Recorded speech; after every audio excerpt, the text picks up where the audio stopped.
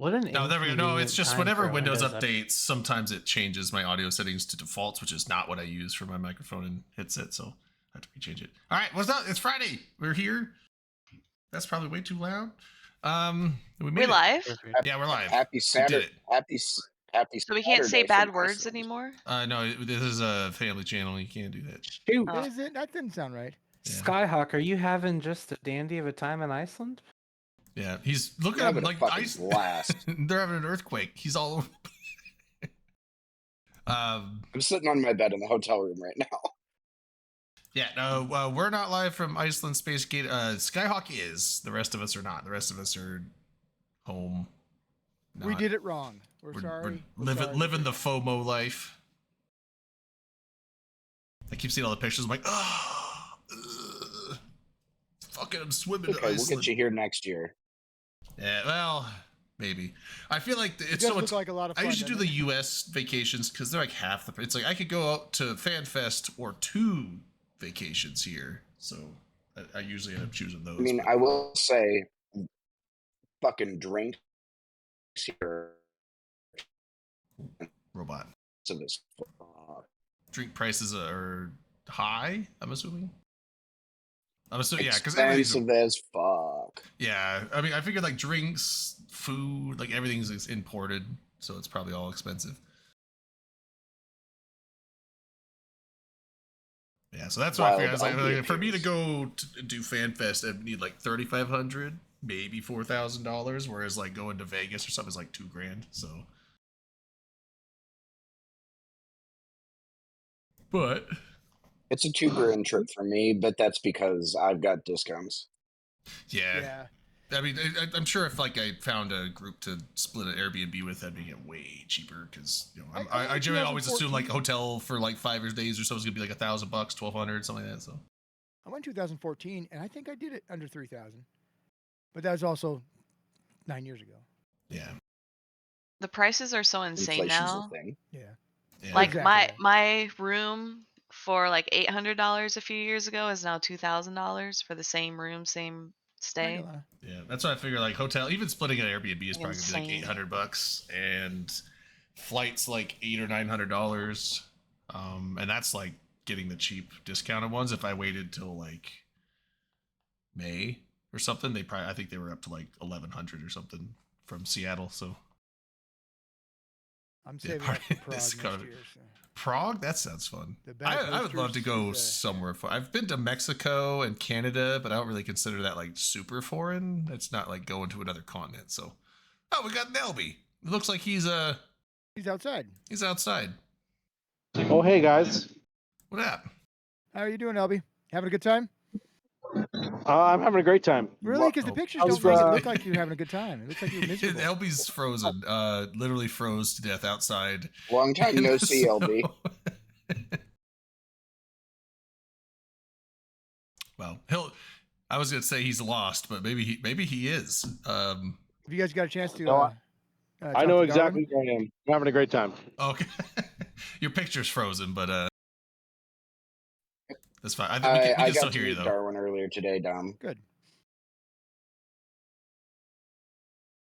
But Whatever. yeah. So watch the keynote today. It's good. Oh wait, hold on. We should start off with like opening shots. What are we doing? It's like I don't know. You're fucking it up. I don't know what I'm doing with this show. I It's my got fir- it. I know it's my the first opening time. shot. Shots to LB. Can I do the one? No, for- no. Damn. I got to do the first one. I thought we were gonna do one to get LB to FanFest and how great of a Yeah. success it was. We It can- won. Okay. It's already been called. Shots to LB getting the FanFest. He made it. Yeah.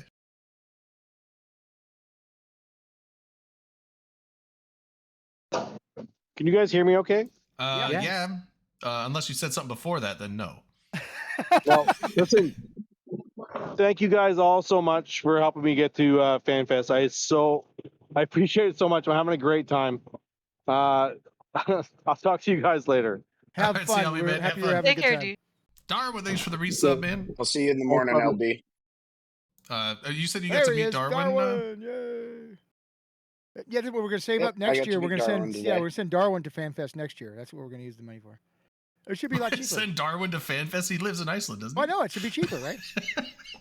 Give You him still like look good and it's cheap. Raise Send- 20 bucks, yeah, dude. send like $40 for an Uber down to. And we For look Aldi. cool, right? Yeah, So it's like on Redline and TTT last week, we mentioned us sending an LB there, and everyone was pretty impressed with that. So good job, guys. nice. Yeah, what they don't realize is that they're sending me next year. Oh shit. I'm gonna end my sub right now. That's so savage. Redline's just gonna run shitty polls like, should Wow. I unban, like, who was it? Should I unban this guy and you can pay bits Should to I say no? unban Tau AD? Yeah. You did, didn't you? No. He's been banned this whole time. Timber. Oh, is he on New Eden? No. Oh, Tamber's down there too. That's right, Tamber. Because I remember Tamber saying he was going, and then he's like, "No, I'm not going." And then he's like, "I Oh booked shit, my Tamber's flight." out. Oh, look at that Tamber's ass. out Whose and ass is that? about. Is that Manic? Is that Manic's ass? No, Manic went home. The Oh. one I'm most Manic- impressed Manic- about. Oh, go on. Oh, dance. I was just saying, yeah, Manic went back to the hotel a while ago. That's Akaroth. Oh, get the Akaroth. There's no in way there. that's not Akaroth. That's Yeah, look, Akaroth, he's right? doing his like traditional head bob. And there's Elby. There's Elby. Look at him. Look at him go! Yay! That's awesome. Dude, he was Glad you doing guys had he fun. was doing the bluegrass dance. My favorite thing is how everyone's in Iceland and the like internet seems flawless. Yeah. Whereas like we go to Vegas and it's just like can't even like call in from a laptop sort of thing. It's like a Yeah, it's like it's being on it's a- terrible in Vegas. I swear they like do some kind of like jamming thing to force you to buy the hotel Prob- Wi-Fi for like $800. You know what? That's what I was just gonna say. I bet it is That- something like that's- that. They probably they throttle it really. You know, if you're not paying for the extra bandwidth. Yeah, and yeah, everyone's getting. I'm in using retro- my cell Gigabit phone. fiber. That's why. There we go. Well, I think it's funny that like everyone else's like connection is like really crap, and then you got Tamber walking up there with his New Zealand phone plan, and he's just like got fucking 4 or 5G going. He's just like, I can stream no problem. That's what I'm using right now is just hotspotting off my phone because the internet, the Wi-Fi actually at the hotel is shit. Yeah. Like I can't even launch an Eve client; it drops. Which is weird because like if the hotel had gigabit, then you'd think that they could give some decent. Yeah, the I speed tested and it hit 10 megs, which should have run Eve, but it was being shit. Yeah, 10 megs is actually not bad. Oh, there's Overload. Ithaca Hawk. Overload. Yeah, well, I was trying to think of his actual name. It's Black Bart Pirate. Black Bart Yep. Pirate. Well, I mean, Indeed. what Overload's game name? Fuck. Ithaca Hawk. Ithaca Hawk. There we go. That's it. Sorry, Sky. It's okay. Nice. The mansplain your answer. Yeah. Oh, Mrs. Elby's here. Mrs. Elby can hop on too if she wants. We can get one of the Oh, yeah. Elbys. Yeah, no, it's good. I'm digging it that everyone's having fun. I've been seeing a lot of pictures posted and stuff. Not as many as I want, but that, you know what? I get it because There'll be photo drops later. The last several Eve meets I've gone to, Vegas and NOLA and stuff, I definitely was not taking as many pictures as I in the past. He's like, I gotta film everything, and now when I go, I'm just like, I'm hanging out and partying. You know, the last thing I'm thinking about is getting my camera out to take a picture of every single thing I'm doing. So I've got a video of Manic singing at karaoke night, and I've got a lot of photos and videos that I'll Oh, they post do have a later on karaoke. once I'm back and organize shit. is Yeah, that, we did karaoke was Wednesday night. is it like a bar karaoke or is it Yeah, it was bar karaoke, totally different style and setup from like what we did in yeah, Vegas. it's like traditional American karaoke. Like you just Basically, everyone just yeah. gets in on a list and then you just go up and sing when it's your turn.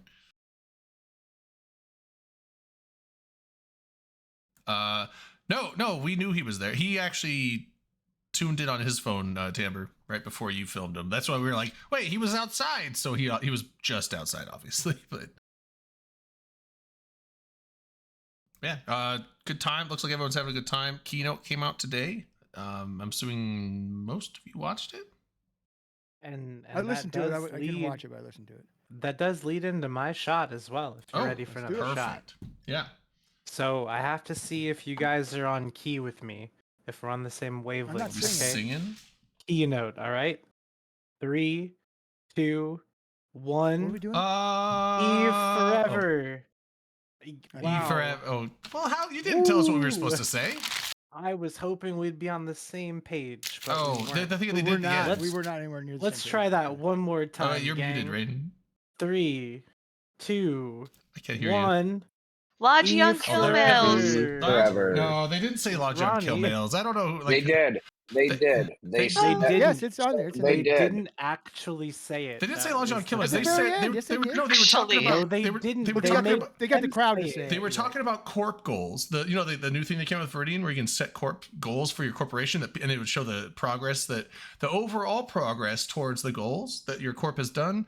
They set it now to where you can have before it was up to the corp to send payouts to who did what, but now you can set up to where it automatically pays out, and then they're adding new functions, including armor repped and shield repped remotely in fleets. So being a shield or an armor logi, you can build up a thing and then eventually get paid out for it. But that's not on the kill mail. That's on your corp goals thing. So, well, it is Now they going to be eventually on might be kill able to mails. use something like that wasn't- towards corp goals, but He or wasn't what, super come on. clear about it with the way that he handled it, and I completely understand why people are confused. But he did say, like, Lodge on kill mails is coming, and if Yeah. to make people happy, I will at the panels tomorrow. I'm going to ask directly about that and get the clarification. Once I do, I'll post it in the Discord. But I'm 99.9% Okay. confident with the way I he was said like- it. Too, that they it's said- They it's coming. said Lodgy on kill mails 5 years ago. They did. They stood up at FanFest and said, "Hey guys, you know what we're gonna do? Lodgy on kill mails," and we were stoked. Delano was stoked, and No, then but- sure enough, every S- year, every meetup, we're like, "Where's the Lodgy on kill mails?" And they'll Didn't tell they say us, it but they then? won't were make an working on announcement. it? It was always, "Oh, we're working on." So- Well, we're like, Yeah, "Where's they the didn't say it was announcement? What are you coming. gonna They said it was tell?" coming now. No, they said Well, it was so coming in it's one of- 2018. See, I thought they said they were working on it. So- in 2018. Well, so what they had to do a lot of changes on the underlying like gunk of Eve really to make it happen. And that's one of the like they cleaned up a lot of their technical debt over the last couple of years when we weren't getting as many updates. That's what they've been busy working on. It's actually a conversation like I've had this conversation with a couple of devs this week, and like they've been doing that work so that they can do new cool things for us moving forward. And like we're gonna get the Logian kill mails. It's coming. I could see how like so the thing with the corp goals, because that obviously means that they're putting in a thing that tracks how much you're repping as far as shields and armor, and hopefully they just forgot to mention hull, but I really hope that hull repping gets on there too, because not that anyone does. Do they need to make hull logi a thing? They need to make hull reppers not shit. That would be fun. That you could have a whole I think tank one fleet of the actually facts, have it one work. or two of the faxes get whole rep bonuses, don't they? Well, but it's not it's the amount Yeah, that gets the launch repped stuff. is not that high, but the cycle time is so slow that it's just absolutely not worth it. You're gonna wait like 20 seconds for half the amount that an armor repper would do. That's not worth.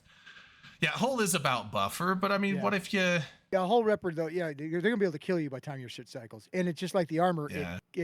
It ticks at the end of the cycle. Yeah. Like shield ticks at the beginning, then it cycles.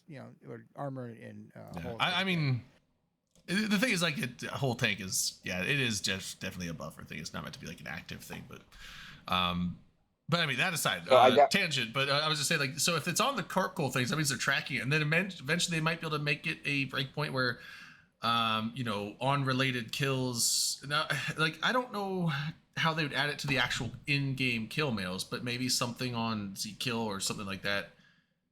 It could be a related fight. Like, okay, if you were repping people that were in this fight, you'd be on the related, and instead of showing how much damage you did, it would just show that you repped, this person repped 212,000 shield HP. So I don't know how they would why is it so sunburnt? It's not sunburnt. It's just, I don't know. It's What's sunburn? my face. It's not sunburnt. Like He was sometimes getting when slapped by his mistress. no, it's like sometimes when I drink, my face just gets a little red, and then it goes away. It's like I don't know. People are like, oh, it It's a could be an ginger thing. yeah, it's like it could be an allergy. I'm like, I don't know, maybe, but I don't like. For me being allergic to alcohol, I feel like I would have had anaphylactic shock a long time ago with the amounts that I take in. So That's a safe assessment. Yeah. yeah, but I mean, yeah, it's like it does kind of seem like it could be some kind of allergic thing because like my face will get red, it'll get itchy, and then it goes away. So it's like I don't know. It doesn't do it all the time. It's just sometimes it's usually with the first drink or two, and then it goes away. I do have the sunglass stand. I'm Irish. I mean, I'm probably some curious. Irish. I'm not going to stick around super late because it's 1:20 in the morning here and got day 2 of FanFest in the morning. We've got the panels tomorrow where we'll get more of the details. So if anyone has, honestly, if I can't watch the Twitch chat right now because my internet on my phone won't let me do this. Sure. and do that. But if you guys have questions, feel free to pass me them in the Discord, and I will bring them up during the panels tomorrow and try to get any answers and clarifications people want. But I'm curious from those here on the show, what are you guys most excited about just from day one? Basically. So the keynote thing, well, honestly, probably the thing I'm most excited about isn't even the Eve. It's the that Vanguard thing looks fun. I understand Right? that's probably at least a year or more down the road. It's coming December, dude. No, they said some No, that's December is the pre-alpha. This is November is the Havoc expansion. I doubt that game. If it's in That's November. pre-alpha, I don't think a game goes from pre-alpha to release in like 2 or 3 months. No, it's not going to come this year. Like No. I highly doubt it. I feel that that's going to be next Well, year at the earliest. They maybe haven't the started year player after. testing yet. That's what's coming in December. They were so there was play. All I know for sure is that there were people doing play testing of some sort for something this week. The people Yeah. that I was not one of those people, but there were people play testing, and also August of last year, CCP was recruiting people to like Start play testing Yeah. this year. Oh, okay. Yeah. Pre-alpha testing is in December. Yeah. I would say because the Valkyrie, when they were coming out with that, I played the Valkyrie test, the pre-alpha thing, and the actual Valkyrie release was like way later the next What year did that come out? Do you remember? I don't remember, but it was like about a year, maybe a then, little over a year from when I tested it in Vegas to when it came out. So Because we tested it at FanFest in 2014, but I think it didn't come out till like 17 or 18, right? It was a while with. Yeah. But I mean, it looks. I think 17. Yeah. Yeah. It looks so good. I don't even really play that many FPS games, but that looked cool. My problem with Dust was the idea of Dust was awesome. The execution of Dust, it didn't look terrible. It didn't look very good. It looked very basic, very plain. I think I So said. can I? Let's Yeah. ask Skyhawk. Can I tell Sky? Oh, Yeah. go ahead. So the question. So the one thing I have, and I heard from other folks, but it is Project Legion or whatever the fuck this game is called. Is it a FPS tailored Vanguard? to Eve? Is the FPS? Yeah. Is Vanguard tailored to FPS gamers, or is it tailored to Eve Online MMO gamers? Like, who Yes. is their target audience? I think That's a good both, question, and I actually. can. I think both. My opinion also is both, but I'm happy to bring that question up. I think that would really help sort of say, like, if you're an EVE Online player and you never play FPS, would you be interested? Or if you, and how they're tailoring it to that. Because I think that's going to really help people know if it will be a success too. Developers good stressed that this game is part Well, of EVE Online, one of the and things EVE that Online is part of it. That's one of the things that we were kind of talking about today amongst us players. There is the way that Riccati or the way that they worded it was that it was being added as like a module to Eve, and we're like, okay, what the fuck does that mean? I thought when they said modular, I was assuming they meant kind of like Dust, where you modularly set up your build. But So Skyhawk, I think did I'm you it's were wondering there if modularly today? in What the was game. your the favorite launcher. thing? What was your Yeah. favorite thing today? Besides the keynote, obviously. What was it? Did you do any of the other events? What was your favorite one if you did? The ESA talk was cool about the James Webb. Honestly, there wasn't anything new in that that I didn't know because I already have like read a lot about it. But if you didn't know stuff about the web, it would have been super cool. I still enjoyed it. Honestly, the keynote overall was like my biggest talk that I went to today. And specifically within the keynote, I'm most excited about Vanguard because I didn't go do to any like other ones? FPSs. I did. Well, let's see. Which ones did you go to? But that, like I said, so I got to watch the did predicting behavior, but that's the only one I caught because of time wise. But I caught part of that one because I stepped out for lunch because they had them all like basically back to back, so there wasn't really like a lunch break. But I caught all of the other ones before that because they had the welcoming ceremony and then they had the James Webb talk like right after that. And then tomorrow, I haven't decided for sure what Great I'll and the Science Man. Definitely gonna. Great and the Science Man. I the one I was excited to hear is Science rules. I haven't heard anybody talk about it, so Did go to that one.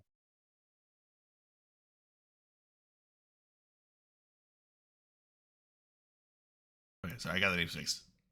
Yeah, it's I mean, Vanguard look cool. My favorite thing with the Turned my cam off. Internet's me. yeah.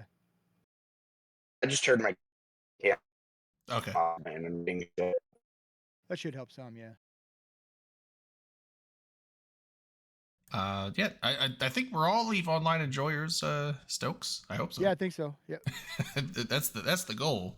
But like as far as like actual EVE in-game stuff that I was excited about, I don't know how much of it I'll actually do. I mean, I did like the whole flagship thing of it was the Zarzak system, with the what's the guy's name? The Undying, or is that his name, Redline? The Deathless. The Deathless. Deathless, yeah. Okay, the Deathless, yeah. That And, looked pretty cool. His organization is Deathless Circle. Yeah, I like their logo. Their logo's fucking badass. But it's so I was thinking it was like gonna be a whole region of space. It's one system, so it's almost gonna be like the wormhole. God, I can't remember the names right now. What's the word? Thera. It's also like a Thera thing, but not Thera. And I feel like it sounded like it's going to be similar to faction warfare style, where you pick a side. You pick either working with the Deathless and being on that side, or working for the Empires fighting against it. And then you're going to generate LP by doing various things and fighting each other. What it is, right? Yeah, so it I feels don't like a think we separate watched the type same of keynote. what? I don't think you get to choose to do anything against the Deathless. They said that you're going to be going. I thought they Yeah, said you you get to can, choose if if you want to work for the factions are really Deathless or fighting work for them. the Empires. Yeah. I thought That I was thought you it. could pick, and therefore you'd be fighting against. It's almost like I could have got it wrong, but I thought it sounded like it was going to be like a faction warfare thing where you could pick one side or the other, no, and then you would the- fight each other and do stuff and generate LP and get new cool stuff. Yeah, so from what I understood, it would be something where the Deathless is simply to cause chaos within the Empire space. Within So like low faction security warfare stuff of the within Empire faction warfare, yeah. And that the shipcasters that correct. are in Zarzak are meant to send you to the front lines to disrupt faction warfare activity, and that's where you're fighting. Oh, I thought all the But no, stuff was they happening said that in there'll the be- They Zarzak said system. there will be things that No. players can do against them too in faction warfare. They did say. Well, yeah, you can kill them. So Yeah, I thought But, all the like, your Zarzak stuff was faction- like today happening that in there's gonna be- Zarzak. What? Your faction warfare station's not going to give you a mission to kill like 10 Deathless Capsuleers. No, I But thought so. I your, thought the your Deathless mission might. Sorry. So I'm that- well, I thought the Zarzak stuff was all like happening in the Zarzak system. Like all your stuff with So the there's Deathless is been in a that lot more system. detail- Oh, I think you cut out. So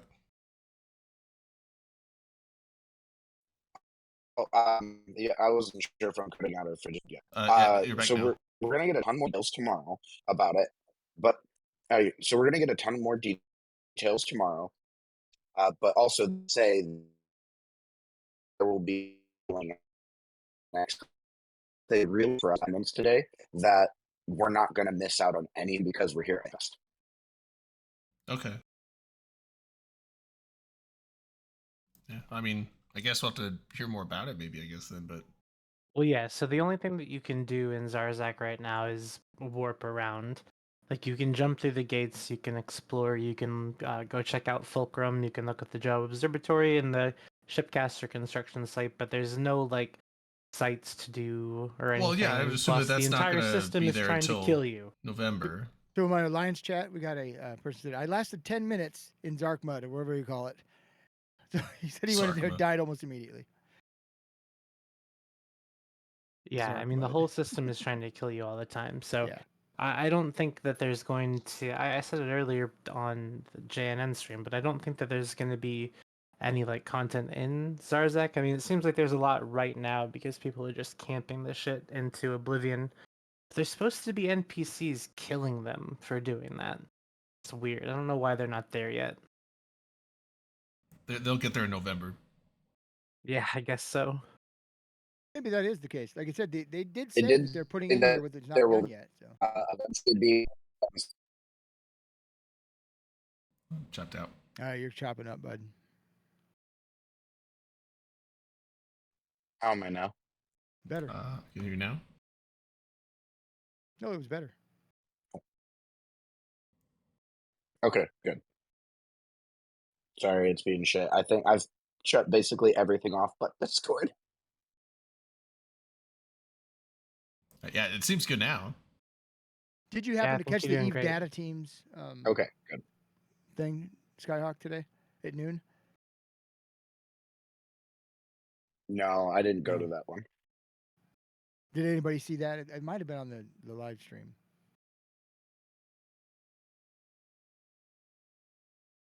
If it was on the It was not. It secondary was not. calendar or like the secondary thing, it okay. Then yeah, that would have been on the live stream. No, it's not on the schedule. I got some data of the amount of ISK that players have.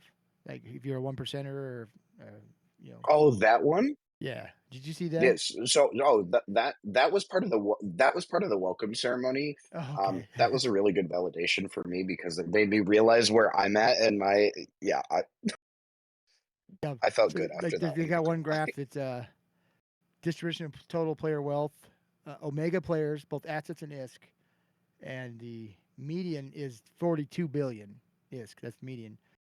But you jumped up into the trillions pretty quickly. Like the 1%ers are 6.5 trillion and above. Wait, what was this for? It was during the welcome. Somebody did screenshots of the graphs and I got them here. Oh, yeah. So yeah, during the welcome ceremony, they did just a bunch of like data about players, and they covered a lot of ground. It was everything from average amount of ISK in people's wallets, all the way to they showed the 2 people in attendance that had been subbed like the longest there. And they also put up on screen the people that had like the top 20 longest subs. Who was And the we're two? talking I would like like to see that 19 too. That'd be years. cool.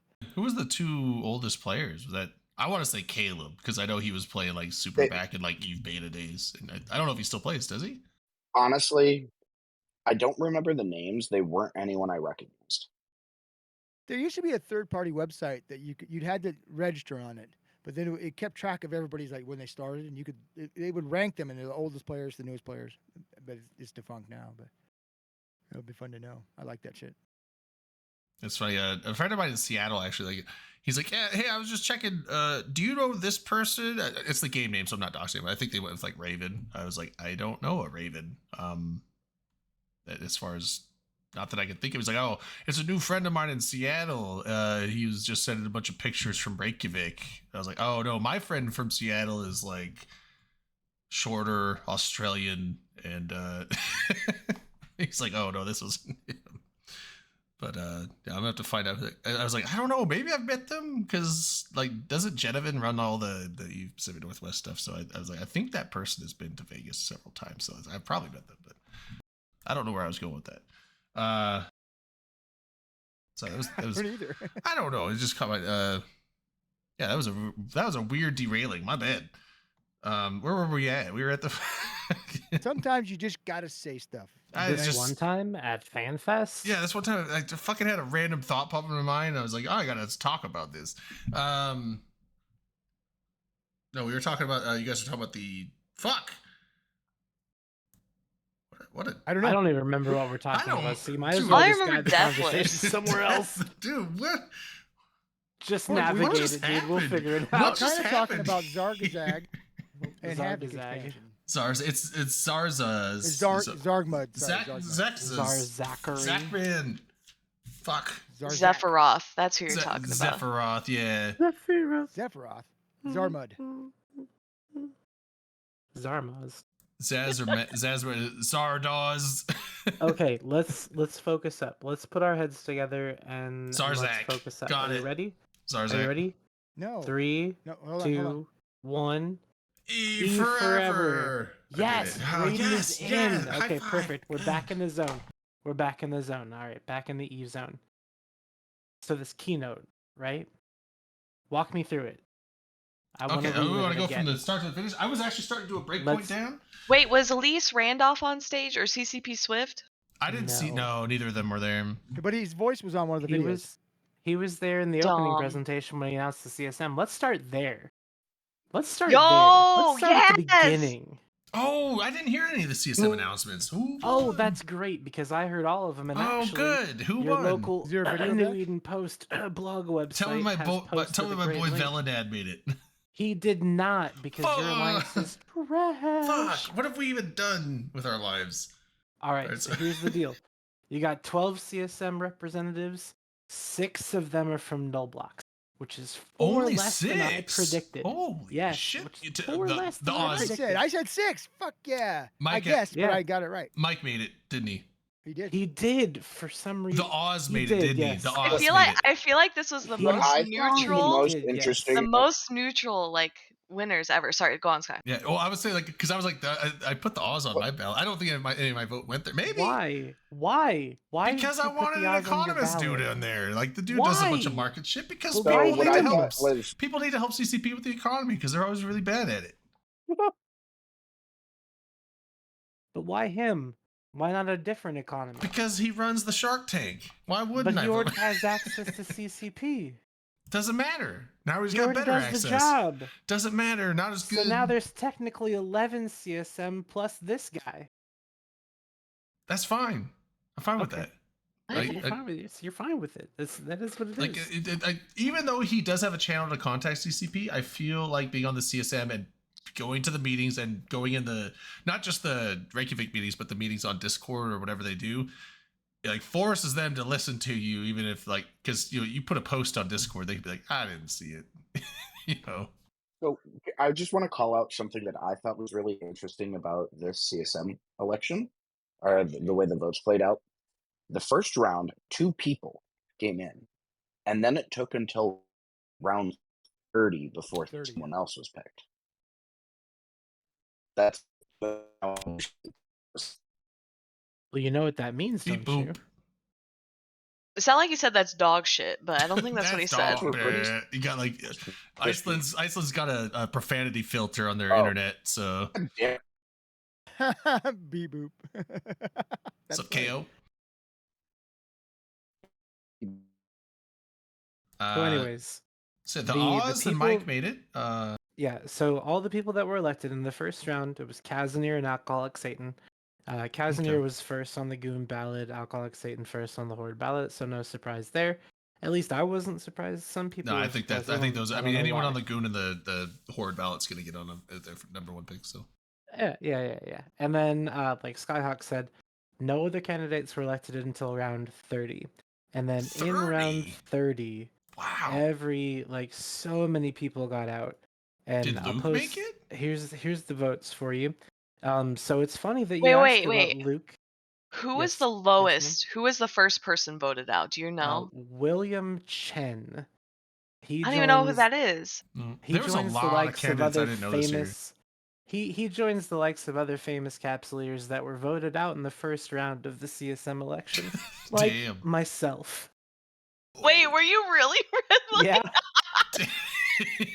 I was just curious because I didn't know who it was, but I didn't. Oh Passive man, aggressive. it's like get a wall of shame up there. Put red line. No, not a wall of shame. I mean, they you know what? No, it's If a you're wall of shame. if you're willing to put yourself out there and run, then good for you. I would never do that. But, I couldn't. I'll tell I you wouldn't want what. to. what you want to do. So I did put a graphic in the guest show notes. I should post these before before. I can But get them up anyways, fairly quickly. But... If this is all the votes basically from the first to the 30th round, I think. Oh, Well, maybe not. But anyways, the trickle down of the ballots, like the nullsec ballots and everything like that, that was very strange this year. You People got the raw weren't data in somewhere? the positions. No, I don't. I don't think they released the raw data for it yet. How'd you find out who the first person that got off then? They have Because he's they the haven't lowest they do a released the raw step-by-step data. thing, yeah. We just have We just they, have they this haven't picture. done the Oh, step yeah, I by see that. step Never yet. mind. Elise said that they will be doing that in a couple weeks, and we will get all of that data. Yeah, exactly. So the important thing to note on here is everybody who is below that sixth name from the top in the middle column. Everybody on this list that is below that name got less votes than Millen Arc Trooper. And sorry about that. Anyways, in round 30, Luke Annanen got elected to the CSM. And then in 31 was Angry Mustache, 32 Storm Delay, 33 Darkshines. Now, when Darkshines got elected there, that is what sealed the deal for our boy Pando. Yeah. Because That sucks. I would rather have Pando on there. Because Darkshines got 3,176 votes, and I imagine based on participation metrics that I've seen, that's probably a majority of in its votes, and he needed every single one of them to get onto the CSM, so nothing trickled down. Not even 700 votes for Velanet. How are we so bad as an alliance? There's like 2,000.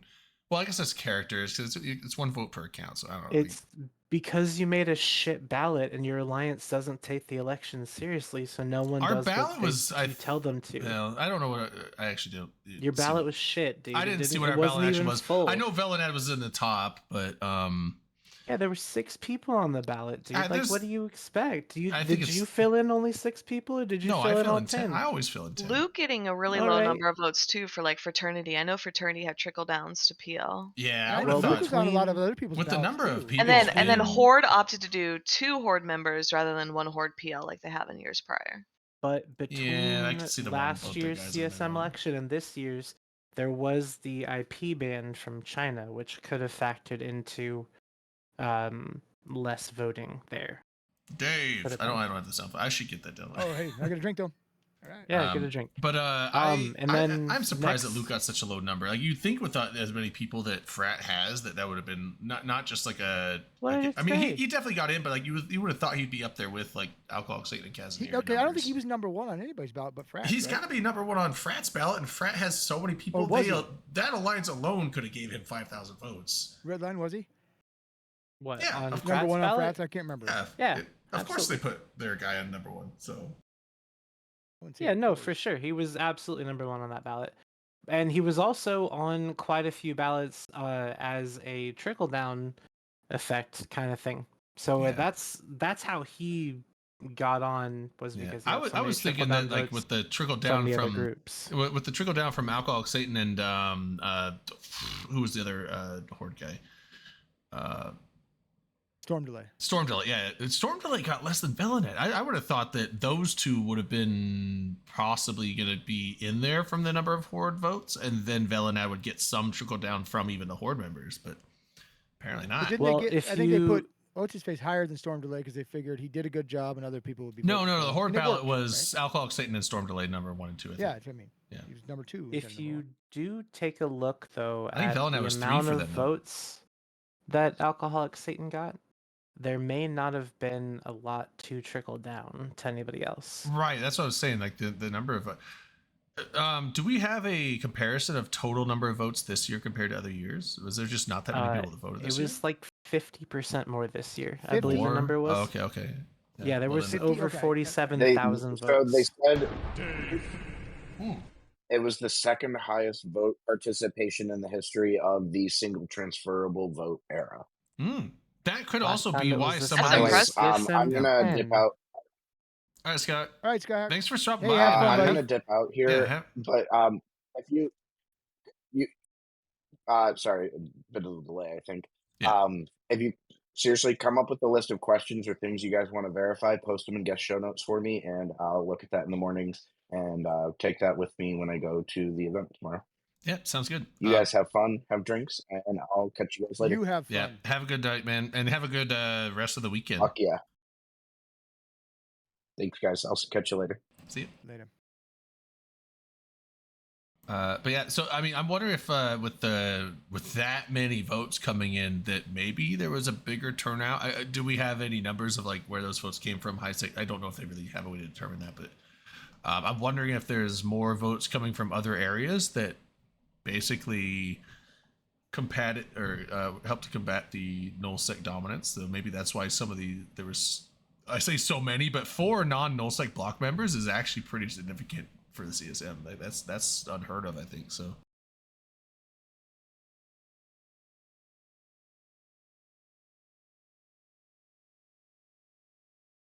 What's going on? He's gone. So, on the list, I'll ask all you guys on this list of who won. Who's the surprise? The biggest surprise? Dujek won. I've never heard of him. I don't know who that is. How do you not know Dujek? Are you serious? I don't know Dujek. I don't socialize. Let me pull up this list again to answer the question. Dujek, I thought he was the brave guy, wasn't he? Or am I thinking of he someone might be. else? Okay, I don't know Dujek. I don't know. There's a lot. Did Dujek win? Like, to be honest, I didn't even know of He's Kazanir. on the list, is he? I've never heard of Kazanir, but apparently he's a big Kazanir? goon What? dude. I've never heard of him. He was on last year. He's a Dujek good didn't guy. win. The I've winners never- are He didn't get in. Yeah. stop. Angry Mustache, Kazanir, one for Imperium. Storm Delay, Alcoholic Satan, one from PamFam. Luke for Fraternity. Darkshines for Init. Mike Azariah, Oz, Mark Resurrectus, Amelia Deathspace, all one from Independence, and then CCP selected K Shaw and Stitch Caneland. Wait, Storm Delay won? Because he didn't win on votes. So if he's on the CSM, then That's just the initial votes. It doesn't include Oh. trickle down. Let me Oh, post this okay. picture. Okay, Because I thought Dujek didn't win, but Dujek's from yeah. Brave. I'm looking He at did not do the thing he that did not win. Oh, Sorry, I had to step away for a second. oh, this picture So- you posted shows that he's in the top 10 of number of votes. So No, that's no. So that's not how that That's not works. how it works. Yeah. So the Then what is last this- two. what is this? This the picture doesn't last help with anything. few Then. well, that's just the first round votes. what that Oh, is. gotcha. People who had him okay. first on the I thought these ballot. were totals at the end. No. So the ones that were elected on, I'm just picking up where I left off, was Mike, the Oz, Mark Resurrectus, Amelia Deathspace, and then like Rain just said, Kashal and Stitch were appointed, and that's the whole CSM election in a nutshell. The question I asked Redline when you stepped away was, who's the biggest surprise in your opinion? Kashal. No, not the ones who got picked. Who got voted in? Who the biggest surprise of who got voted in? For me, I would probably say Amelia. Wait, so who were the two that were so Kashal and who else was picked by CCP? Stitch Stitch. Caneland. Stitch Caneland. Caneland, okay. And he's The a one, the most tester. impressive thing I think is Mike, Oz, Mark, and Amelia, because all 4 of them are like super independent, a lot of overlap, but I'm like I don't know, I'm really impressed and actually really happy that all 4 of them made it. I think they're all Yeah. good representatives. Obviously, both Mark and Mike have done this before, but Oz is a good person, Amelia is a good person. I don't know Amelia. Yeah, so I don't know never Amelia, heard but of yeah, her. like, The other three I know. I'm glad Mike got in there. I think he's a solid representative for newer players. He's the high sec guy, but I don't think he necessarily represents high sec gameplay as much as he does represent like just another- how new players come into the game. So Another person that already has the open channel. But I know I'm that just irritates saying. you, but I'm fine with It- you being on it. right, It but does, and I don't know why it irritates me. It does. But We it talk about really it a lot. Yeah. does.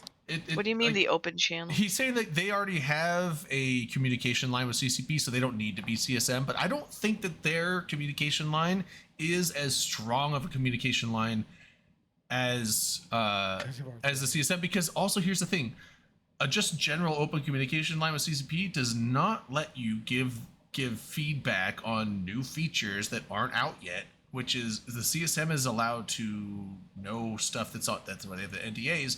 So they're allowed to know stuff that hasn't come out yet that is potentially upcoming and give their feedback of, I think this is how. Guy, both of these people are already under NDA from when they were on CSM before. Doesn't And, like, matter and, if you they're know not on what? if they're not on the current CSM. CCP is not going to them with, hey, here's a new feature we're coming out with. What do you think Are you about kidding this? me? CCP That's not may true. not. I They don't- have People have before. NDAs. They have. absolutely do. Carneros, Oh. Carneros is on an NDA. That's with them all the the time. point. Yeah. Carneros literally worked for CCP, But, but I he's think still on an NDA with them because what is them. Okay. nice though, because in the past is we would just have like one maybe 2 CSM who kind of knew like the non Giga Null Block sort of perspective, or they would have some better interest or whatever.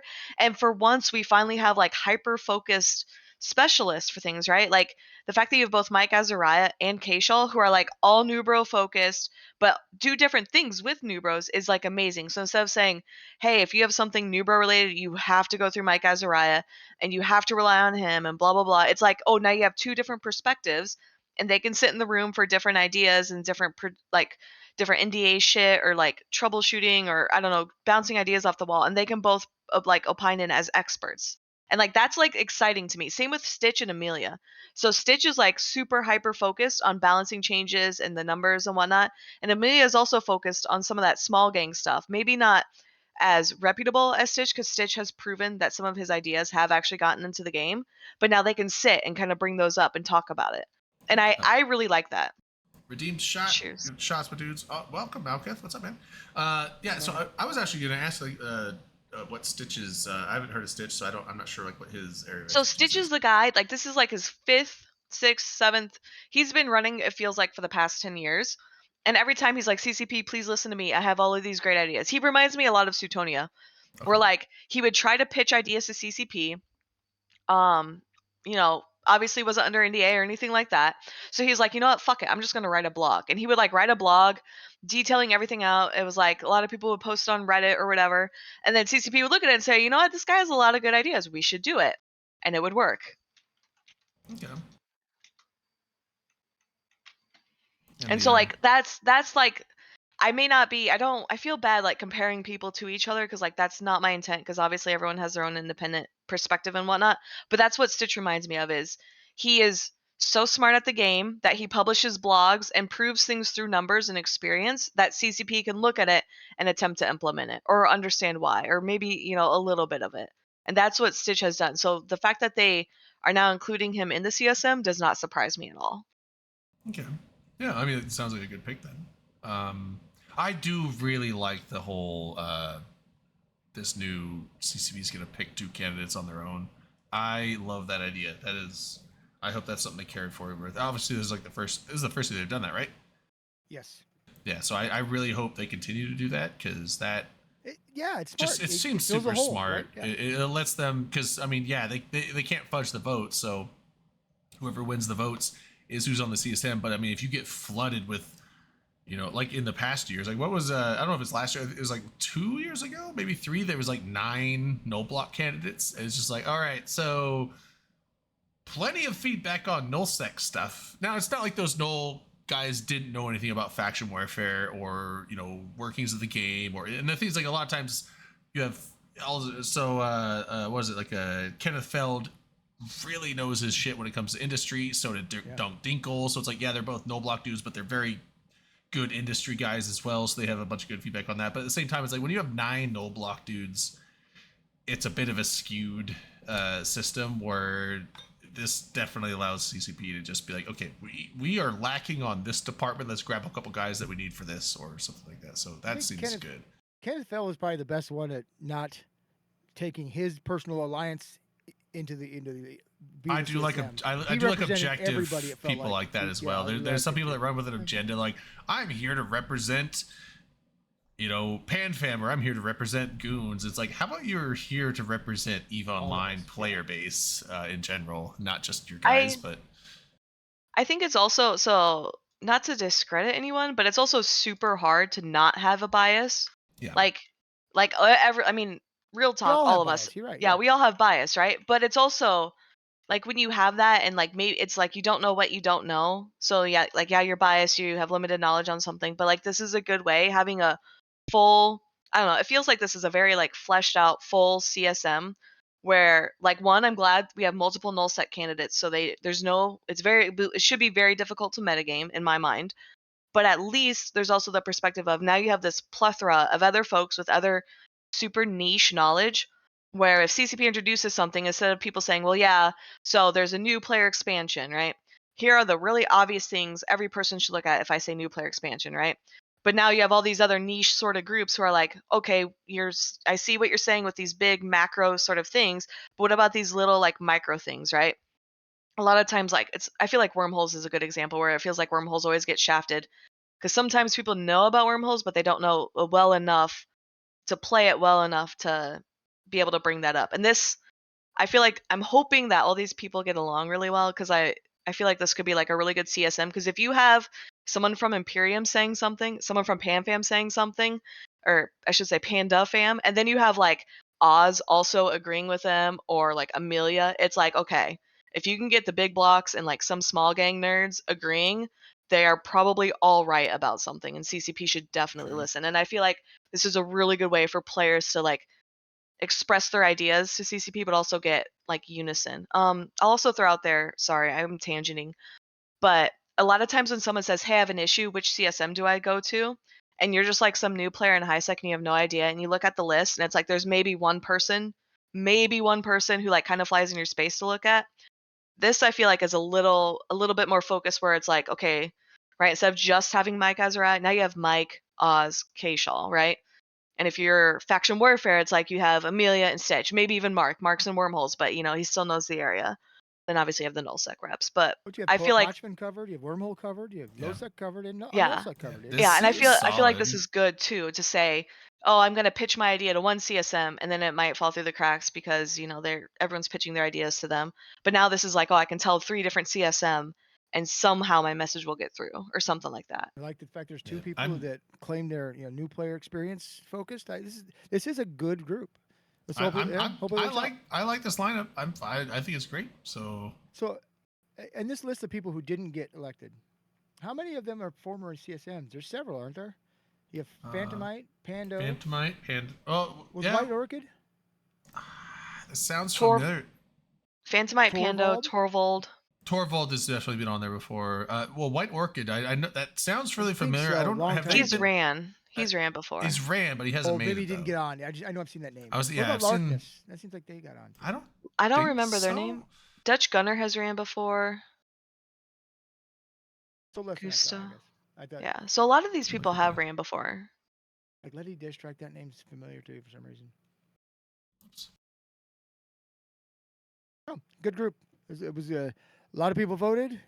People's voices were heard, and hopefully this will work out really well, especially an exciting I'm trying to year see if coming up. anyone else is on here that's made it before. Yeah, so Torvald, yeah, we said Torvald, Phantomite were previous members, and I think that's it. That didn't make Panda it. was on last year.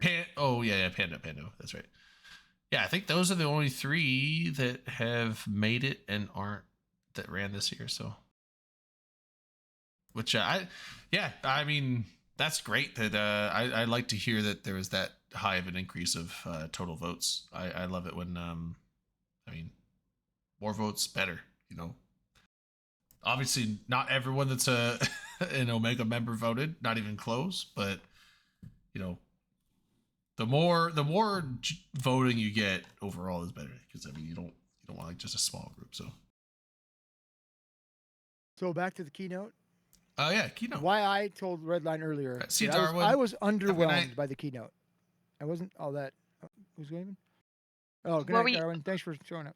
What were you expecting? I don't. That's a crazy thing. I don't know. It's just nothing really wowed me that much. I mean, a lot of cool stuff. Don't get me wrong, and I like to stay positive about everything, right? But I wasn't. Mhm. Is it because there's not as much nullsec And new stuff? And I'm going to answer Ray's questions. I just figured it out. It was the trailer. It wasn't that great. I think it's Like, because the ones we've seen before were just exciting. This one wasn't Are that you exciting. okay? The trailer Did we didn't watch really, the like- same trailer. the Yeah, just trailer didn't do it for looked me. I really don't know. cool, but did the trailer reveal a whole lot? Not But much. it So- wasn't exciting. I don't know. I will say, having done the reason I was so excited, because I was going to go to the 20th anniversary, I couldn't because of real life.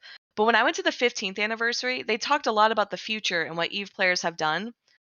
And it feels like here they're like, okay, well here we have an expansion in 2 months. Here's a trailer. Here's all this stuff, right? So what's going to happen at the next Fan Fest? All this stuff that we're talking about is gone, right? Like they're sitting here talking about the journey into the 3rd decade, where we've gone for the last 20 years. But there's nothing really that solidifies it in terms of CCP giving that to the players, of saying like, you know what, look how far we've come. Like, here is our journey. Here's something to represent that, and here's where we're going. Like, yes, we have a new expansion. We have a new FPS. We have a new mobile game. We have a new all this and that. Great.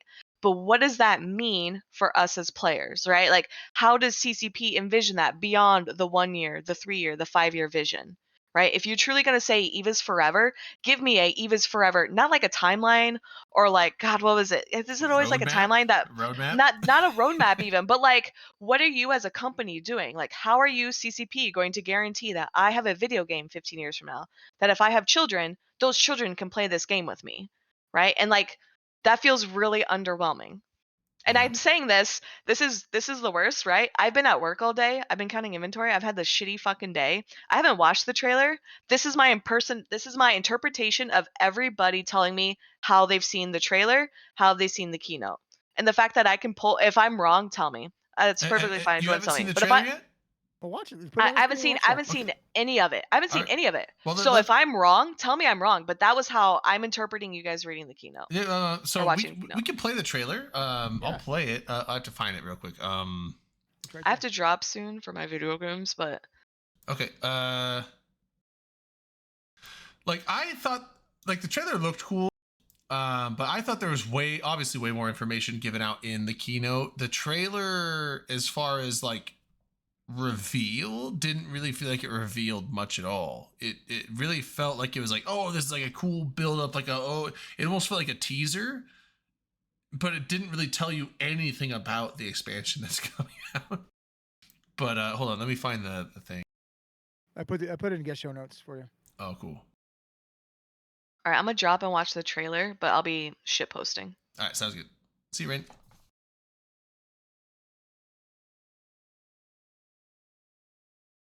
All right, one sec. Let me get this ready. I should have had this ready beforehand. I knew I was going to play this, and I just didn't. The trailer is not underwhelming. The trailer is fantastic. No, I thought the trailer was and really cool. it also explains exactly what we're doing, because the Deathless, who is narrating the trailer, says, "You listened to my invitation, and now you're here to prove yourself."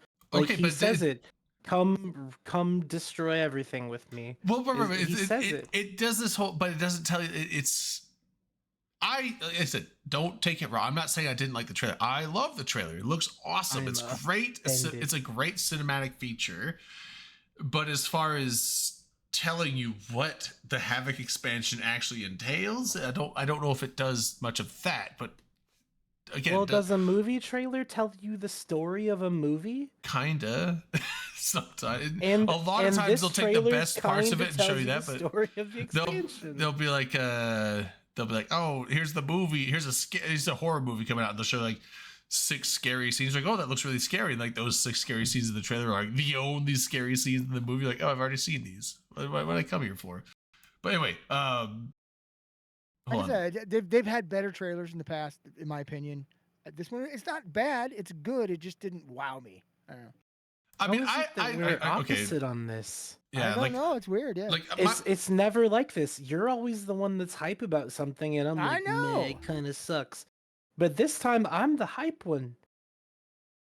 all right, I'm But gonna to be play fair, it. I'm not saying it sucks. I just said Yeah. it's not. No, I think good.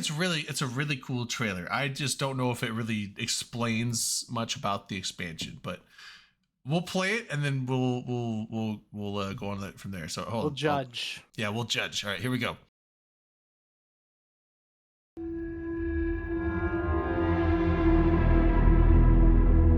All right, pause.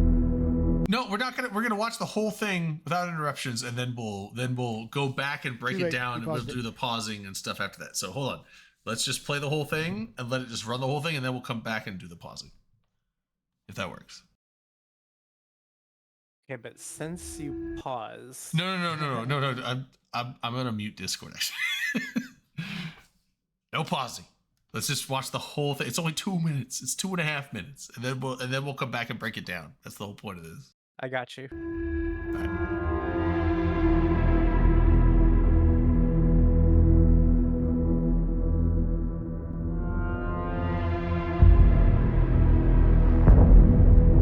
Zarzak has been waiting.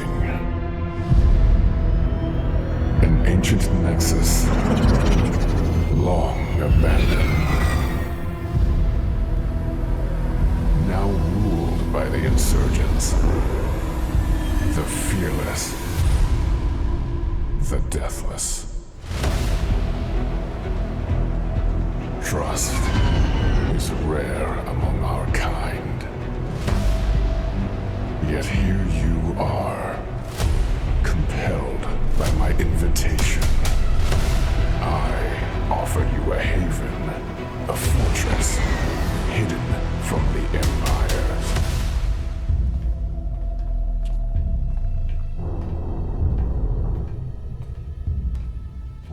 I have given it life. It feeds on me.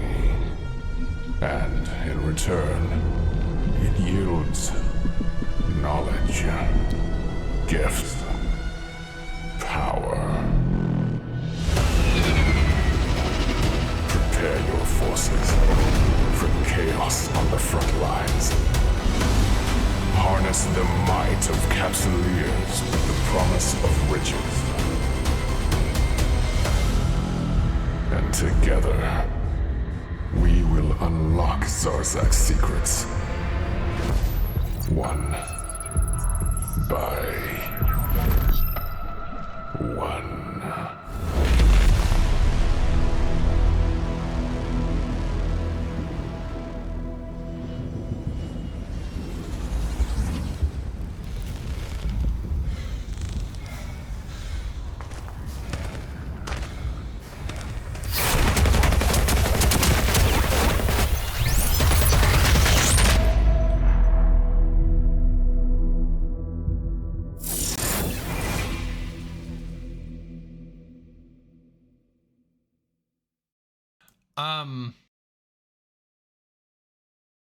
Sweet trailer. I just also realized I think that a quarter of the screen was cut off on the.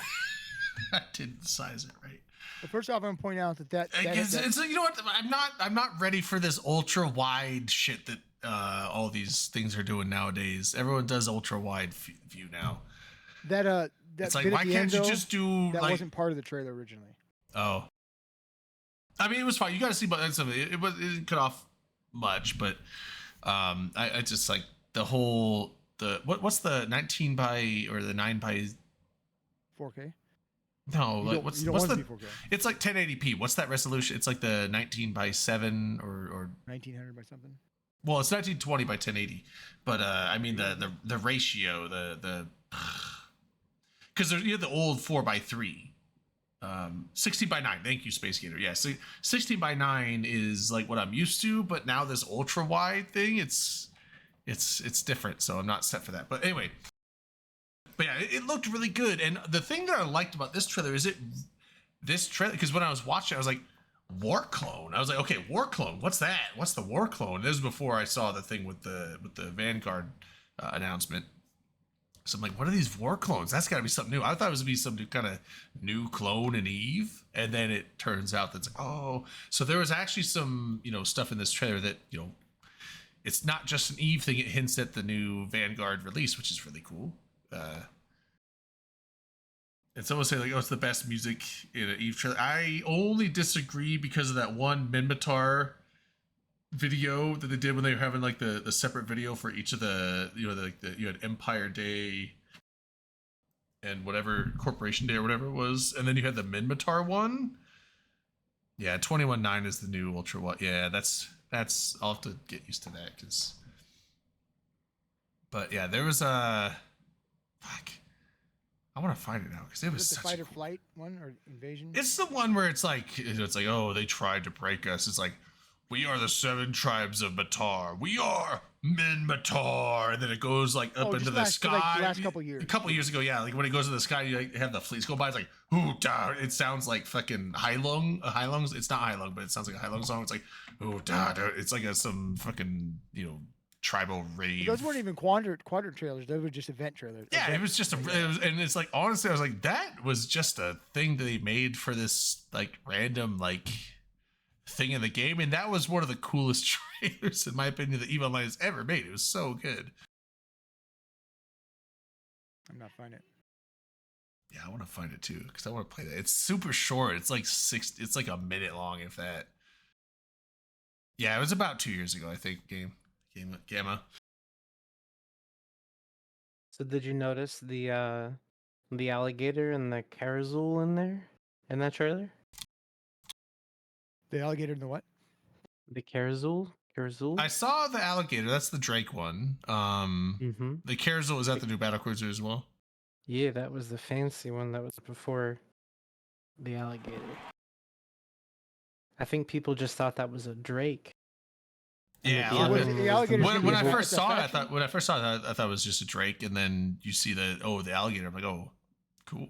Because like I Yeah. knew the destroyers were coming. And I obviously I knew they were going to be. They actually didn't really talk about the destroyers much on the thing. They did just show a slide of it, but I didn't know that the battle cruiser that pirate battle cruisers were coming out.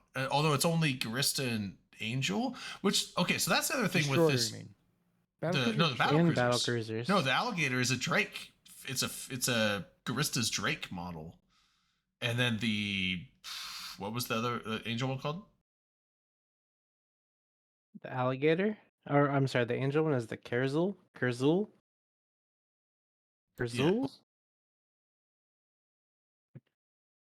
That's Sorry, there we go. I Yeah, don't the know. cruiser. Yeah, so that's the Angel battle cruiser. So all the Angel ships, it's weird because I like that. I like all the Angel ship models. They're really cool.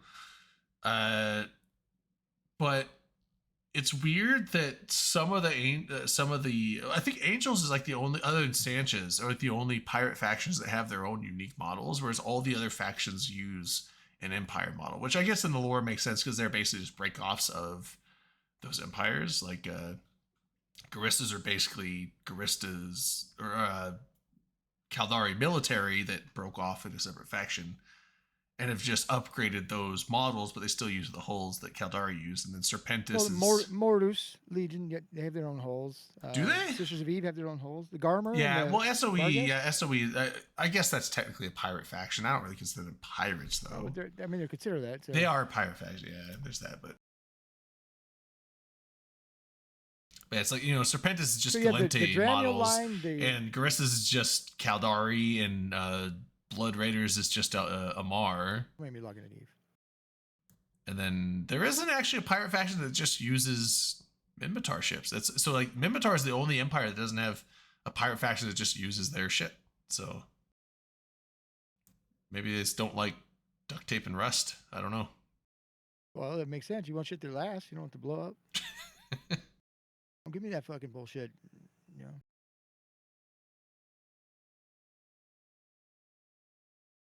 So the I Angel found- Titan goes in the same line as. God, I have to look this up. Yeah, the Angel. I found the. I want to play this cinematic real quick, and then we can go on. I found it. This. So I think it was Timbre and who else was it? Was it Commander Starscream saying it was the best music in EVE Online? This I think is the best cinematic audio wise in the whole of every single EVE Online cinematic I've ever seen, and it was literally just for a celebration, like yearly celebration event for Minmatar.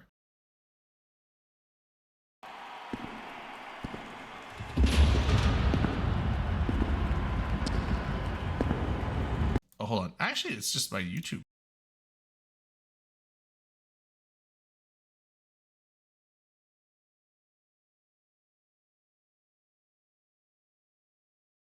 Oh, there we go. Why is it like that?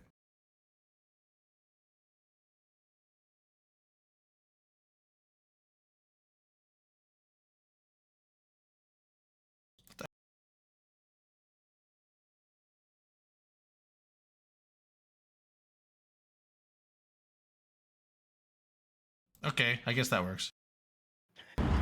Let me tell you who we are. We have a legacy. A legacy that shaped us. A legacy that we've built.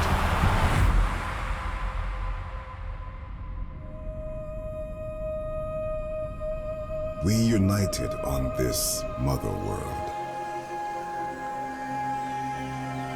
We rose together as the 7 tribes. One people forging our future. They came to destroy it. They tried to break us, divide us, to scatter the tribes. But we fought back. We rose as brothers and sisters, seizing victory from the vile chains we broke. And today we stand. We stand as the 7 tribes of Matar. We stand as Minmatar.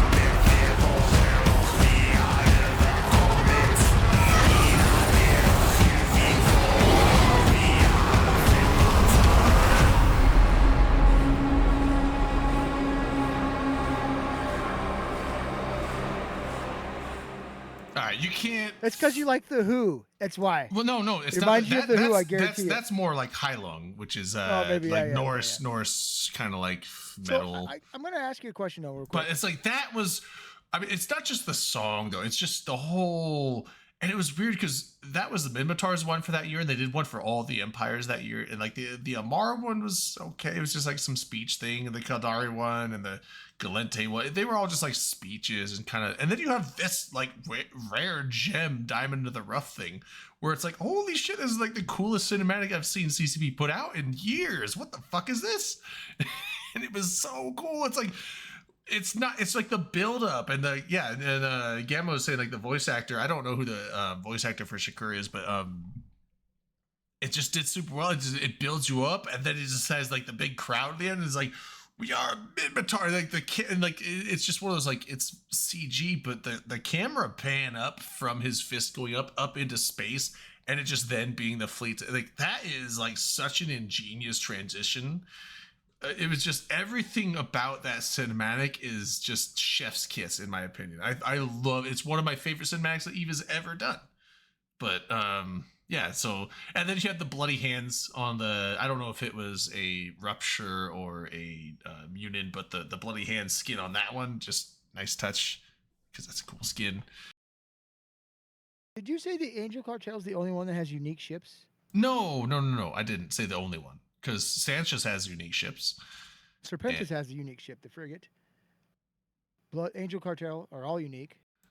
What's Blood Raiders Serpentis' have frigate? I guess Serpentis yeah. has You have the Ashamu, the Daredevil, and you got the Ashamu. And then the Angel Cartel's got the Dramiel through. They're all unique. You know what? Blood I'm Raiders wrong. have the first 2 ships. They're the Kuror and the Ashamu. They're unique. Yeah, Kuro and Ashamu. Yeah, you know what? I'm just totally wrong. But I was just saying. I was like, basically, I just kind of wish all the pirate factions had their own, like every single hull of theirs is new. But it makes sense that they're not. So. Well, yeah, Garissus is the only one that doesn't have any uniques. All the rest of them have unique. So what the hell? Is that laziness on somebody's part? What the fuck? Well, it's but again, Garista's. If you look at the lore, Well, Garista's Garista's was like what's her? I forget her name, but she was a lieutenant or some kind of ranking in the Garista's fleet, and she broke off and put. So Garista's Garista's like a pirate faction, but they're all ex-military, like ex-Kaldari military, and they essentially took Kaldari's ships and just redesigned them into. So they basically upgraded and customized the Kaldari hulls, but they still stuck with the Kaldari hulls. So, but like Blood Raiders had the Kuror, Blood Raider battleship is the Balgorn is now the Redeemer, or the it's Apocalypse. the Then you have Apocalypse. the Rev. No, it's not the weird. Apocalypse. It's the Apocalypse. Yeah. Apocalypse. Yeah. Yeah. And then you have the Revelation, and you have the whatever the. The Balgorn is the Blood Raider battleship. Why get lazy? I mean, I don't know. It's like, no, not the Pancake. The Pancake is the Mortis Legion. That's the Barghest. But the Serpentis, they got the Balgorn is the Armageddon that is the newting battleship, the big suck. The Barghest is the Pancake battleship for Mortis Legion. It seems to be a pretty good ship. I don't know. I just had to point that out. He said that. I was like, that doesn't make any sense at all. Sorry. I'm high. Yeah, Barghest. Good ship. Very expensive ship. Such an expensive ship. Like the hull is that the most expensive pirate battleship hull? I think it might be. The Barghest? It's like almost 2 billion. It's like 1.5 or 1.7 or something like that, isn't it? I think it changes from time to time. But I mean, yeah, they all vary, but I think as far as pirate all right. Good night, battleship Timber. hull, Have fun up there, see bud. Timber, and I'm not counting the Marshall. I'm not counting that, because that would definitely be it. But For a while there, the Nestor was really expensive, but I don't think it is anymore. Nestor's pretty spendy, but I think Not the as much as the Bargus. Vargas. I think you're right about the Vargas. I think the Barkus is the most expensive one. Yeah. We I'm haven't even gonna covered moan all the about keynote. everything. We haven't covered all the keynote yet. No, we haven't really covered any of it. Redline won't talk to us. Haven't covered a whole lot. I'm talking a lot, actually. Oh yeah. He is. Look at him go. Look at Well, that we man already go. we talked about the 4 new Let's ships. do shots. Right. Let's take a drink. Do a shot. I got some. Oh, we didn't even talk about what we're drinking tonight. Now there's only 3 of us. But what do you got, Dominic? You muted. You gotta push. I'm gonna drink this fucking 10-year-old bullshit. It's gross. Nasty. That sounds gross. That's what it's called. I've got a combination. So I got some vodka and blackberry lemonade mix. That's really good. No more. That's all I'm doing. That. That's delicious. But I also have some. That's like my side drink, and then I got the. You know what? I've really liked it. I never used to be a whiskey fan, but now I kind of am. But I like Woodford Reserve bourbon. Oh, you're liking that, huh? Yeah, like they have a rye whiskey. I've tried the rye whiskey. It's a little too harsh for me, but the bourbon whiskey is really good. So Woodford Reserve bourbon, I'm sipping on that and then just having a little bit of vodka and lemonade Nice. on the side. So I'm drinking some beer, and I was gonna drink some of that Brevin. Brennivin? It's no good. No, I'm not drinking it. I don't really like Brennivin either. No, it's gross. Redline, you got anything to If drink? you let it like simmer for 10 years, Not it doesn't tonight, get no. better. No. You got something you're eating or inhalating? Oh, absolutely. Yeah. Nice. Yeah, there for you go. sure. Yes, nice. Yeah. Some potpourri, right? Yeah. Yeah. There we go. So okay, we'll move on to the. I was gonna say there was a couple short things they mentioned in the keynote. So we one still caught in the was beginning, right?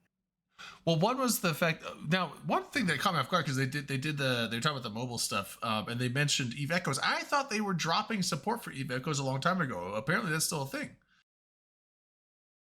Yeah, it's very there's- much still a thing. Yeah, it's I don't know What's why. the thing? Sorry, what? Eve Eve Echoes. Echoes. I thought Eve Echoes got dropped and they were going to drop support like last year. Like, Why would they do that? Echoes is still running, and I didn't know it was. I don't know. I thought it just wasn't Echoes successful. is quite I popular. got Echoes on my phone. Yeah, I guess don't it play very is. often, but- But yeah, so Echoes is Everyone's still a thing, got and they're coming out with new phones. ships for Echoes, and the so one that's, phone game I was pissed they got rid of was Gunjack. That was fun. I don't think it had a following. I don't think so either, but it was kind of fun. It was just dumb, mindless, fun game. The other thing though was there's another mobile game coming out that they're working on, and it's I was gonna jump all over it. well, no, Galaxy Quest. we were talking, Galaxy Quest, Galaxy Conquest. Oh, it's not the movie. I heard Okay. Galaxy Quest as well. I was like, wait, is it like the Tim Allen movie? That's what I No, thought too. no, it's Galaxy Conquest. You try to conquer a sector, Tim Allen just comes through. So Yeah. it's just kind of like a Command and Conquer style game. where It's you a just- 4X right? strategy. I think it's kind of like Sins of a Solar Empire. Well, it's probably okay, not alright. like that, but it's a 4X strategy. It's like a. So when I think of 4X, I think of like Civilization, which is turn based. This is not that. This is which 4X is not limited to turn based, but this is a. So it's 4X RTS combo. So it's real time, but it's 4X style, and so you start with a thing and you have to expand and build and conquer like hexes around you, and you expand and build out, and you can build corporations. And now the Gamma one thing is brings like up they a made good it, point now about that. was it going to be like instance, like you play a single game, or is this going to be like an MMO thing, kind of like, you know, these MMO mobile games where you have to play like a Rise of Empires or whatever it's called, or Age of Empires and things like, not Age of Empires, that's a I don't know Oh, that they said, did they? like Lord of Avalon and yeah, that things kind like of that, shit, where it's like you have to where like you have to like they're- build they're up very- an army and send them, and they have to wait like an hour to travel. Yeah, or it's all some shit time like that. based, and it's like it's basically like a money fund. It's like, oh, this will like you can play this game without spending money, but if you don't spend money, you'll never hold up to the people that are spending money. I was like, I hope it's not one of those. I hadn't even Game of thought Fire, about the Game of Fire possibility saying of exactly that. that. Oh no, I hope it's. You know what? Being that Pearl Abyss is all into mobile stuff, I could see them just getting into that market with Eve. I hope it's not that, because you know what? I actually don't care if it's that. If it is that, though, I won't Fire play it. said it is exactly that, If it is exactly that, I won't play and it. that they were in a beta for it, Yeah. so they would know.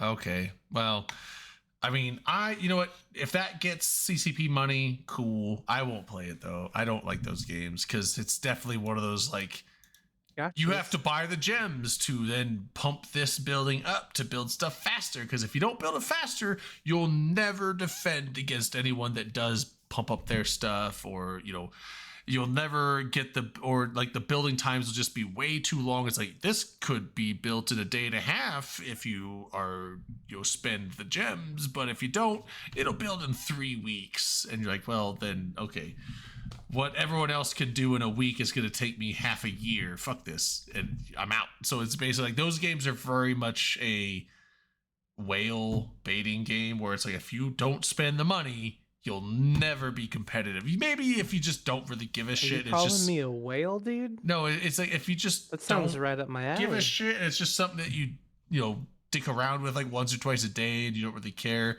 Sure, but I mean, like, if you actually want to play the game and be effective in it, you have to spend like a bunch of money. Not into those games. Yeah, some people really are, and you know what? That's cool. If they make a game like that and it draws them money, good. But it won't draw my money. So that game is going to play that game is PvP only. Vanguard. Then you play against other people, or you play against the game. It sounds like it's a big MMO type mobile thing, but yeah, like it's like I'll play Vanguard, but I won't play that if that's what that is. So going back to Havoc, do you see that people will a lot of people will start doing faction warfare because of this? Yeah, so like, I didn't know that it tied in with faction warfare. I thought it was all. I thought, like, honestly, when I watched the thing, I thought all this was going to be contained in the Zarzak system. So apparently, I took it all in wrong. So the pirate insurgencies will launch from Zarzak, right, through shipcasters into the faction warfare zones to do their stuff. Okay, so yeah, but we don't know exactly what. So you're basically taking missions from Zarzak and doing shit. So. Or through the two pirate factions that are gonna work for them.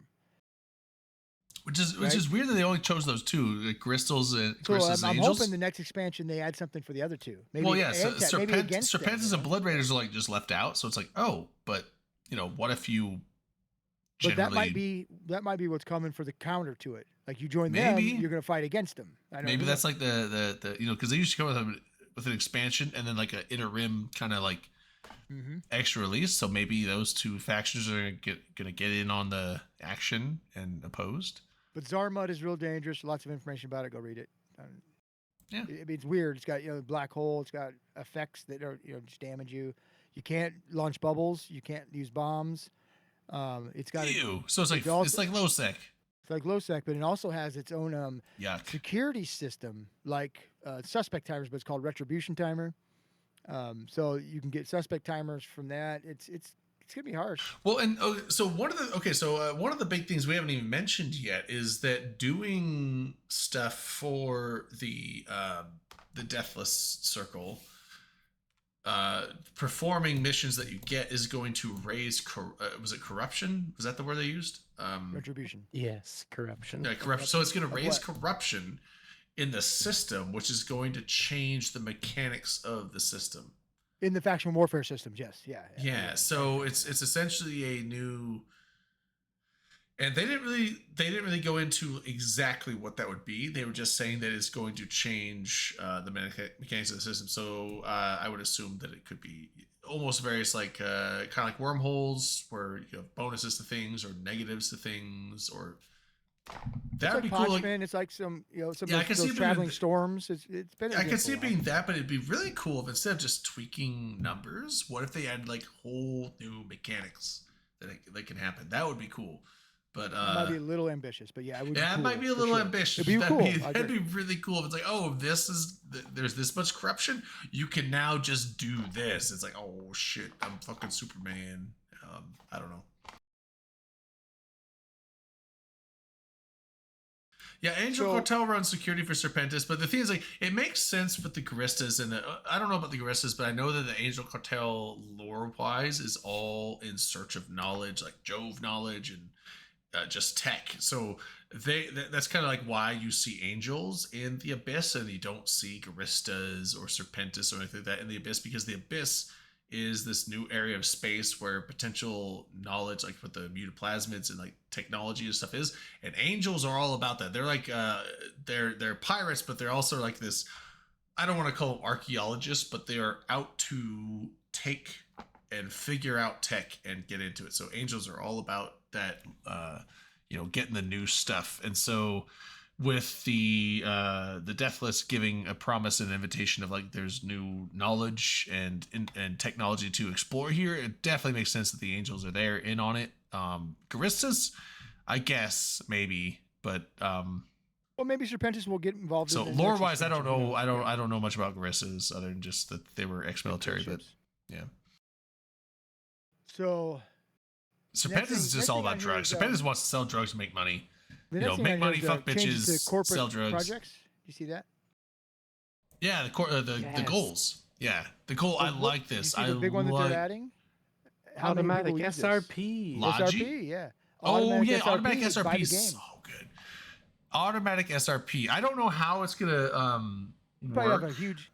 You'd have a huge bank pool. Or Well, whatever. right. I mean, like, I can see how that, but like, because there's a lot of alliances. Like, you get SRP if your shit's fit correctly. So, are they going to take that into account, where it's like you can apply for SRP and it will check the loss of your ship and be Oh, I like, don't you're know, fit you're this right. way. Probably Okay, now not this Probably time. not. Yep. That's a good point, probably Graydon. not. didn't So think I of bet that. a lot of the alliances won't use it. use this because they're like, then someone's just gonna lose a fucking shit fit Drake and claim SRP, and we're gonna automatically pay them out when they didn't fit it with like Tech 2 or didn't fit this module or Well, Or- it's looking or- cheap, Right. won't it? or like my alliance where like everything is like fuck like every other module is faction, so it's like Well, super you know what this expensive. does do though?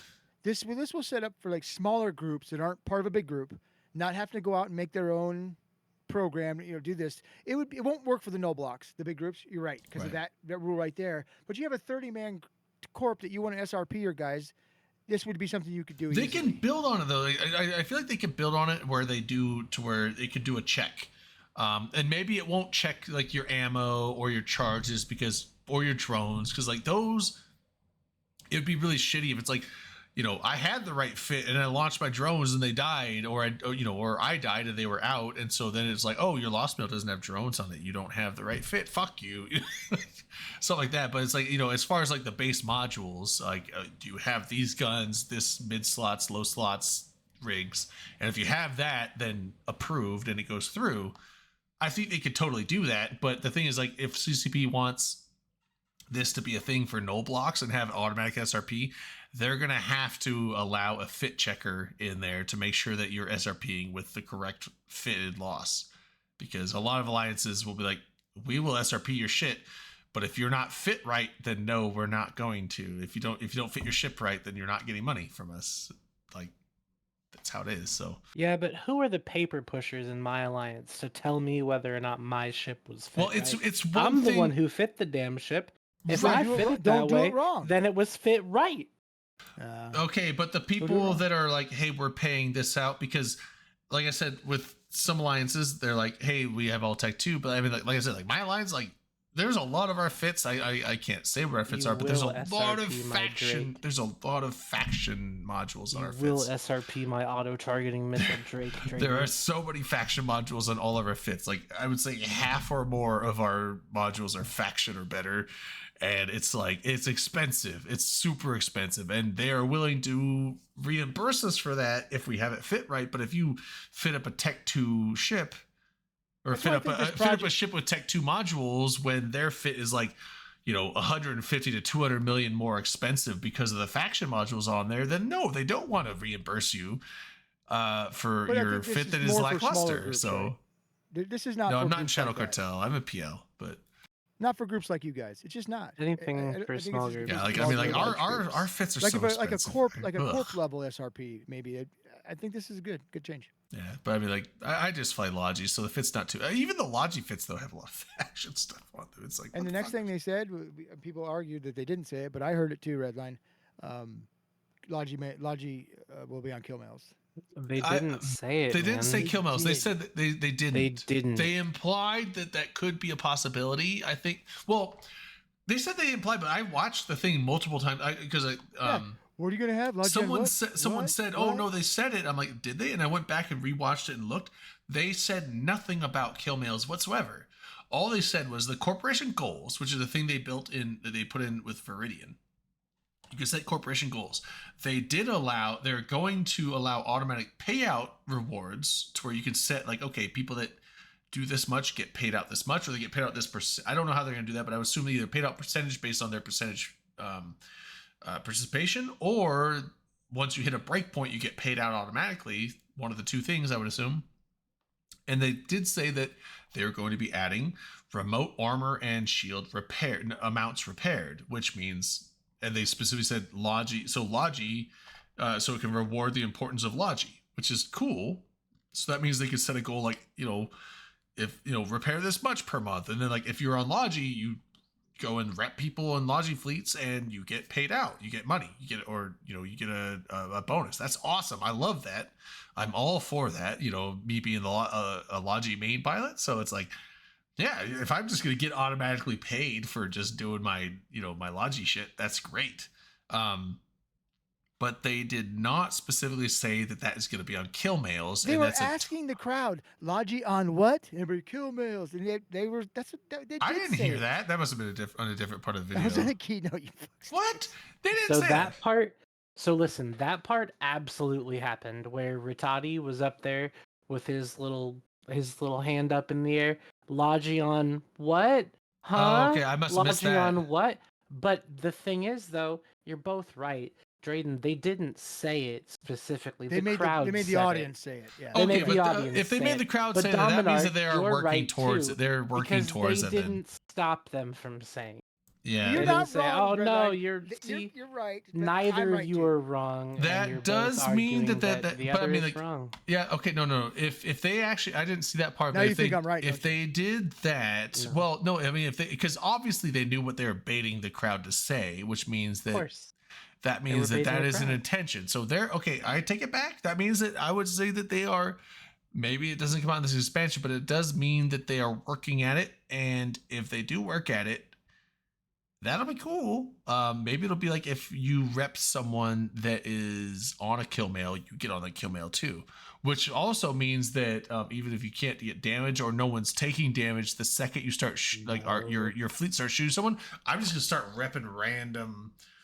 I'm gonna like lock up 5 random dudes in my someone that fleets you're and spread repping- my reps across them so that hopefully I get on the kill. If someone that you're repping dies, dude, that's got to be your loss mail No. too. No, That's I how don't the does. Logi on No, kill that's- mail's got to exactly, No, that's your I loss don't mail, think That's- so. That's You the failed to monkey save them, paw. that's your loss That mail. is the monkey paw of Logi on kill mails. Is that, it's more that- often than not I don't think Logi so, on because loss mails. Because if you have enough to alpha someone, Logi can't do anything, and therefore it's not the Logi's Do it fault. better. No, you know what? Come up with Alpha Logi. You figure it out, Drayden. You're the man. You're the man. Do Oh, it. give them temporary hit points? You can do it. What fleet have you flown in the last year where something's getting alphaed? Actually, quite a few. Really? With me alphaing somebody or What getting ship were alpha- you flying? Alpha. I was flying Was it a... an alpha ship? No, I was flying Logi, and there's ships that were... Let's see, it was... Well, I was in it was a Mr. Unlucky fleet. I think they were in Ferox's. I was in an Osprey. But the thing is, like, someone would broadcast, and I would lock them up, and I got them locked before they even took damage. So that means they broadcasted as they were getting yellow box, that red box. So, Uh-huh. props to that pilot. And then it's like, okay, well, I'm not going to turn my reps on when they're full shields. That's silly. And then Well, it's that's why like, people get alpha, huh? Well, but if I rep them when they're full shields, I'm going to heal them for 0, and then my reps are on cycle and cooldown when they actually take the damage, and therefore I can't. So it's like you wait till they take any amount of damage, then you turn it on, right? Yeah, And it's like, okay, their initial amount of damage is like all their shields and like all their armor, like half their hull is gone. It's like, okay, fuck. And you turn your reps on, but it's like, okay, if they can eat through all the shields and all the armor and half the hull, even if you rep them up to full shields, they are dying the next volley, and your Logi cannot save. It is impossible for you to save that ship. They will die on the second volley. Well, with that kind of attitude, yeah. Well, no, because it's like, obviously full shields are not good enough, and not even full shields, full armor, and full hull are almost not good enough. So full shields, no armor, and half hull is not going to cut it. They're going to die the next volley, even if they're 100% health. So volley can, or alphaing still happens. It does. It does, you're right. Now, I mean, if you are in, now alphaing doesn't necessarily happen in the fleets that I normally fly in with BFL, because we're in super expensive, very tanked up stuff where it's like, I mean, unless 3 whole fleets are shooting at that one person, they're probably not going to die in one volley. but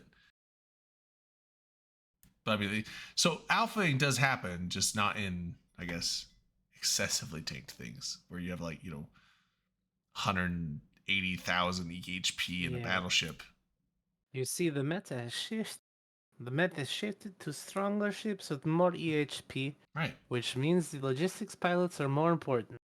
Right. You're a they valuable are. contributor. But also, it's at that point, it's like, it's no longer, it's like, okay, us as the general Logi don't even really make the difference. We just prevent them from dying immediately until the facts can lock them up and rep them up, and then the facts are actually doing the bulk of the work at that point. We're like we're the extra slight buffer to keep them from dying from the second volley, for the facts to finish locking them, and then the facts is like, yeah, I got you, and they just like rep them to full instantly. It's like, okay, there we go. That's See, fax isn't cheating is the thing. Yeah, fax isn't cheating. Fax is using your fax is using your resources to your ability. Probably like, cheating. You know what? Let's have to come up with Nothing's stopping the other side from using fax, but they never do. The New Bro Alliance, dude? Come on. Not the New Bro Alliance. Like, Goons are not a New Bro Alliance. Goons have been around for a fucking decade. We use faxes? I don't think we do.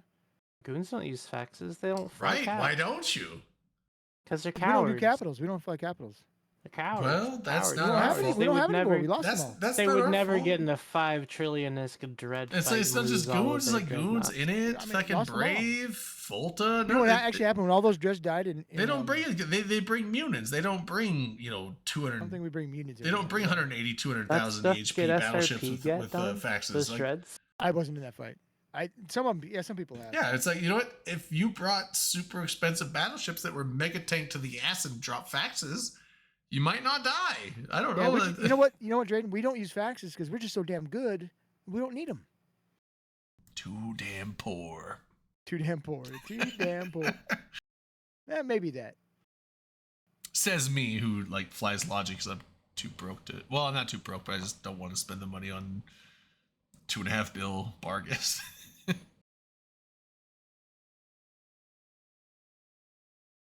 Also, just Logi is better. Logi is also just super easy to get into. Like when you're like getting on a fleet, like that's some of the things. Like it was like, oh, you only fly Logi, don't you want to shoot stuff? Like I do, I like shooting stuff. But you know what? When you log into and you get on a fleet, and like, what's the first thing you hear the FC say? We need more links, because no one wants to fly links because they don't do any damage. So unless you have an alt flying a booster ship, no one wants to do that, because you just anchor up, turn your links on, and you don't do anything other than that. Just unless except broadcast for reps if you're getting shot. That's it.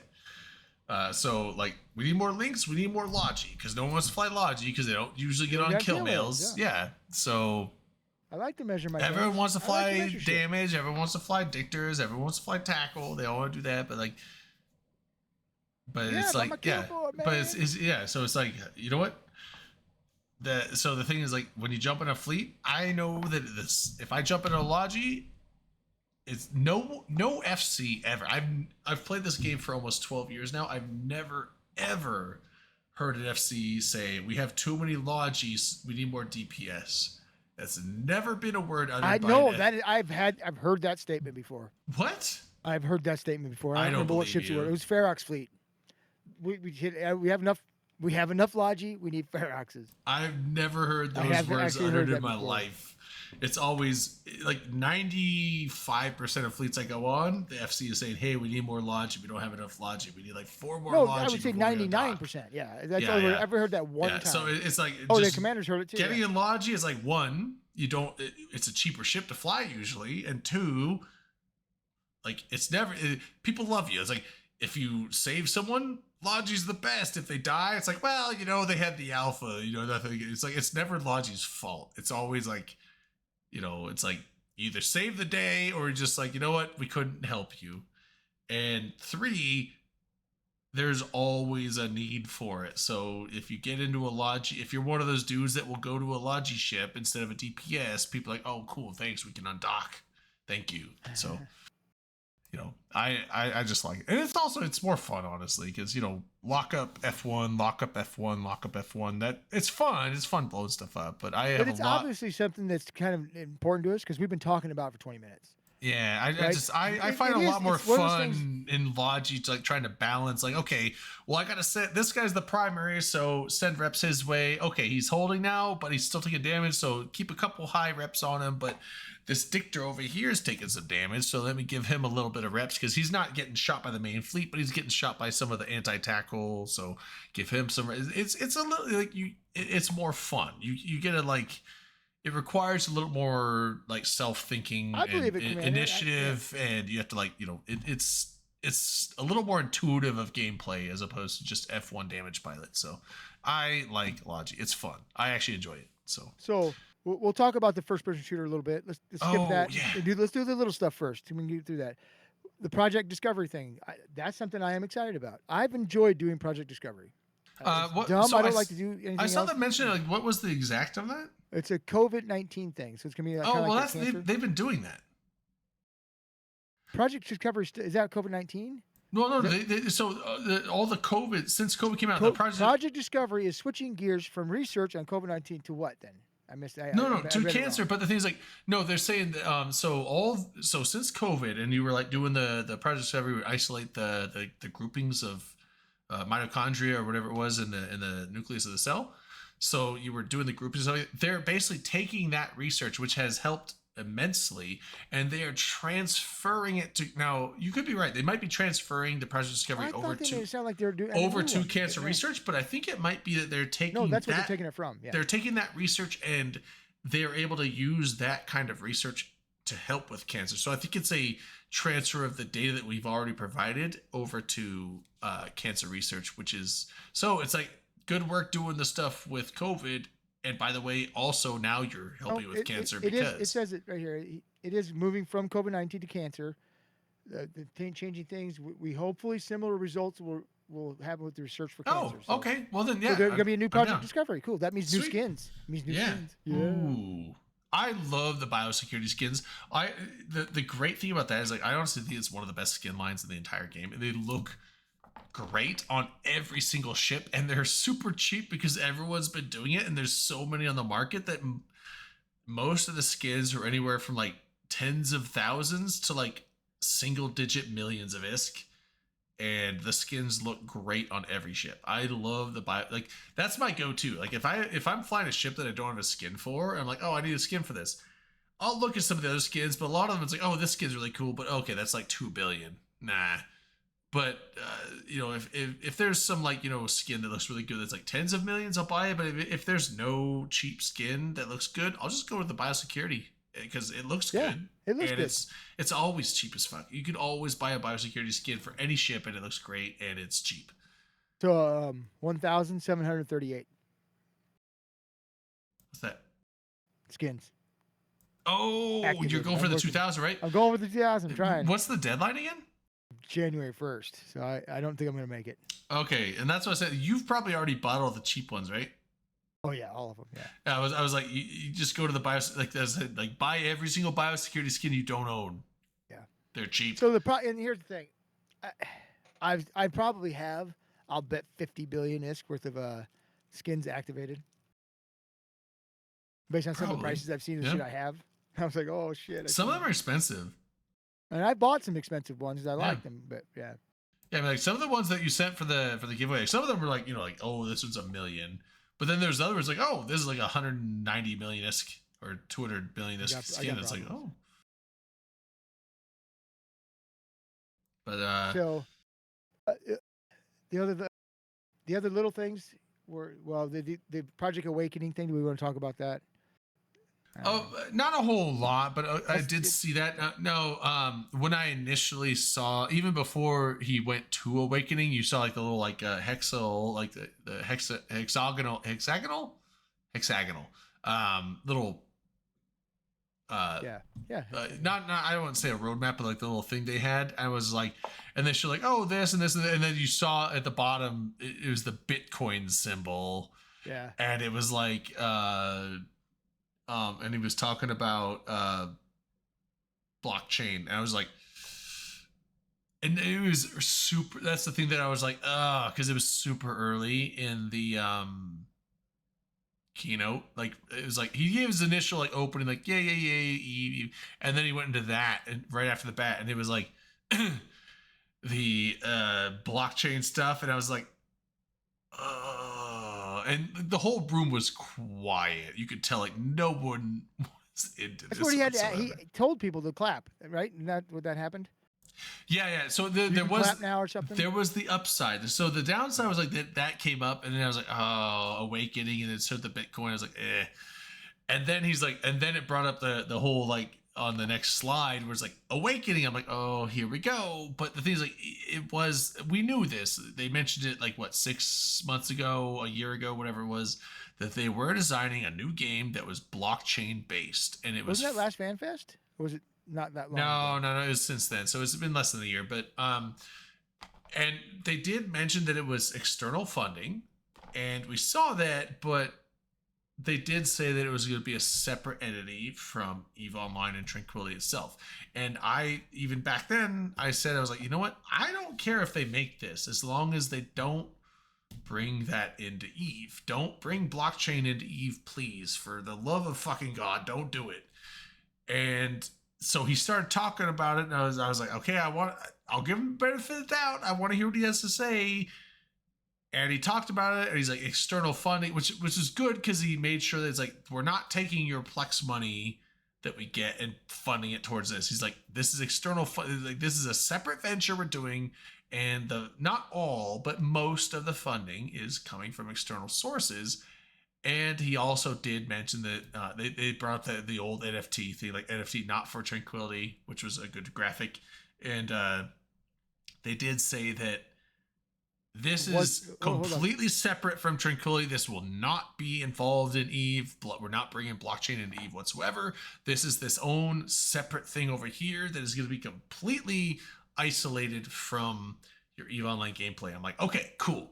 Well, look what Tamber Then wrote. I'm fine with that. Go ahead and develop that. I don't care. Just don't bring that shit into EVE Online, please. So Tamber, you said it wasn't cringe? Does it seem like it from watching the video? Yeah, he didn't spend a whole lot of time on it. Well, no, it was okay. So he's saying it wasn't cringe in the crowd. I'm not saying the cringe didn't like, or not the cringe. The crowd, the cringe. The crowd didn't boo or any of that, which I'm glad that they didn't. I would have been very disappointed had they booed. It's like I understand a lot of people don't like blockchain, and I don't either. I'm in that group, but it's like But we want more NFTs, right? A lot That's of us. part of that. Well, yeah, I don't like any of that. What? But NFTs? I want No, more NFTs. no. You sure? No, I don't want NFTs. You're fucking with me. All right. Drink. I just, But yeah, so I'm glad that yeah, so I mean like the crowd was silent, because I think the crowd was like, we're not into we this. don't want this. Yeah, we didn't want it then. But we don't want it now. I'm Yeah. very glad they didn't boo. Because No, the thing is, Commander, I like, would do they've that. already mentioned before that this is going to be separate from EVE. And so I'm glad that the crowd waited to hear his piece. And when they got to the point where he basically was like, this is not going to be in Tranquility, this is not going to be involved in EVE, this is a separate thing, and it's even funded separately. Honestly, at that point, anyone mad at that after that point is just like, okay, well, your anger is unfounded. It doesn't make sense. So it's like, I don't like NFT shit. I don't like blockchain stuff. But if you keep it over there, keep it away from my game, and don't fund it with my money, I don't really care. That's fine. Go. You know what? There are people that love that shit. You know what? Go do it. Cool. So, yeah. So, Space. I think he was. And somebody had said they thought he was. yeah, it's like, I know Hilmar is totally into the blockchain, the Web3, all that stuff. He's all about it, but he does understand that most of the people are absolutely not, and so he's making a separate venture for the people that are into that, as opposed to the rest of the Eve that are not. So that's cool. I am glad that he is mindful to keep those two things separate. So I'm cool with that. Oh, then we talked. We got some Plex for Good thing. I like this idea. Yes. Continuously running the event, and then people can donate it any time they want and have some input of where it goes. Yeah, I'm not sure either. Space. I just somebody did say something about that. I can't confirm it. I'm not there. No. So this was good. I love this idea. So before, you had to wait for a Plex for Good event to start, and then you could start donating, right? What they're going to do is they're going to have Plex for Good just open year round. If you feel like you want to donate to Plex for Good, you can just donate, and they're going to hold on to that money and just start pulling it up until something happens that they decide that they would want to do a Plex for Good campaign for. And then there's like, here's the money we have stored up, and they just send it immediately. Therefore, they don't have to wait. And it looks like there's going to be some place you can have input on if you see a and people can vote on like doesn't what they mean think they'll do anything, but you can have some input. Say, hey, like look at this. I think that's a good idea too. Yeah, and it's so they're going to basically be like, here's players can essentially put an input of like, we think Plex for Good should be used for this, and if they get enough support for something, or if they, I think it'll be like a thing where like, hey, I'm wondering how they handle it, because they didn't really specify that, and I'm fine with it either way. But like, are they going to wait until they get to a certain amount of money and be like, hey, we got this much money, where should we send it? Or are they going to wait for a disaster to happen and be like, hey, do we want to send what we got here or not? So I don't know what the exact specifications are, but either way, a cool idea. Both of those routes, in my opinion, are good ways to go about it. Yeah. So, and I just like the fact that it's like, yeah, so if people just want to donate Plex, they can, and it will just, because it's really good, because when a disaster happens, sometimes the money is really needed early, but the thing is like CCP, like they'll run a Plex for Good thing, and I'm not trashing on the Plex for Good stuff they've done in the past. Like it's great. Any amount of money generation for charity is great. They've done a good job. But I'm just like, sometimes it's like, okay, well, we're going to run a thing for this, but by the time they end their event and get the money and send it, it's like a month or two after the fact, and like, but that's most charities. Right. That's what I'm saying. Like, I'm not saying that that's a bad way to do it, because how else can you do it, right? You can't just send money if you don't know that you're going to have it.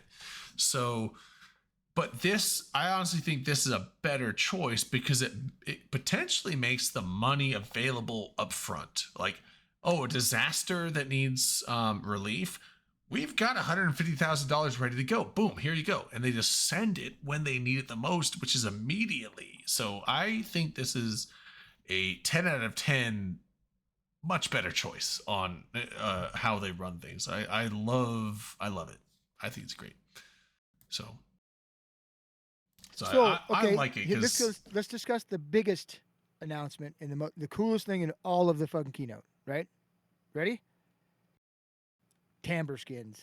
Fuck yeah. Wait, so I watched the whole keynote. I didn't see anything about Timbre skins. What is this? Timbre's here too. Timbre, yeah. No, they Timbre. actually put the camera on him because there's a Timbre skin in the 20th What keynote did you watch? I watched the one on YouTube. The good one. I watched the one that had all the information. I watched the one on YouTube. I didn't see any of that. I saw it on stream, Timbre. I was watching. Well, okay, so it's on stream, because I saw people posting pictures. I was like, where is this? I watched the whole YouTube. They must have cut you out, Timbre, of YouTube. So they Oh, I watched the stream. Yeah, I didn't watch a vlog. I watched the YouTube thing, so they must have cut some of the stuff out, because I didn't see anything with Timbre on there. He was blind. He was. They had a picture. He's sitting in his seat. He's waving. Yeah, I saw someone post a picture of, I don't know, on the Discord. But because he's done such a good job with this, it sounds like they're possibly opening up to other people be able to submit skins, and they'll take them and maybe put them in the game. So are they allowing Tamber to design skins, or are they allowing? He already has one, a Megatron coming in the 20th anniversary. Yeah. Well, yeah, in the collector's pack. Yeah, but that's the first one. So Yeah, now that's the they open first up to one. other But people. I'm saying, like, so are they bringing Tamber on as like a skin designer? Oh, he's taking over. He's gonna be the CEO. Oh shit! Well, No, I don't know if he works for the game. Well, we gotta drink to This has opened up the ability for players to make skins and submit them to CCP. They're going to start accepting. Okay, them. yeah, because Why did I leave, I motherfucker? that not gonna lie, when I was laying in bed this morning, because I took a paid day off today, and I was like, I don't have to get up till fucking whenever the fuck. There we go. Tamber says there's 3 others in the game. Do you know, Tamber, who they are or what they are? If you don't, it's okay. Well, I was like, I don't have to get up to all today, but I saw a post where someone was like, "Oh, OpenCon skins when?" I'm like, "Wait, what?" And then they're showing like, "Oh, Tamber skins, and then I was trying to like, oh, and that's when I got up and watched the keynote because of that, and that wasn't in the keynote video at all on YouTube, and so I'm like, "Wait, where is the Tamber shit?" So, so what is it? Like, is Tamber gonna be able? Are they hiring Tamber as someone to design skins for them, or are they he's got the allowing Megatron people to make coming custom skins? He's got the Megatron coming in the 20th anniversary thing. Then right here, he's got the Sinise Metamorphosis and Gnosis. Okay, so sister skins, or no, Society Conscious Thoughts skins. What? But okay, so well, yeah. So is Tamber just designing skins now, or is it because when people are saying like custom, this is like a third party when thing. people are saying custom skins, I was like, okay, so are we all gonna get to design our own skins like and they're No. talking about like with what are the new points now for like doing Citadel skins? Evermarks. That's not the way. I was thinking like it was an Evermark thing. Like, okay, people can design their own skin schemes based on probably templates and then colors and just. Well, that's not the way I took it, but maybe it is. I don't know. Well, I was like wondering because when I saw that, that's what I was initially thinking. I was like, okay, so we get to design our own ship skins now based on probably certain templates and certain colors, like color 1, 2, and 3 on templates, whatever. But watch the streams tomorrow. Okay. Because yeah, I'm like, if Tamber can make custom skins, how much do we do like a donation campaign? Like, how much money do we gotta shovel under the table for Tamber to put an OpenCom skin on some ships in there? Not like you don't have to ham fist it, but if you just kind of put like the skull with headphones and the target reticle in there, and like maybe a puffer fish somewhere. Who knows? We could do something like that. Sorry, I don't know. I'm not sure. I was trying to watch it again to see what. Apparently, it said. there's more info tomorrow, but I'll have to watch tomorrow. Yeah, I have to watch tomorrow. I say that. I say that. I don't know. It. Like I say that, but man, I don't know if I'm gonna get out of bed in time to watch. What time is the should start tomorrow? I know it's 9:45 their time. What is that our time? That's like 3 in the morning, isn't it? Wait. What time does it start there? 9:45 is what it says in AM? live stream. UTC, right? That's AM UTC. That's gonna be like 2 in the morning for me. All right, toast to Tamber. Thank you for doing such a great job. We love you. All right, good night, Tamber. Have a good time. Enjoy your weekend, having some parties out there. Tell everyone on the Open Comms cast. I want you to do this. Tell everyone on the Open Comms cast that's there. Tell them I specifically say hi, and you have to say that like Drayden specifically says hi to each person. Just do that. Cool.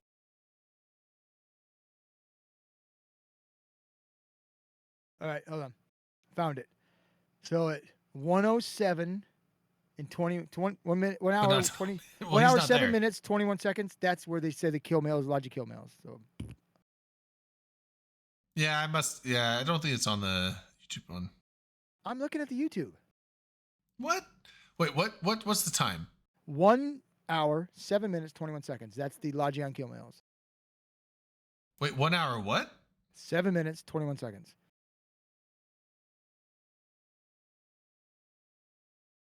Again. I think it starts with automatic and then automatic SRP. Yeah, automatic SRP.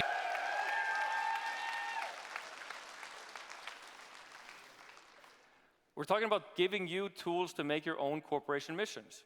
Player-made content and the sandbox take... That's Find not it? what I got. Nope, I didn't hear. They said like automatic SRP, and then giving you Jesus. tools on your own corporation missions. What? It's What? right out. It's right after auto SRP. Right after. Oh, well, it's not 107.21. That's what is on mine. to the next level. Here, I linked And you we in, finally in cracked the Discord the actual video I'm watching. And that one here. That's the one I'm watching.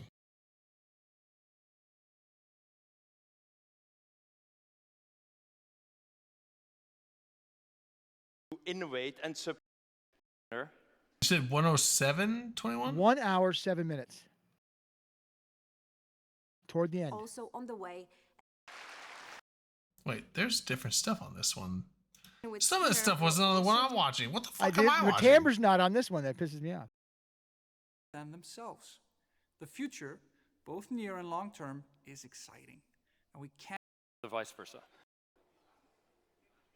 It's If you 107.00. get That's it. just... Okay, I saw this part.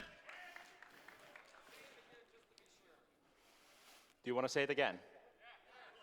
I think it starts with automatic and then with Automatic SRP. I would have done dead air looking at this. Automatic SRP. Okay, keep going. Don't stop it. We're talking about giving you tools to make your own corporation missions. Okay, well, it's not Player-made 107.21 content and because the we're talking about sandbox something else taking now. to the next level. And we finally cracked the code and are able to measure and recognize the efforts of Logipilots. And you all know what that means.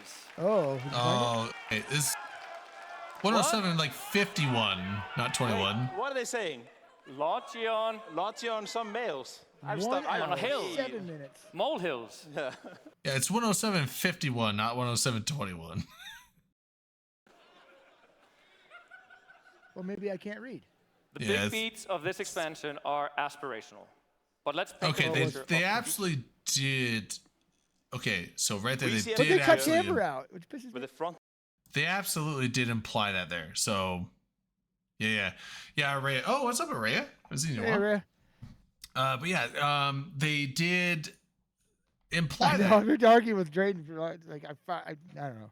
Yeah, they did actually. Okay, so I did hear it. They did imply that. So yeah, so Logion kill males that definitely like they But wouldn't. you said the YouTube video you watched that wasn't on there. That was cut out. Well, I didn't watch further because you said Well, it was and here's the thing though, that the timbre where they highlighted him, it's not on that YouTube video. It was Hilmar's the one that did it during Yeah. his speech, and it wasn't there, so they cut it out. Oh, okay, because yeah, I was like, I'm watching the same YouTube video you had, but you said 107.21. It was 51. It was 51. It was I'm 51. high. Shut up.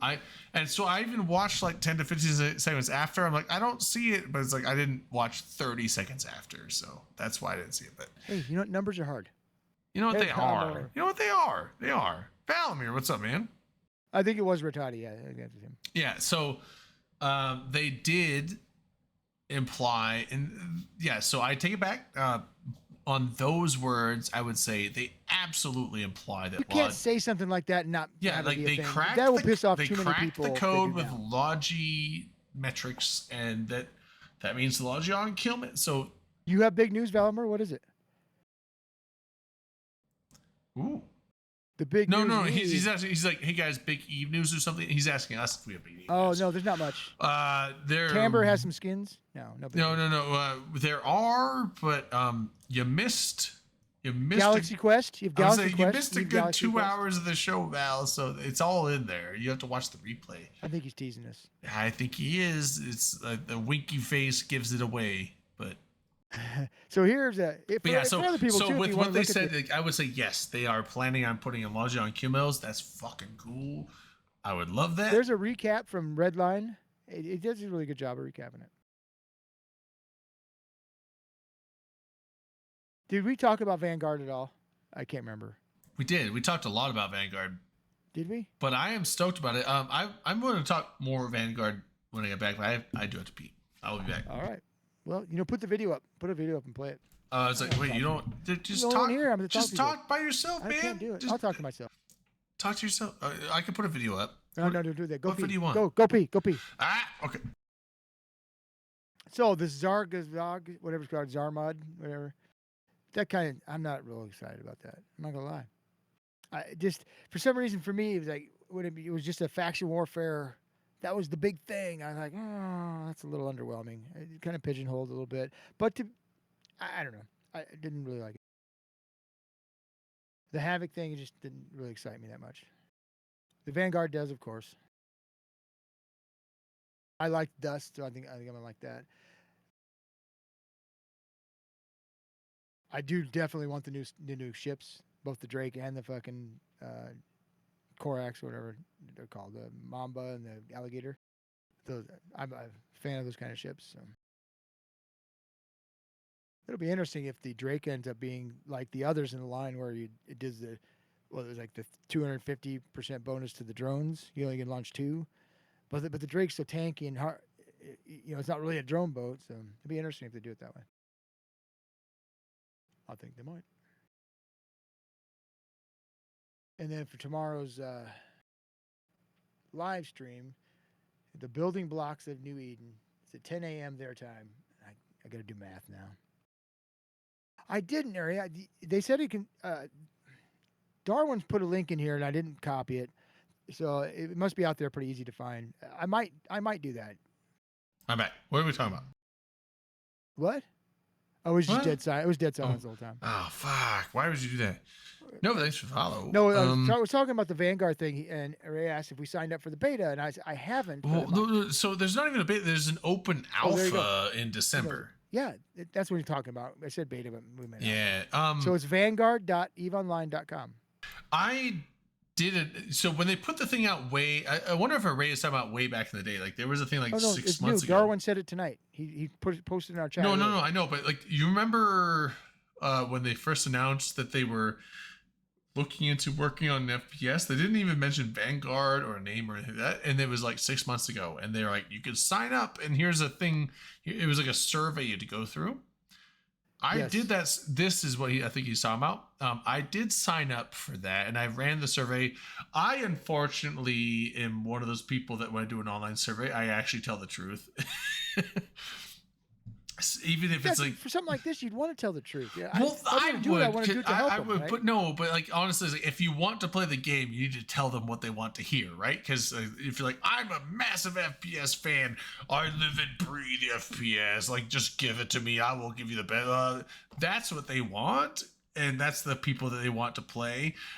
What they don't want, like now they want everyone to play the game when it's released, but when they're in early development and especially in like closed alpha, closed beta, whatever it is, they don't want the people like, I'm like a casual gamer. I don't really play FPSs very much. I'm not a big fan of them, but you know what? Sometimes I'll like, once in a while, but that's not the people they're looking for to test their FPS game. Do you know who they're looking for now? Everybody. I just put my email address in it and said sign up. Yeah, now. You know what I got back? Immediately. You're in. New Eden awaits you. Prepare to carve your legacy. Stay tuned. Oh, You're in. But back So then, they're taking everybody. Back then, I was like, I was like, but my thing is like, okay, yes, you could answer it the way you're supposed to try and get in, but I don't want to do that because no, because you're not a play. You're really what they were looking for at that time was play testers. People who were experienced play testers, and that's why most people didn't get chosen. It was I would put it in. I was like, oh well, I said this and this, and like Rain was like, why don't you just fucking lie, Rain? I'm like, because it's a fucking survey. They're like, you lie on surveys. I'm like, I don't lie on surveys. Let me tell you why. Because I am a true believer in the fact of like they want accurate feedback and accurate intel and accurate, player base, and so therefore FPS 30 or it's FPS like 50? if they are looking for if it's if I want the game to be good, I don't want to be a shitty liar tester. Fair. Where it's like they want people that are really into FPSs and like play them all the time and can give really good feedback on like what makes a good FPS and what doesn't. What they don't want is some person that pretends to be that and then just doesn't give a shit or doesn't know anything about FPSs. Like, I just fucking shoot my gun and shit. I mean, if they want people for bodies, You and I are those guys. Right. If they want people right, who right, know what the fuck they're talking about, they're not going to But have us that's do not it. what they want in testing. They want good. Well, this next testing, it looks not like good, it but is. they want people that are actually enthusiastic about those type of games.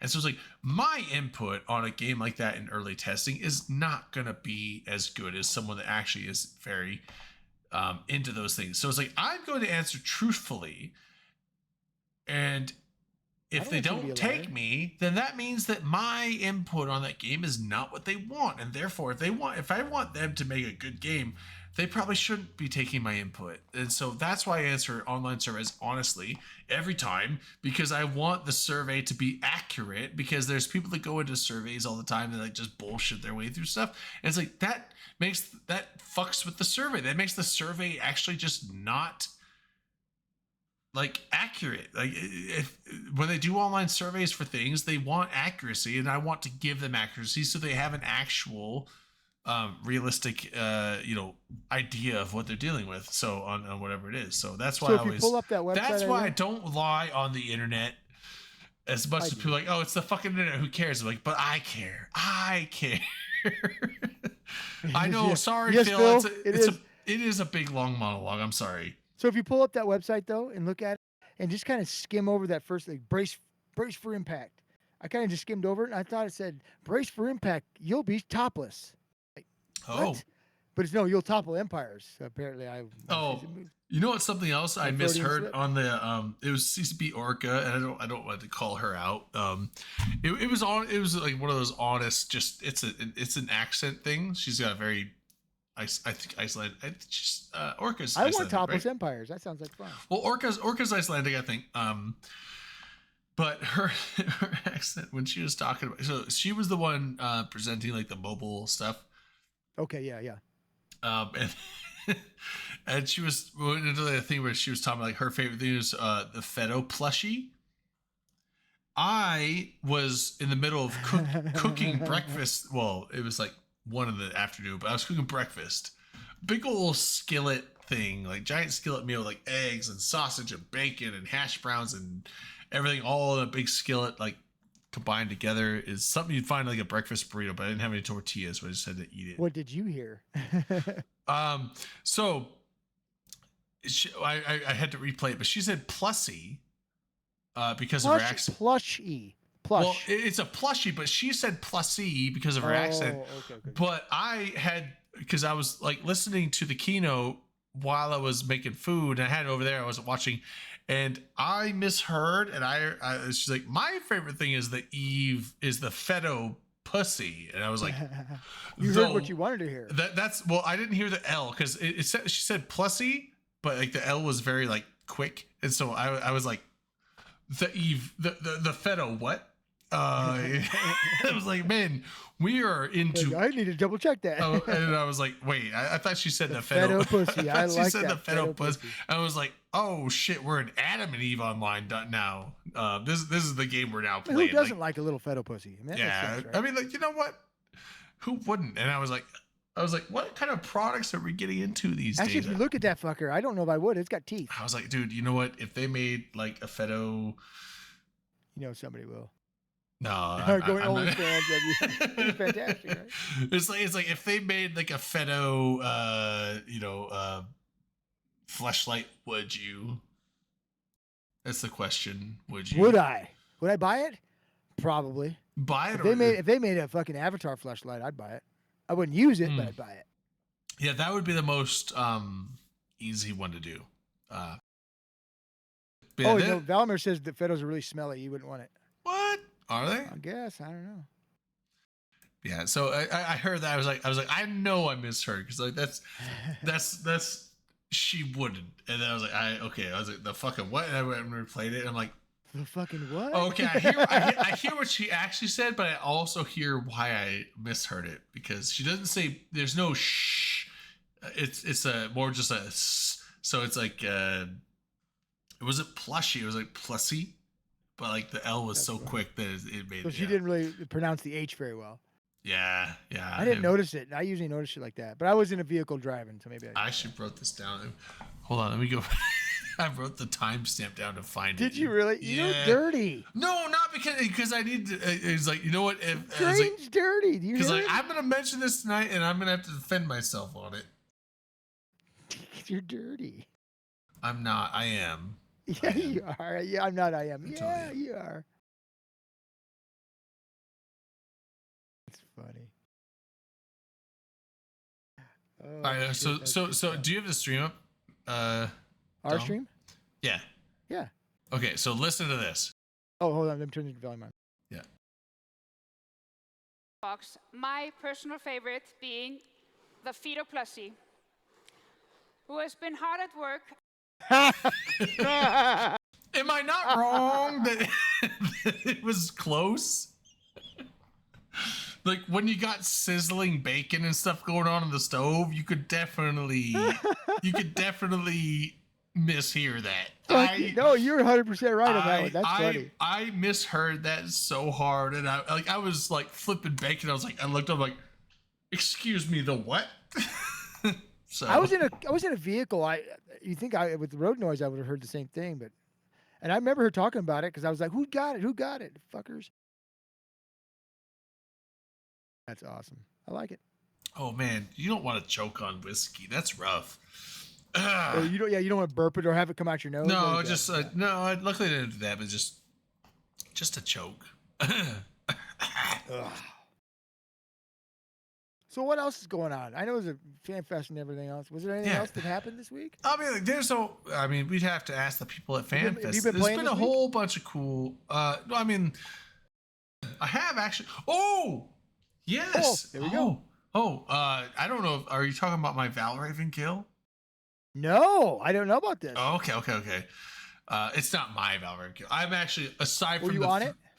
I'm on it, but aside from the 3 people that did 0 damage, I'm the lowest damage guy. But Doesn't matter, you know what? you're on What can you ask from a Logi pilot that just has Warrior 2s? So You got on the. But- But can you link it? Link it for us. We all want to okay, hold on. Let me find. see it. Do you know how to do that?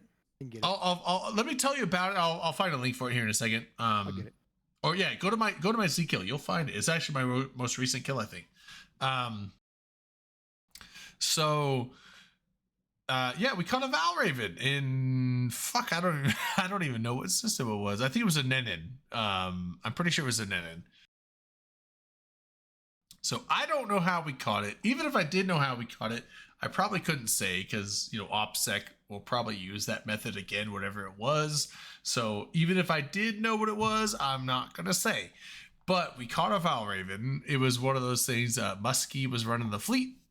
Zero Muskie, dude. I like Zero Muskie. Very good FC. A lot of people give him shit for just only running structure bashes and nothing else. But the No, dude, you know what? You weren't the lowest on the kill mail. There was 3 below you. that's what it. But they all did 0 damage. Well, yeah, but they're below you. I said I'm the lowest damage that actually did damage. Oh, okay.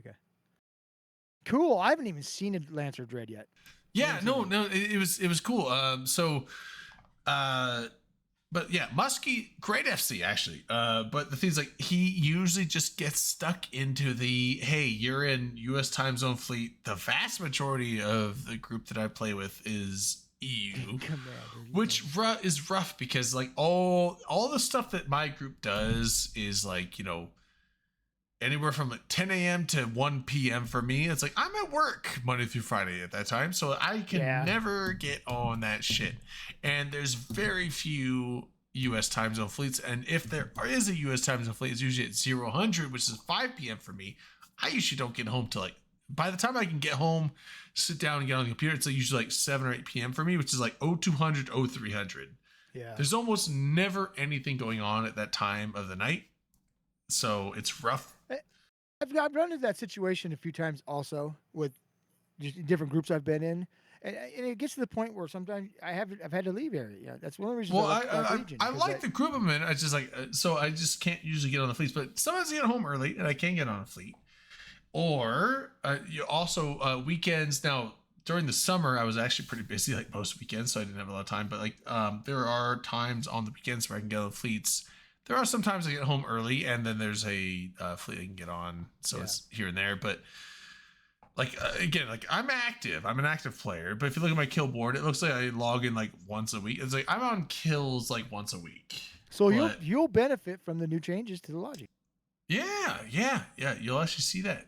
Now it depends on the thing is like so sometimes we get in fights where no one does any damage to our fleets because like there's a fleet of ours and a fleet of like Frat or Horde, another fleet, and they're the ones taking the damage. So if no one on our side takes damage, and even if I run my reps on someone and heal for 0 shields or 0 armor, does that still put me on the kill mail? I'm not sure how that will work. It'll be interesting to see how it works. If it's going to be that'll be interesting. So that's my thing is like because that would make us stat line, that would start making us rep people that don't matter, that aren't not that they don't. Not that they don't matter. I mean, like people that are. Will you be in on the danger. loss mail or will you be on a kill mail? That's the question. Yeah. Yeah. I bet it's gonna be a loss mail. Honestly, that's really the easiest way to do it. I don't care either way, but yeah, no, like so the thing with the Valraven though, so they caught the Valraven. It was one of those things like they baited it out somehow, and we jumped on it and killed it, and I got some drones on it. It's like that was really cool because it's like apparently that's only the I would have to double check, but someone was mentioning that was the 12th Lancer Tread killed in EVE Online. Period. Oh, nice. Period. And it was the third. And I didn't look at all of them, but I looked at the Valravens. It's the third Valraven ever killed. Although a lot of people discount the first of a couple of them because Goons built. Well, Goons blew one up, like their own up. Yes. Not just one. Well, unless the one was a Valraven because that was. I don't know what it was. You're right. I'm not sure. Yeah. I wonder if they killed one of each, maybe. Just to be on one of each, the first on each. But I looked at the Valraven. So the Goons did. I don't count the Valraven one because the first Valraven killed was a Goon Valraven killed by Goons. So that was, if that was the only one they did, then that was the one. So looks like there's been 3 Valravens killed. 3. What's up, Milt? Yeah, so there's 3. So the first one was Goons killing their own. I don't count that one. That's not a PvP kill. No, it's not. And then Hidden Leaf Village Ninja Assassins Squad Esports lost one to Stuffed. That was like the first actual PvP killed Valraven. And then ours is the second. So I'm on there. I'm on there on the second PvP Valraven kill ever. Cool. I like it. Well, the third one's a Frat versus Frat.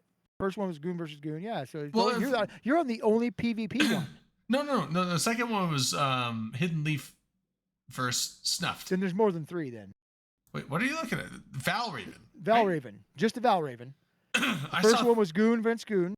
Goon versus Goon. The next Valraven. Oh, there's 4 Valravens. Sorry. Wait, I don't see the fourth. Snuffed out against Hidden Leaf.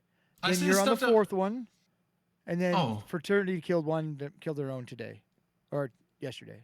Okay, so that's the newest one then. That is, if Frat killed their own, that doesn't count unless it's like a spy. Unless there's a spy they killed.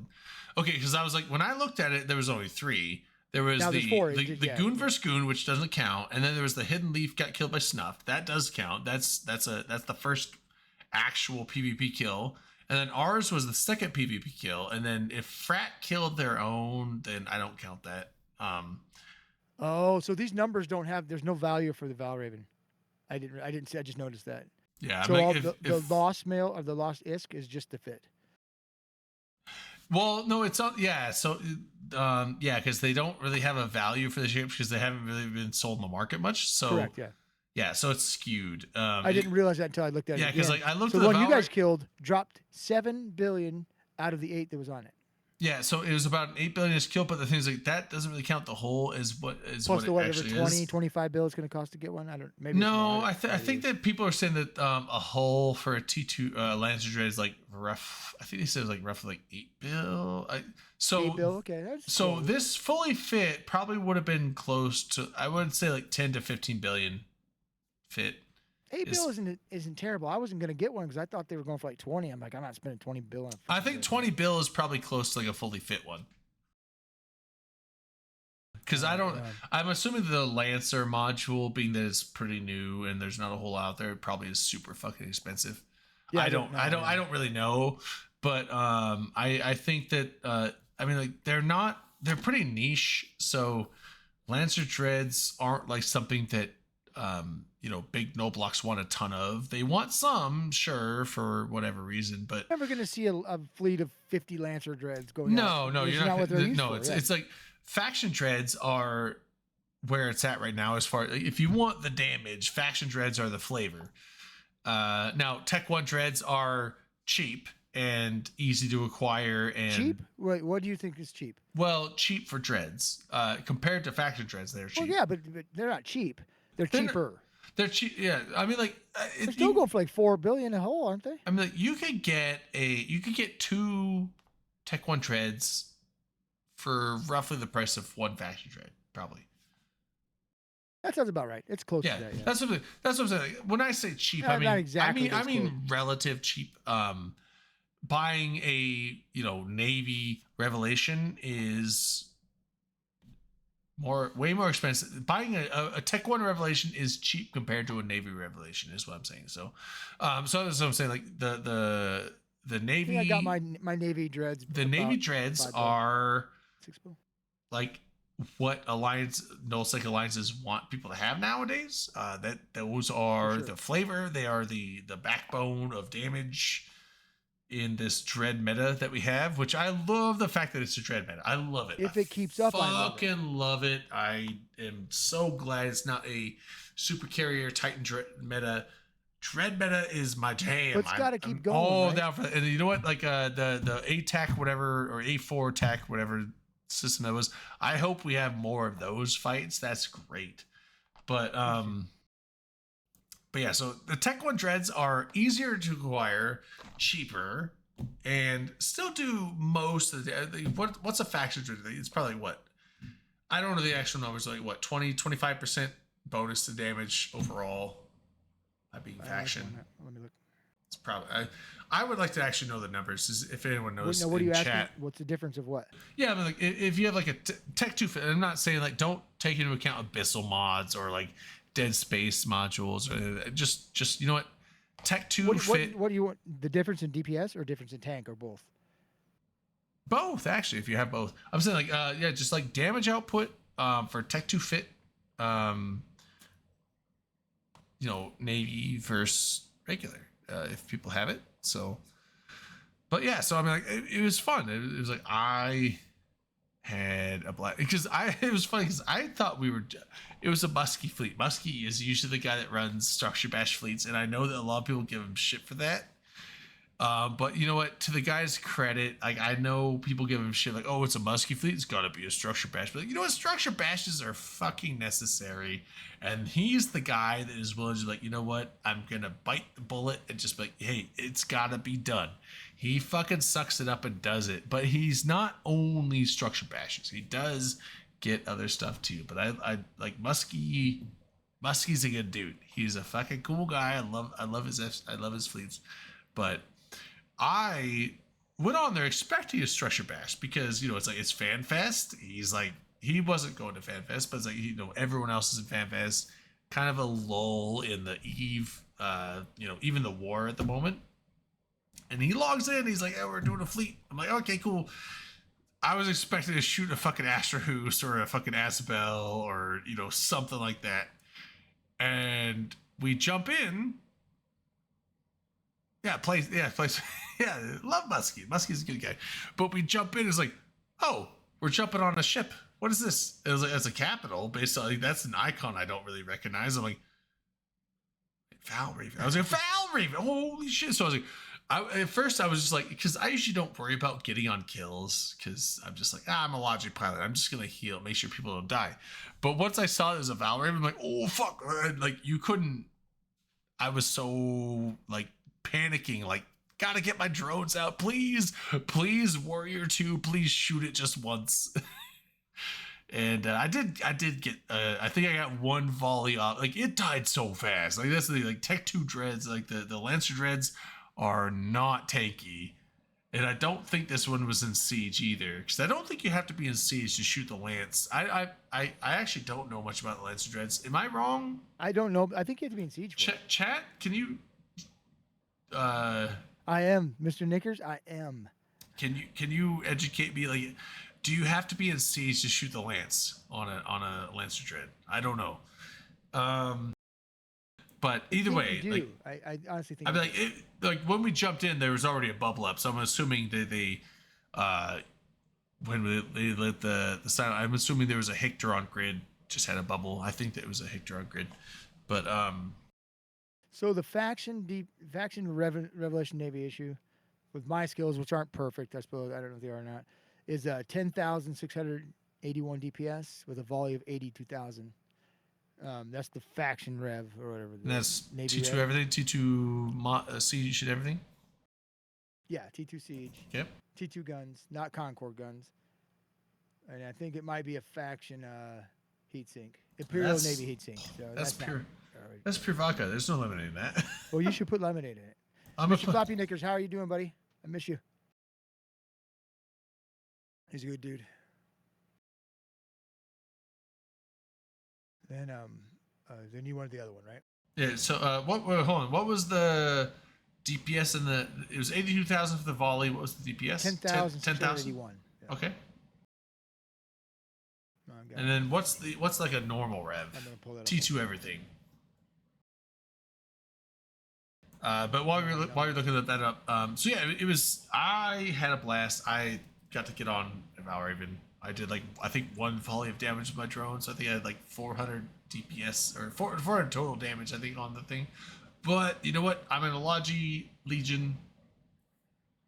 Can't be disappointed with those numbers. But it was fun. It was like, oh shit! I gotta give it to old Muskie, man. Like everyone thinks it's a structure shoot until you drop on a Lancer Dread and kill it. So that was fun. Yeah, exactly. Like I want to know how they baited that in, but also again, like I said, if I knew how they baited it in, I probably would not be allowed to say how they did it because they'll probably use the same method again.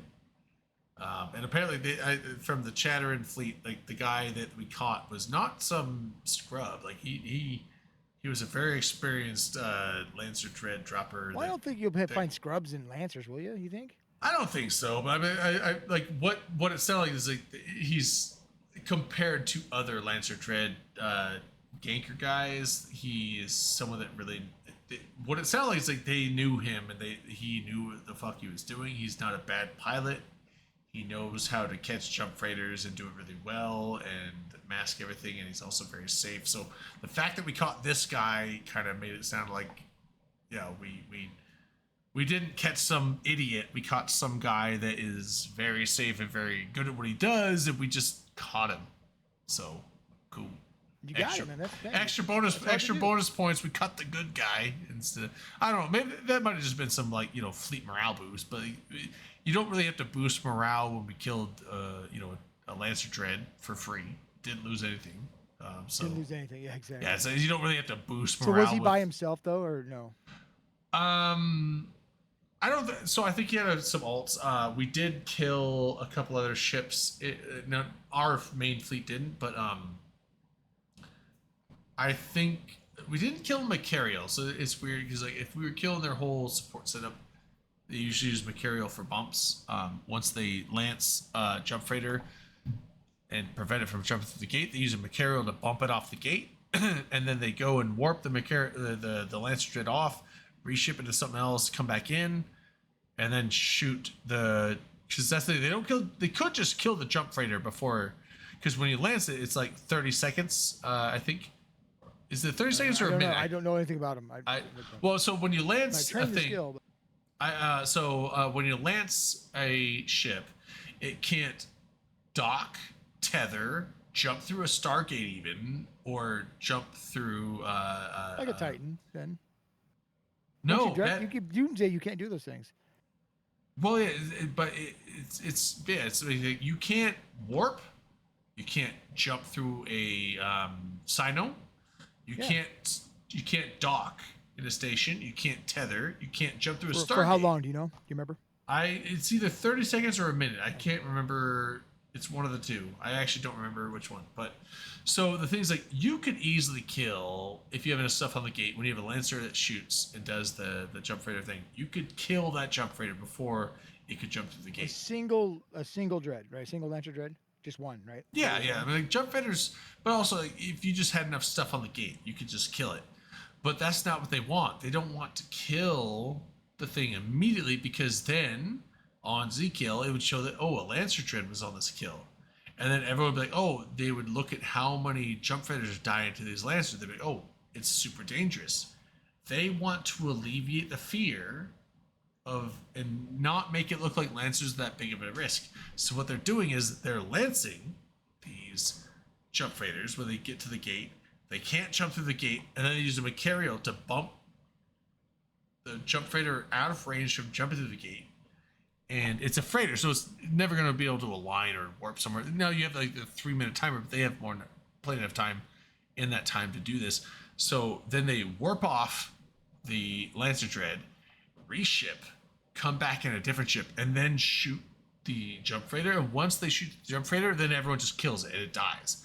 But being that the most recent ship they shot it with was not the Lancer Dread that pilot used first, it's the new ship that they shot it with instead, which is sometimes a frigate, whatever it is, so you can warp in back in fast. The Lancer Dread doesn't show up on the kill mail. So when people see, oh, a jump freighter died in this system in low sec to like a bunch of like a battleship and some random stuff, oh, that must have just been a dumb jump freighter pilot not doing stuff right. No, that was a jump freighter pilot that got lanced, couldn't jump through, but you just don't see the Lancer Dread on there because they made sure to skew the kill mail to not make it visible, and therefore, So the Lancer weapon. it's not just to keep CCP off their radar; it's to keep the general player base off their radar. Because when people are saying, "Oh, well, that guy died at a jump freighter in a Nenin because he's an idiot," I won't die because I'm gonna make sure I jump into a station, dock up. I'm gonna undock and I'll warp straight to the gate. If I warp straight to the gate, I can jump through, right? Well, no, not if you get lanced, like the other guy that you saw did, and you thought that it was not a big thing because you didn't see a Lancer Dread on there, so you think that Lancer Dreads are sparse and no, because you'd be like, oh, if people are dying to these Lancer Dreads, they'd be on the kill mails all the time. They're not. They're not because they're hiding it. So From CCP? from everyone, that's what I'm saying. They're I don't think they hiding. can hide stuff from CCP. Can't they just look at the logs? Yeah, but CCP's not digging that deep. And the thing is, like, Are you CCP, sure? CCP is fine with the way that the Lancer Dreads are working. They actually like the way, they actually said that they're like happy with how they're working. It's more to the player base because the player base doesn't think that the Lancer Dreads are I that don't big of know an it, issue. yeah. The Lancer Dread, they don't think the Lancer Dreads are that big of a problem because they're like, oh, well, the Lancer People Dreads using aren't, them, yeah. there aren't on that many kill mails. Like, they aren't on that many kill mails because most of them are hiding the fact that they're on the kill mails. If you actually looked at the number of jump freighters dying in low sec, Like putting them behind the couch to what? 2 Lancers, it's probably 10 times as many are actually dying to Lancers. So if you look at the number of jump freighters dying in low sec systems that are 1 jump from high sec, I would not doubt that the vast majority of those are dying because of Lancer Dreads. And the numbers are not So when they're not astronomical. There are ways around it, but they are high. They're high. So when it comes to the Lancer Dread weapon, right, the Lance, you have to be in siege mode. I don't know if you have to be in siege I'm mode looking or not. at it. I'm looking at it. Okay, I'm you have to telling be in you. siege mode. You have to be in siege mode, right? The activation time, it's a 5-minute cycle for the weapon. You're mobile for 30 seconds, and then you cannot jump. So it's 5 dock, minute tether, for it's cloak 5 for minute. 120 seconds. Right. Okay. So, what's up, Chendao? Oh, Chendao. Damn. Holy shit, It's, Chendao. it's old Chendao. No. So the 5 minute thing. So the 5 minute thing is along the lines of the That's the weapon recycle. Yeah. recycle. But So then you can't jump, tether, all any of those things for 120 seconds. okay, So 2 minutes. that's short. And then you can't. You're mobile for 30 seconds. Okay, that's And all you have fine. to be Because here's in- here's the in thing. siege. They sit cloaked. They cloak themselves, right? Tech 1 cloak, off like in range of the gate. And here's what they do. So when they see a freighter or a jump freighter, they have cloaky scouts watching all the stations that the jump freighters have to jump into. And when they see them in line, and then when they see the freighter warp off towards the high sec gate, they know, like, guys going to the high sec gate. You have enough time because freighters warp super slow. What is it like? It's like 1 AU per second or like half an AU per second. It's slow. So what they can do is, like, when you fire the lance, it lasts for like, what, I think 10 seconds. And the thing is, like, if you know they're warping for this station to this gate, you know exactly where they're gonna land. They're gonna land like within this single spot, within like a couple kilometers of the gate, right? So you uncloak your Lancer Dread. Beam duration is 15 seconds. 15. Okay, that's even longer than I thought. So Damage cycle's only 1 second. roughly, okay, and I guarantee you the people doing this stuff, they've calculated the times, they've measured it, they know how long it takes. So like once you get in warp from that spot, how long it takes you to get to this gate. So they know, okay, wait this long and then fire the lance. And they aim the lance at the spot where they should be landing when they come to the gate, and lasts for 15 seconds. So when you land, there's a tick or two of server time, but like you land and it's like 1 or 2 seconds of vulnerability and then you jump through the gate. But it's like generally that's never enough to actually kill a jump freighter, right? Millen's correct. They can damage you while you're. But it is enough time that lance can hit you. So if you land right where the lance is firing, before you jump through the gate, the lance hits you, you can now no longer jump through the gate for like 30 seconds. And that is when they will bump you off the gate, out of range, and now you're fucked. And the Lancer will be, in the meantime, warping off, reshipping into something else to come back and shoot you with. So then the Lancer doesn't show up on the kill mail. Whatever they reshipped into shows up on the kill mail. So now it looks like this jump freighter died to some bullshit. He was an idiot. It does not look like this jump freighter died to a Lancer Dread, because a Lancer Dread But he doesn't might show be up. an idiot too. Doesn't show. Well, but generally not. Generally jump freighter pilots know what they're doing. So the thing is, like, when you see a bunch of massive spike of jump freighter deaths in low sec after the Lancer Dread release, guess what it's to? It's the Lancer Dreads. Even if they're not in the kill mail, 90% chance that jump freighter died to a Lancer Dread, lancing it before it could jump through the gate, and they caught it that way and masked the fact that the Lancer Dread was on there at all. And they're doing that so that other people looking at Zkill are like, oh, well, there's no jump freighter deaths in the system. Or if they see the jump freighter, it's like, well, there's no Lancer Dreads on there, so that guy must have done something dumb. Well, That's yeah. misleading. That's So that's misleading. Sneaky. Yeah, so there's It's way sneaky. there are, yeah, it is sneaky. And so, you know what? I like it, but I don't like the fact that Blaze with Fur, you're right. Don't warp to a fucking gate in an expensive ship that dies easy if you don't have eyes. That's not being stupid 101. But here's the thing, Plays with Fire, is like, even if you have eyes on the gate and you're like, oh, nothing's here, that Lancer Dread could be cloaked just off the gate. You won't see it. You're looking in system. If there's somebody in system, don't warp, right? If 4 Pandemic Legion guys are in system, don't warp to a gate because it may be a trap. Well, Even if there's nobody there, it may be a trap. Right, eyes on every. Okay, but here's the thing: if you're a jump freighter pilot, there's nowadays, now that they have these Lancer things, there will all, being that the Lancer Dreads are cloaked off grid, and there's also cloaky eyes on the stations, watching the stations, looking for jump freighters like warping. There will always be unaccounted for people that you can never be accounted for.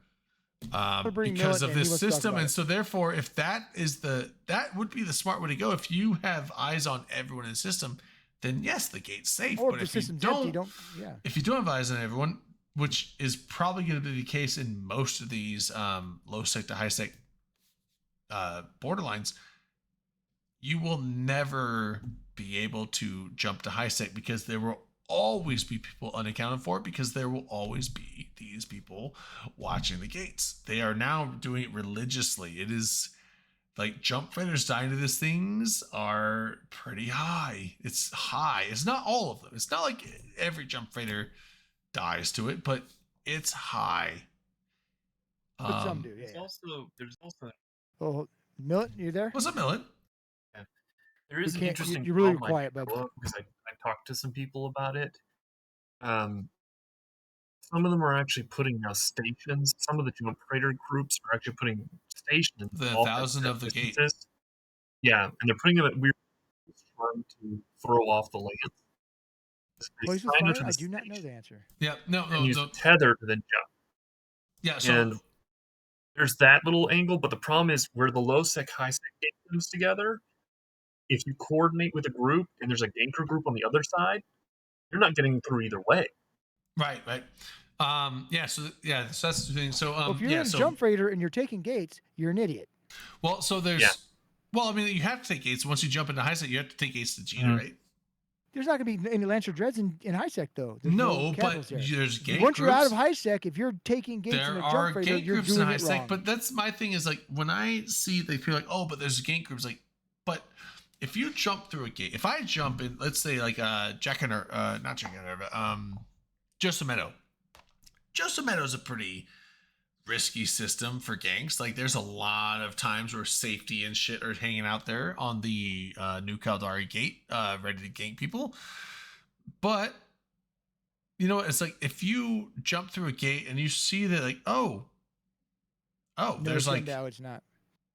there's like, 30 fucking safety dudes on this gate with, catalysts. Or even if they haven't warped the gate, if there's like a bumper, and the second you see all those catalysts coming in, you should, like, if you're a Jump Freighter pilot, you should always have an escape Sino and low sec ready to go. Like you should always have that ready, right?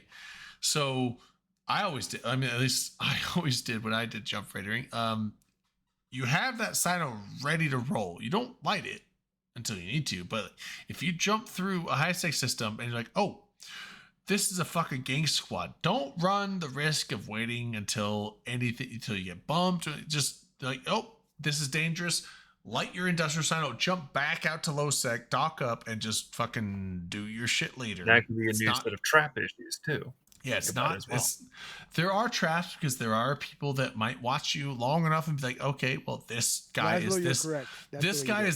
is this Jump Freighter's safety Sino, and they might be like, oh, that safety Sino's like ready to go, and they might like look to gank you and kill your safety Sino before the gank squad they have in high sec is ready to jump your freighter. Like that's some advanced planning that sometimes you just can't get around. I never had an issue with that, but I'm just saying, like, there have been I did jump freighting for a long time, and I never had an issue jumping through high sec, but there were a couple times where I'm like, you know what, this is But sketchy. did you take gates when you're Jump Freighter?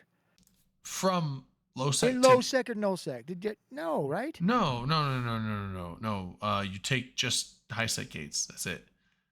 Just to Jita, and Only then way to move. you jump Only out way to move from into high Jita, but like you have to go from low sec jump gate to Jita. But No, I'm talking about no sec and low sec. So, hey, Aria, who's somebody wanted a industrial Sino in high sec. I Could don't those think ships so. go in high sec? It's RGC Godfather. Well, he was yeah, talking like the about that. industrial Also Sinos. Yondu as well. Industrial Sinos are just on industrial ships, like So he was like- saying he wanted industrial ships to be able to go to high sec, well, industrial ships can, like haulers and stuff. They can go to high sec. not ones that can jump to a Sino. Oh no, Yeah, no. Sino, that's putting, But putting the a high ones that sec can Sino jump, would not like, be a good jump fighters can jump to industrial Sinos, and jump fighters can go in high sec. So yeah, So why can't you really light in high sec then if it's because you can't light Sinos in high sec. That's the rule Oh, right duh. now. Yeah, never mind. Duh. As soon as I said it, I'm like, oh, no. Dom, you okay, man? I'm not. I'm not okay. What's Let's do a wrong? drink. That's okay. Let's You, do a you need drink. some Do brain it. power. You need some brain power right now. Getting a little low on liquid bread. Yeah, I was a little confused on that. But yeah, so I mean, but nowadays, there, like before, it was like there was a guaranteed safe way. The only way that you could die before in high sec and you couldn't be prepared for is like if people were willing to gank you in high sec and like spider alternate, you know, like in a way of like, I'm gonna point the guy, and then Concord's on me. Now you point him. Now Concord's on you. Now you point. If they alternated points to where like you couldn't jump out because you were constantly pointed back and forth between multiple people before Concord killed them, and then you died before the point chain ended, then you would just. But like that required so much coordination. Like that just didn't really happen.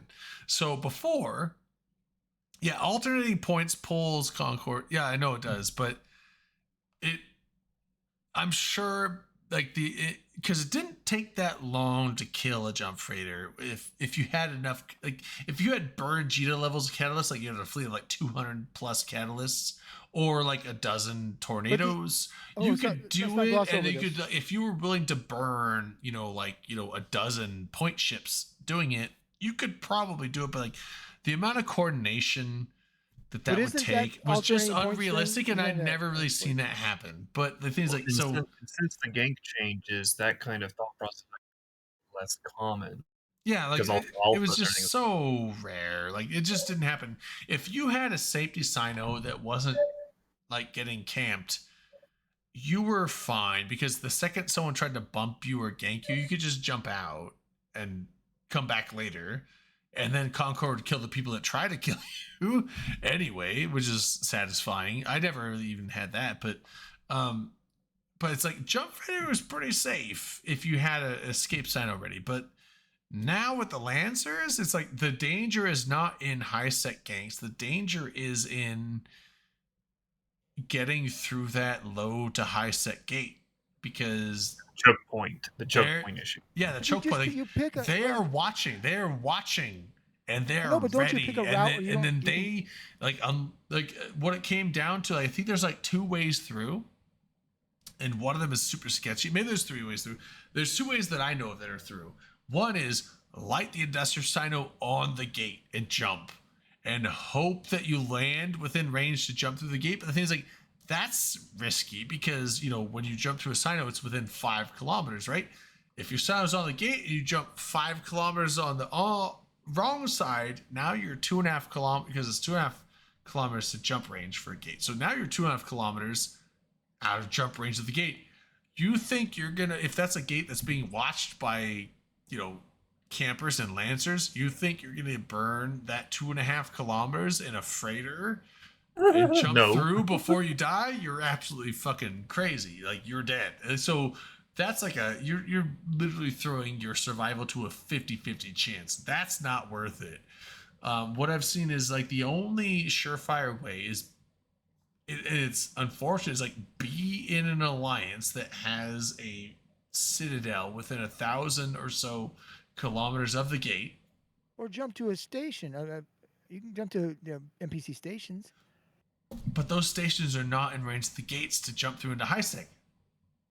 I think you're doing it wrong. No. So no, because you jump to a NPC station, but let's say that's 20 AU from the high sec gate. When they see you undock from that station and align to the high sec gate and go into warp, you've got like 15 seconds before you're gonna land on that gate.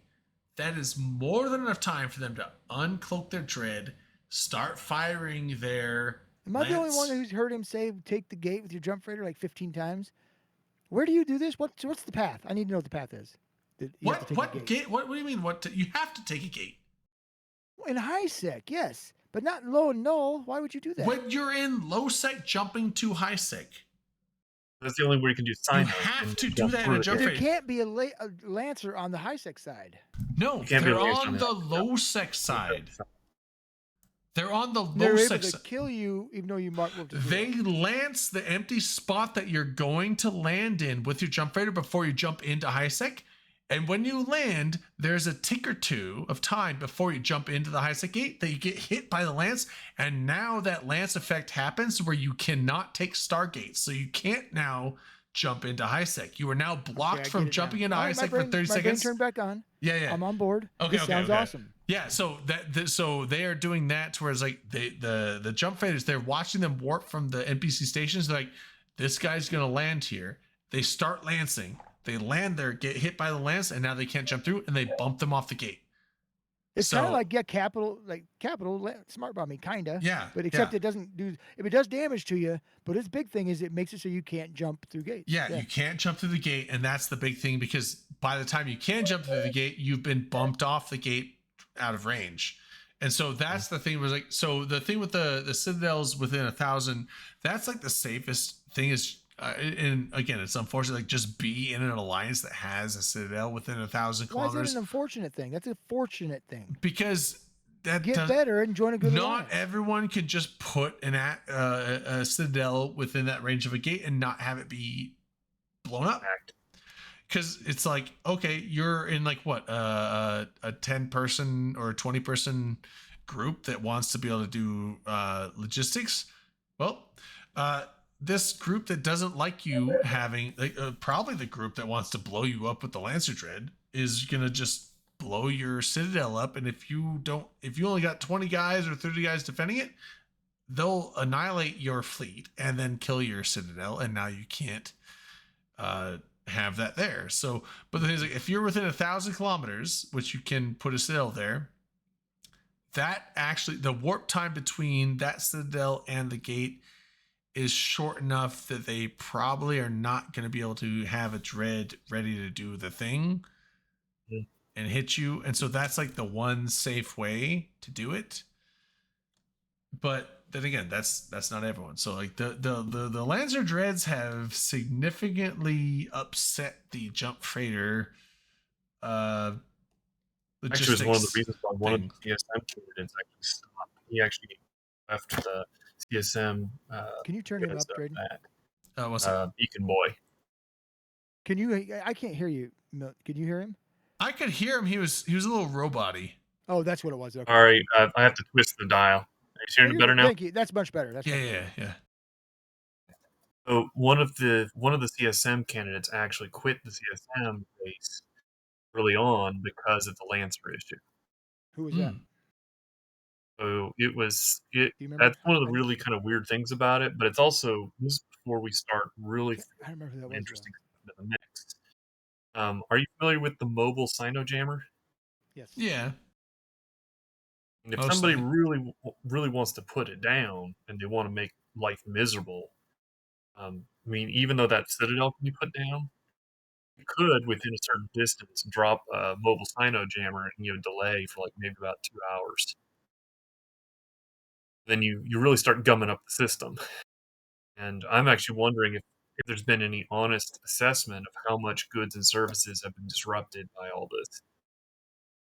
It seems to be causing some of the market instability. But what's the range on the Sinojammers? It's not as very big. It's not very big, but the trick though is placement, and you can actually drop multiples of them and actually cover an area. It has to be within 75 kilometers. It's got a really weird range limitation. 75 kilometers station, then it has a 100-kilometer effect range. Then you have to then balance it from each one of the jammers. It's about the mobile Sino inhibitor, right?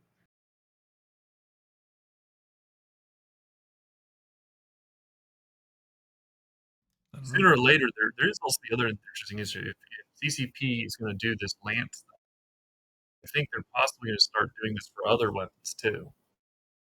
I mean, they might even tinker with the Titan Lances, where the Titan Lance does the same effects. Yeah, but like, would people do that? Because like, if the Titan, yeah, he's right. Because if the Titans and the Dread Lance did the same thing, like, why would you risk a $250 billion ISK ship when you could risk a 10 to 15 billion ISK ship to do the same thing? That was the initial concept.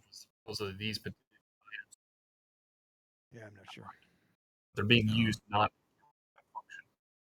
And like my main thing was like I like. But your idea with the mobile inhibitor, right?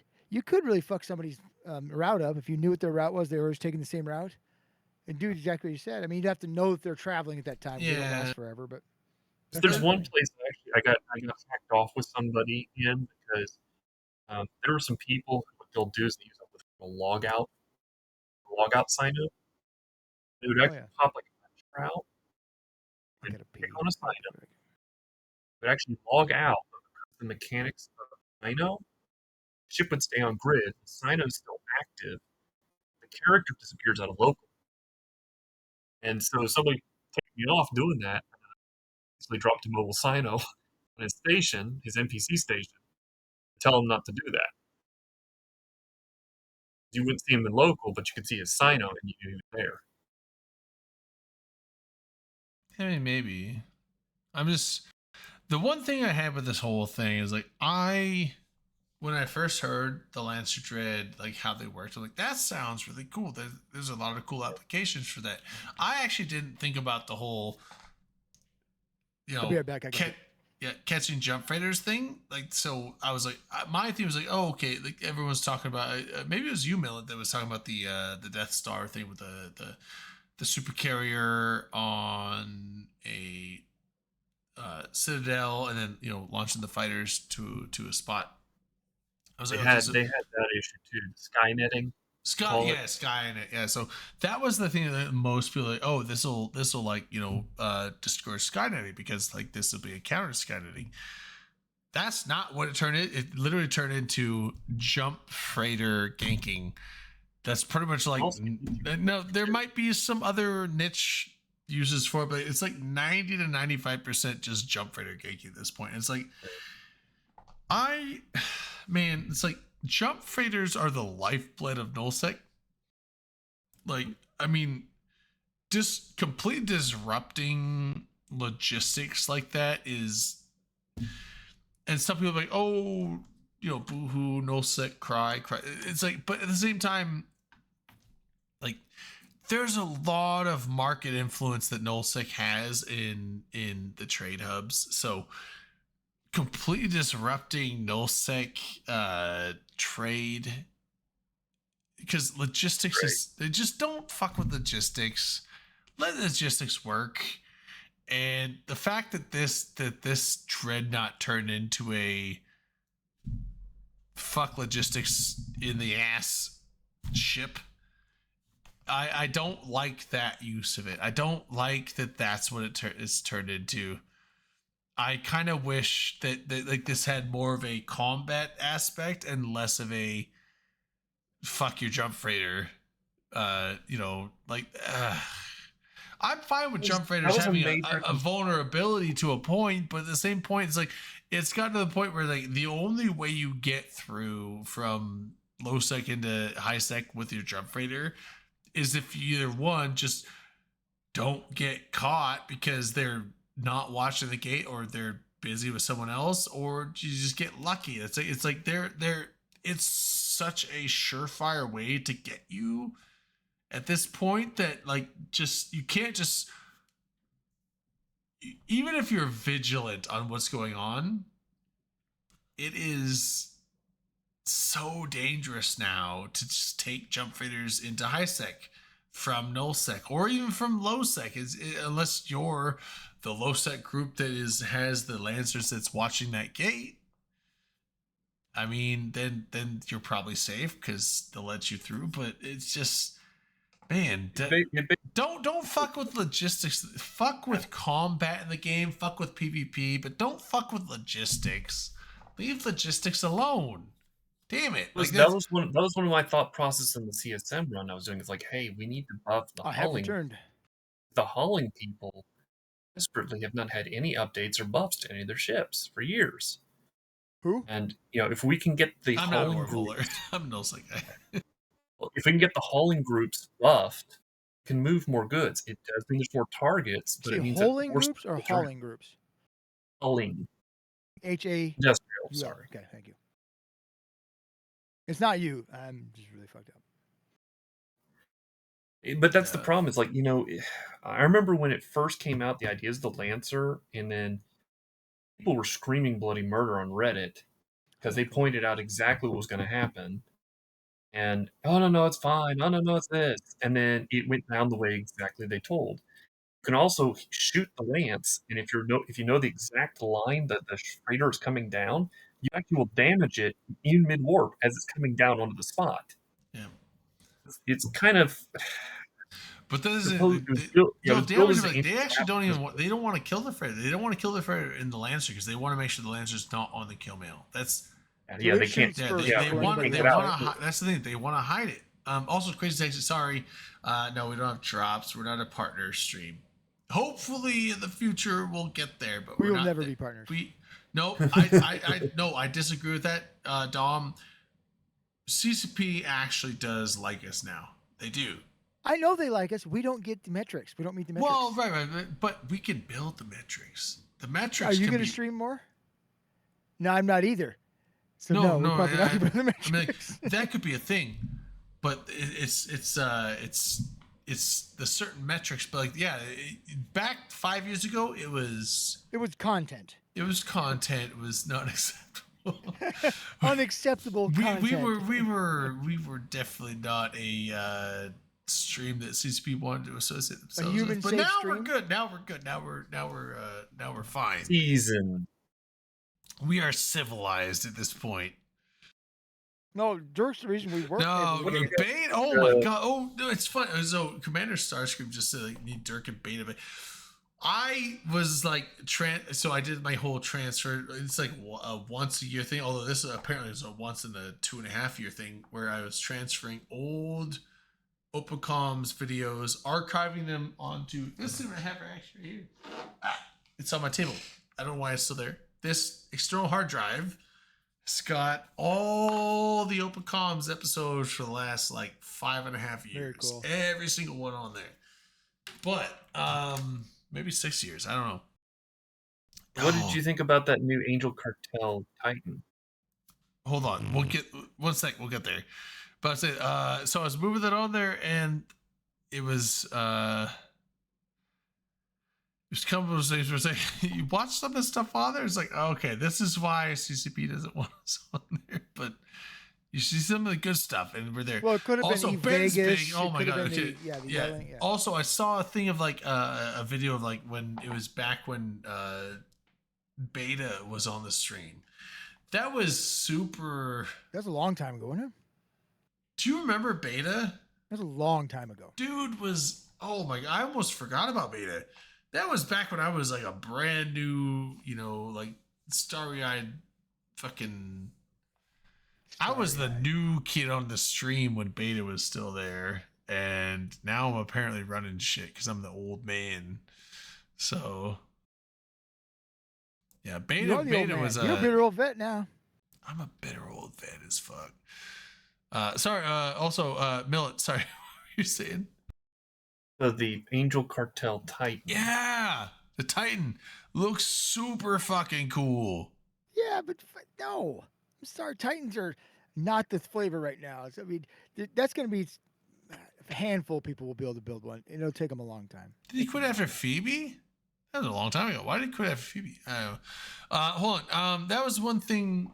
Ooh, I think I had a.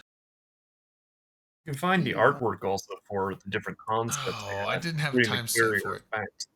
I need to find the I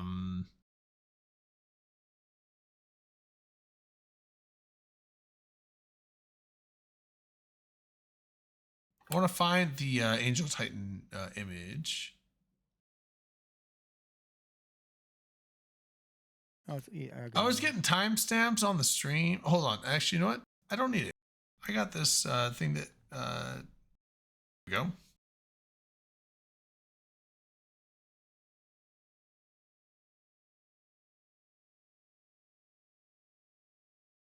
I put. Let me see real quick here. Got this thing that Redline did. 1 sec. Put something also in the Eve Chamber. It's an old piece of artwork from CCP itself in cross-reference. In the chamber, what? So in your open comms, in Eve Chamber, it's the last post on there.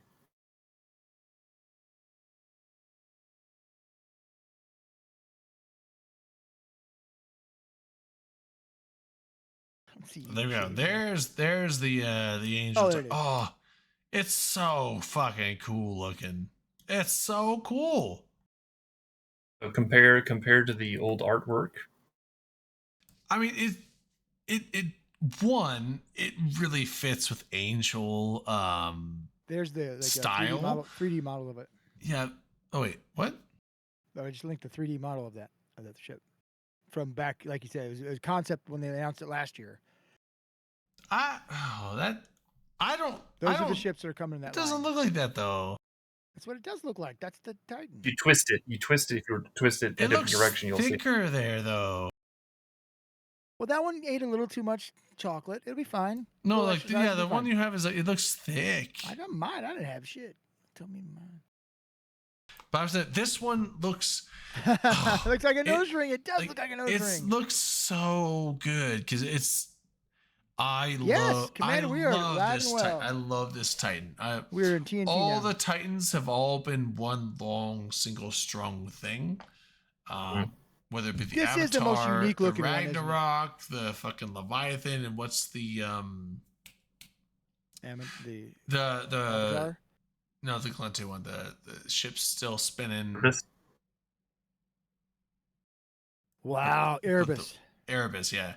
So the bus is the fattest, shortest one, right? But this one just went into like it looks like a frigate times 1,000 size. It's so Looks cool. like, yeah, like what was that? A crucifier, right? Yeah, it looks like a crucifier, but it does have the Angel Cartel style to it, because a lot of Angel ships are either like kind of like bulbous and like rounded, or you have like the this looks like an Angel ship, and it looks so fucking cool. Dramiel, yes, thank you, Dramiel. It's very much like a Dramiel. No. Oh, it's like a Check crucifier. underneath. Check underneath the artwork again. There's another ship. This ship I've been wanting to fly for forever, called the Fury. Called the what? The Fury. Angel Cartel could actually become its own faction. It has every single one of the models, plus whatever new stuff. Aren't they their own faction though? They're a pirate faction, for sure. That's a pirate faction. Yeah, like they're They one of the few pirate factions that every single one of their ships are unique looking. They don't have. It's not like Garissus where like, oh, you have a rattlesnake. That's a scorpion model. Like that. It's every single one of their ships are its own unique model. It's kind of like Sanchez. Daredevil. Are you sure? Yeah. No, I'm asking Dre. Tell they're me the only one? Tell me no, I said no, I'm not saying they're the only one. I'm saying that Angel, every single one of Angel's models are not an Empire ship. Correct. Like Sanchez. There's no Sanchez model. But also, like I said, there are other pirate factions I found out that the other pirate factions don't have 100% faction models or their own models, but like Sanchez and Angel. Garistus is the only one that doesn't have a unique model. Everybody else does. Yeah, at least one. At least one. But Sanchez and Garistas and Society of Conscious Thought, every single Brother Baiters one, have two unique, and then and also Mortis Legion. Every single one of their ships are different. Yeah. So I chalk it up to lazy art team. I wouldn't say that. I think I'm gonna bust them out next week. I think it fits in the lore with Garistas for sure. Serpentis probably too. But there is a funny little bit of information here. If you ever gone to like a DED and your ship's oversized for a certain particular DED, have you ever seen that it actually will show you what type of GM ships can actually get in? And then what happens is almost every single one of these ships is available for that. Yeah, but you can't fly them because you're not GM. So I'm posting a couple more. I was like, I saw this Titan. I was like, I actually, this would make me want to train into Titans specifically for this damn Titan right here. But then I was like, I'll never be able to afford one.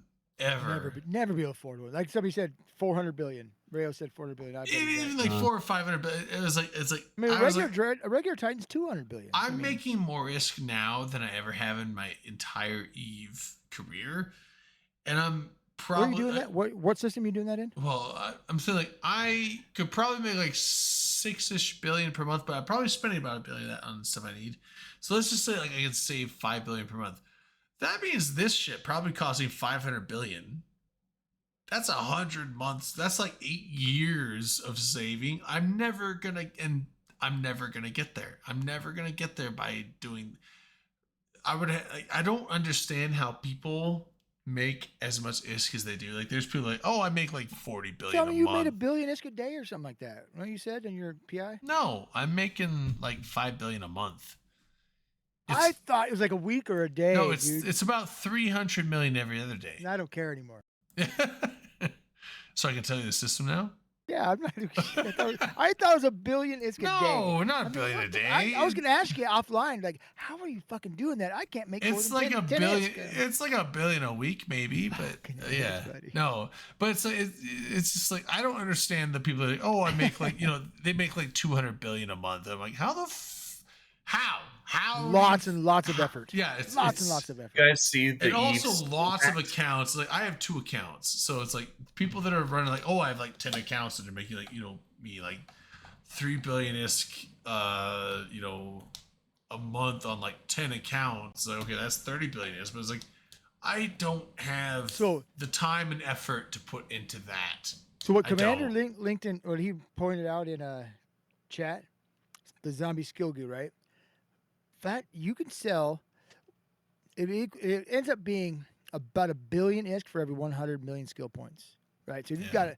If I was to sell my main, it'd be outrageous. I mean, they'd make a lot of money doing that. It's just, once again, it's effort though. Doing the buy-in characters, stripping them of their points, and then selling stuff. Yeah, I don't know. It depends on how much of a grind you're talking. Because like I said, that's where I make most of my money is with PI now. But like it's like I said, it's 300 million every other day, which is not bad. But I still make it's most of my also money only with a credit couple card. hours every other day, so it averages out to like an hour a day. That's not bad for 150 million a day. Chendel, it is a lot better than, Better than I would 6, do 7 years ago. ratting, honestly, and it's super simple. But there's obviously better ways to make money, but it requires so much more time and effort investment. Like PI is like the super low. Like it's something. It's like every other day I just dick around for like an hour or 2, and that's it. It's super low effort, as opposed to probably the super high end methods of making money require so much more effort and time and investment and just attention and all that stuff that I'm just not willing to spend half of my day every single day to make an ISK. I'm not. I can't. It's just I got other shit I'm doing. So did any of you guys see the new Steam packs for EVE Online with the World of Warships collaboration? The skins? Wait, World of Warships collaboration? No. I did Yeah, not see check that. out Steam. Go to the EVE Online download section of it. Then you'll see a very interesting set of packs that are available right now.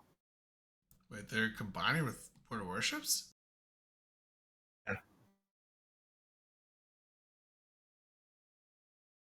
Actually have special camouflage skins for the Gnosis, Metamorphosis, and also Sunesis.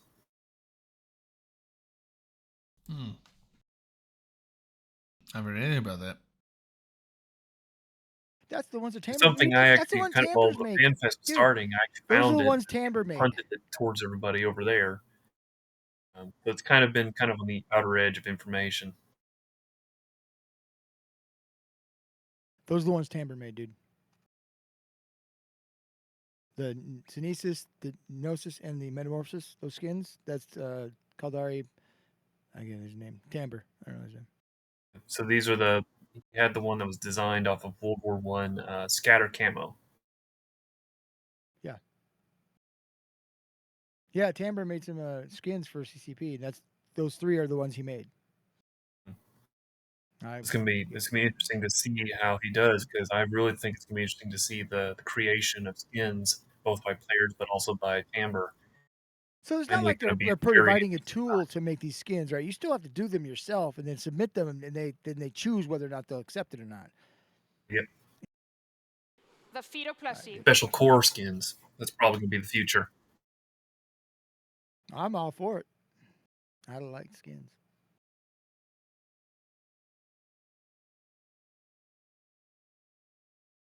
I hope CCP allows people to basically, if you have a core, you don't have to have a station or to have personalizations. It's been one complaint I've been hearing lately. What are you talking? Which ones are you talking about? Okay, so like personalizations, like the icons for a corporation. I've been hearing some people complain about the Evermarks. They say that if they don't have a station that they can dock, they can't use the personalizations on the ships.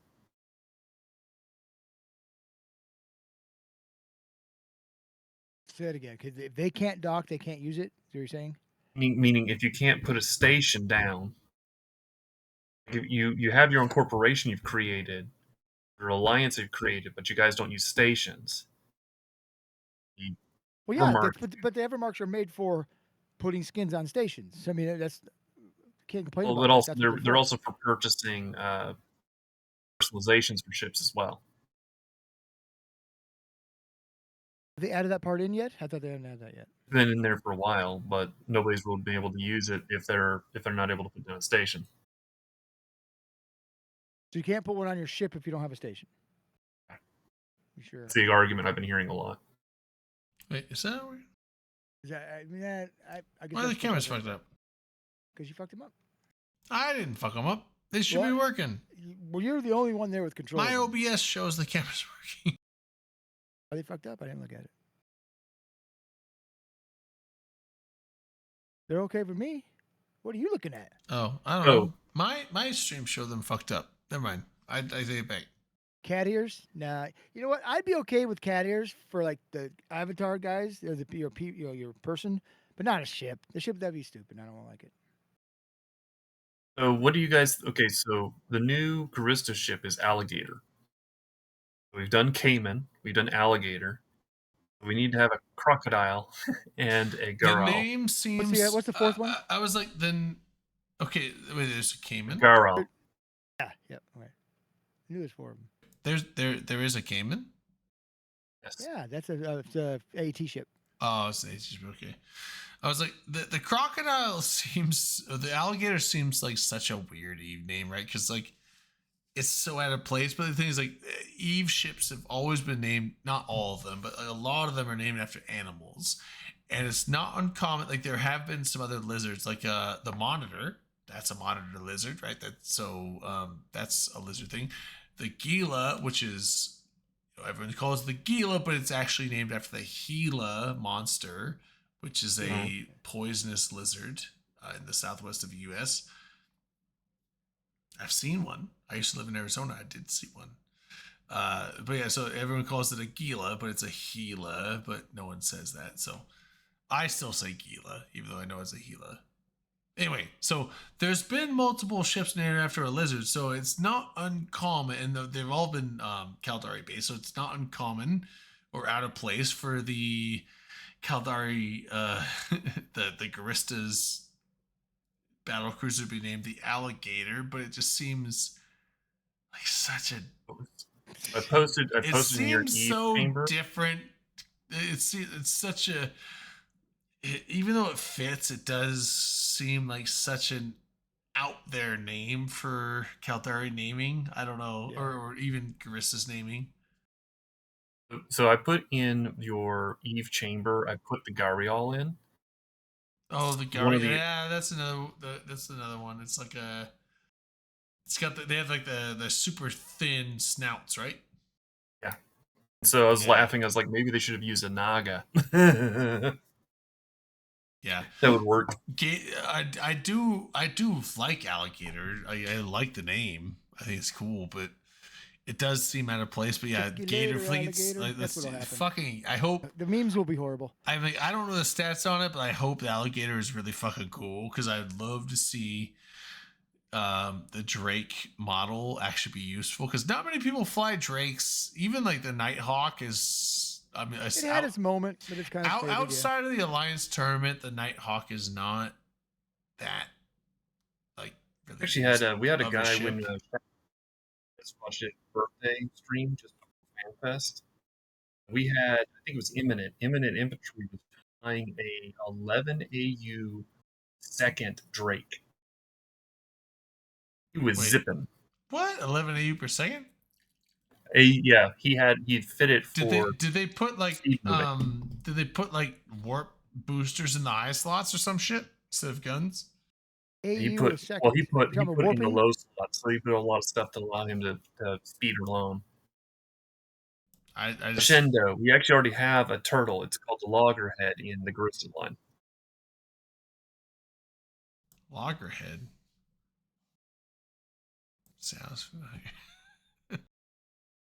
But no, I would love to see what the bonuses are. Sorry, say because what like you the said Nighthawk, again. the How fast Nighthawk is is it like going? not used like 11. what's the He said it other was 11. what's the other Caldari command ship that's used instead? Yeah, the other one. With that Alligator, think about this. When you have the shield boost on that thing, It's like the Ferox ship, but command ship. Nuts. Vulture. Yeah. So vultures are good. Vultures are. It's not even. It's even still like vulture fleets are not that common. Vulture fleets are a thing. Nighthawk fleets are just not a thing. And Drake fleets, like, yeah, there's people that will use Drakes, but it's like, I would love to see, I hope the Alligator is good, and I would love to see Gator fleets. That would be fucking cool. I want that a lot. I was actually goofing around with somebody. Somebody popped in on one of the streams and actually was talking to me for a bit. We took the Mamba up to like 90% resistance shield-wise.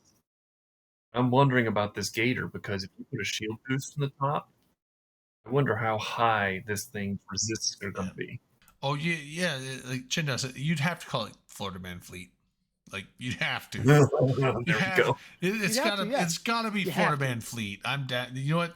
It can't be anything else. If you call anything else, we'll come hunt you down. If you call anything else, you're just dumb. You're doing it wrong. Just don't. Just don't.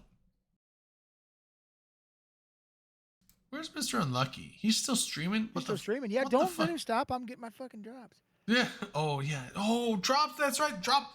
Yeah, so the drop campaign started this weekend. Watch either the CCP streams or watch partner streams this whole weekend because there's a drop campaign going on from the 22nd, really cool, which is I think today. This drop campaign is weird. What's the rewards? I haven't even looked at them. I think it's basically if you do the CCP and you also do the partner, it's the same skin, so you actually get double of it. Well, wait, you get double? You get agency. Yeah, so basically you get the same type. I thought it was like you could watch the CCP or the partner skins and it was the same progress. Separate ones. They're separate tracks now. Oh, fuck, I fucked up. I didn't watch today's streams. Good, early in the morning. I fucked up. All right, time to like... But they're the same reward, except that you'll get 2 of the mysterious Galnet boxes. Oh, so it's a random Galnet skin? I'll take 2 skins. I don't care. It's like you get a ship. You can either get a ship, you can get a skin, or you can get some other item. Like it's got randomized stuff in it. I want the Rattlesnake Galnet skin. That's what I need. So even though I don't really rat anymore, but just in case I decide to, gotta do it looking cool to myself. Because if anyone else is seeing me ratting, I'm in a bad spot. So why are you in a bad spot? Because if anyone else is seeing me ratting, that means that they're either 1, warping into my sight, and hopefully they warp out, where they're 2, ganking my ass, and I'm dead. As you should be. But I haven't ratted in a long time because, like, since it's like I used to be like, oh, I can rat for like a couple billion a month, or I could just PI for like 5 billion a month, 6 billion a month. I'm like, the fuck am I spending my time ratting for? I could do both. Honestly, doing both would put me at like 7 billion a month. That'd be better. But I thought it was funny when the new ships were put out. Gideon said, "Oh, these are horrible, everything else," and I'm looking at him like, "We haven't even just started to even play with these yet." I'm like, "Please, give them a chance before you say something." Dude, I want to fly some gators. What do you think about that? That'd be an open comms thing. I was just like, I don't even care how bad they are. We're just gonna do Gator Fleet, open comms, Gator Fleet. Which one's the Gator? It's the Drake model. Oh, the probably be able to actually have a cloak on it because if you've looked at the new destroyers, they've got enough spaces on them. You can drop a cloak or scanners or other stuff in them. So they actually are very. I want to see what the stats are. What the I want because if it's a pirate faction, right, it's gonna have like multiple bonuses, right? Or not multiple. I want to see. I mean, like, it might follow the same line as the Grisses, which I actually don't know what that normally is. Because it's different. Because like the Rattlesnake has like really awesome bonuses to drones. That's why I was saying earlier. Will the Drake have you can only launch 2 drones and then get the 250% bonus? But Drakes, I mean, do Drakes not a drone? They have like they have the normal like 25 megabit. They're not really a drone, but they're a missile boat, right? So, but then again, so would the Raven. That's Baristas. Or so would the Rattlesnake be. The Rattlesnake is like a. So if the Drake has that same kind of bonus in line with the rest of them, or Scorpion, that's going to be pretty fucking powerful. I mean, like the Scorpion is like a jamming missile boat, right? It's not really a drone boat, but then and the Merlin's not the really Rattlesnake is like, oh, I'm a drone boat now. Believe it or not, so. With 2 drones, I'm a drone boat with 2 drones, and I'm awesome. So it'd be interesting to see what the Gator does. You have seen the it might be a drone because like the Cruises. Gila's a drone boat. The Gila's a drone boat.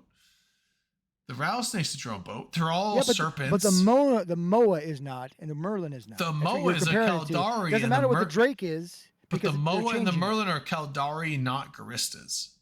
You're talking about I think you're talking about the base the core. new ones. No, the new one is the Alligator, which is the The Mamba Garistas. and the Alligator. They are Garistas ships, not Caldari. They're based off Caldari holes. They are based off knucklehead. Caldari's holes, but the things like So you're saying the Drake's not a drone boat? It doesn't matter. They change everything. Right. Just like the Merlin, the Moa, the I know, rattlesnake. but that's what I'm saying. Like the Alligator might be a drone boat because the Rattlesnake is a drone boat with some missiles, whereas the Scorpion is not a drone boat. It's a jam boat with some missiles. Correct. So what are they? If they make the Drake into one of these ships, right? The Gila, which is based off the Moa, I think. Correct. Yeah.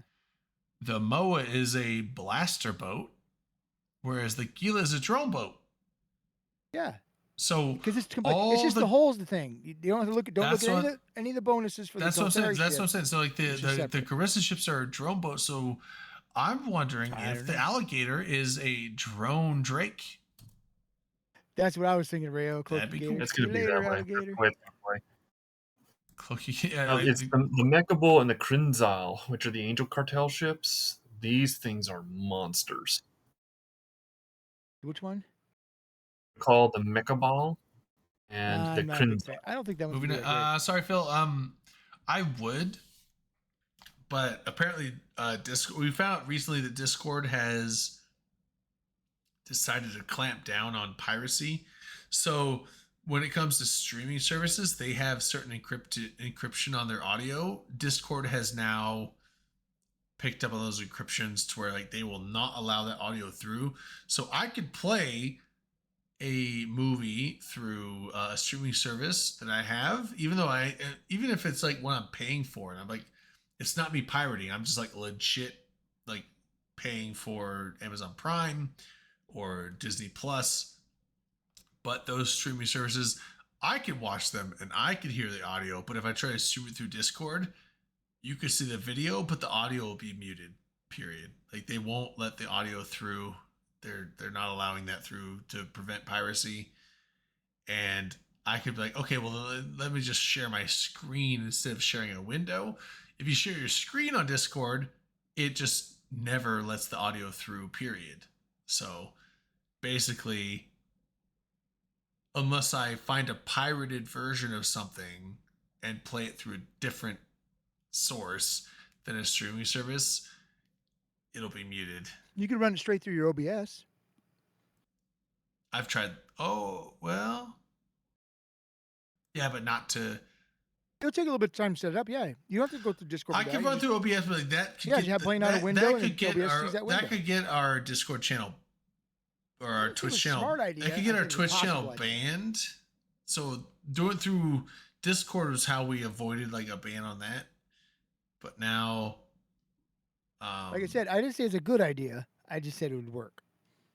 Amazon Movie Party. There might be a thing. I think you do a movie party thing where like people that other people that have Amazon But Prime. everyone has to have Yeah, Prime they all for that have to to have that streaming service, and I think you can share it that way. But I want to find a way. I just told you a way. Well, pirating is the way. Honestly, is what it sounds like. Well, you tried to. I just don't know how to pirate. Like I've never used a fucking torrent in my life, and I don't know how to use them. You just stream it from the internet. You don't have to download shit. No, I can't stream from the Yeah, internet. that's the stupid thing about all the I can't. systems. No, I stream from the internet, and they block the audio. That's If what I'm you go saying. through Discord, you can stream straight through OBS. They won't block it that way. When I was I'll younger, show you and later. YouTube, you remember back in the day, YouTube actually used to be able to just like you put almost any type of music to a music video or do whatever heck you wanted. Mhm. It's like, today they block you from even using music that's even a computer. They've been blocking music for a long A lot of times they won't, but the thing is, like, if they don't block you, it's usually because they will find out, like, oh, No this one's music reported is you yet, owned by this person, and therefore we'll leave your video up, but any monetization it gets will be shuffled over to that person that owns the rights, and so you don't get any money. You can keep your video up, but we'll give them all the ad revenue, which I don't care about because my YouTube channel. I don't run a YouTube channel. Or asking to put a link down. I don't run a YouTube professional channel. my YouTube channel is just me posting videos for like meetups and like just vacations I've had, and so I don't look to make money from it. So like if I post a thing with like copyrighted music on it, they're like, oh, we're shuffling all the profit over to this person that owns the thing. I'm like, that's cool. I don't like. I'm not looking. I don't use YouTube to make money. So you can take all the money and send it wherever you want. I don't care. But I've had a couple of videos where the music's been taken off of it. It's muted. Oh, that's sad. It's like a couple like Eve, like Eve Fleet. I put music to it and got taken off. It depends on what it is, like you said. All my videos are just meetups, except for one, which is a clip from the super stupid B-rated movie. It was what was it? Velocipaster. That sounds worse than Sharknado. So yeah, it is worse. Sharktopus. That's the one. No, it's worse than both. It is. So the description of the movie was like, a priest loses his parents and travels to China, where a prostitute convinces him to use his newfound power to turn into a velociraptor to fight ninjas, that are evil. That's the movie. One was bored. Sounds like One fun. was bored. Yeah, the prostitute early in the movie has a pimp named Frankie Mermaid. And I put on my channel the clip of the Frankie Mermaid thing, because the reason I put it on there because I couldn't even finish the whole movie. It's like there's B movies that are so bad they're funny to watch. This was a B movie from Mars. This is a B movie that I thought was funny to watch, and it was until about 20 minutes in. Then I just couldn't stand it. I can't do it anymore. I had to close it got really, really bad. It got so like cringy bad. But the one scene with Frankie Mermaid was hilarious, and I was trying to show a friend it. I'm like, oh wait. I was like, hold on, let me find it on YouTube. Like, there's no one had that scene uploaded on YouTube. I'm like, how is no one? This is like one of those like classic like shitty B movies that people would upload every part of. There was no scene of it, so I'm like, okay, well, hold on. So I went home. Gotta fix that. And I clipped the scene and I uploaded it on YouTube just to show my friend. And then I just like left it alone. And then I checked it like 3 years later. I'm like, there's like 35,000 views on this on this scene. Like, apparently I'm the only person that has that scene uploaded on YouTube. And everyone's like, oh, Frankie Mermaid. Did you get a notice then for copyright infringement? No. Okay. I can show it. Hold on, let me find it. I was like, wait, what the fuck? This is my most viewed video ever. But it's like just some random scene that I literally uploaded just to show a friend to like make fun of it. But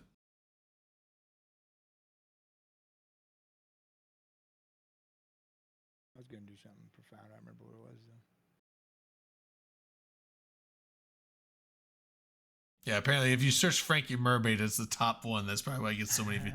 There's 33,000 views. Okay, here we go. Frankie Mermaid. You play it on stream? Yeah.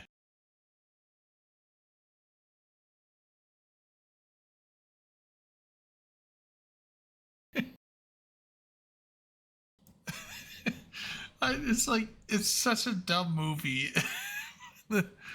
It's like, it's so good. What was the name of the movie? It's called Velocipaster. Velocipaster. I'm finding it. I'm gonna watch like it. It's a pastor that turns into a velociraptor. As they should. But it's so bad because like the special effects, like like the test dinosaur suit that people go into. It's like the inflatable generic T-Rex. Is it that? That is the special effects they use for the raptor. It's so bad. What you telling me? It's probably the greatest movie ever. Tell you of our Lord and Savior T-Rex. Yeah, I just love it. It's like he's like, I'm hot and ready to do it today. Where do you want me, Daddy? Go. He's like, Carol, slap, goddamn you, Carol. Bitches.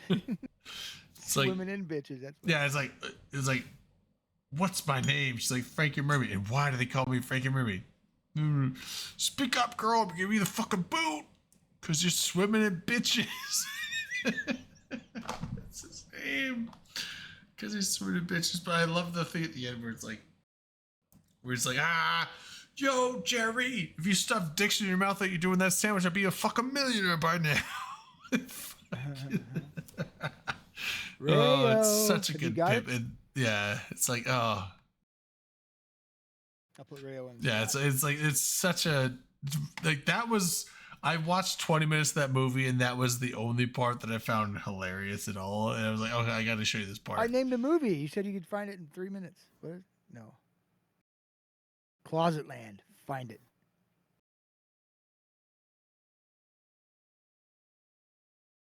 Yeah, so that's the prostitute. She breaks off from her pimp. Apparently, Yeah, I think her pimp gets killed. I don't want to give spoilers, What's- but no, I what's the pimp's name guarantee again? no one's gonna watch that fucking movie. What's the pimp's name? Frankie what? Frankie Mermaid. He does not die in that movie. That would be a tragedy. People said he died. I haven't watched it, so I don't know. But that's the prostitute that goes and convinces the pastor to use his Nice job, Rayo. dinosaur changing ability to fight ninjas in China for good. Because that's what you do as a pastor. Fight ninjas in China. Yeah, it's fight ninjas in China for good.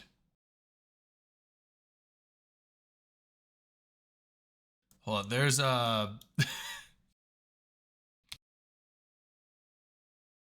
gonna drink. You know what? Just take a drink. Take a drink. Take a drink. Yeah, drink. There's another scene I have to show you. This one I didn't upload, but this is pretty good. This is literally in the intro of the movie. That's fucking good.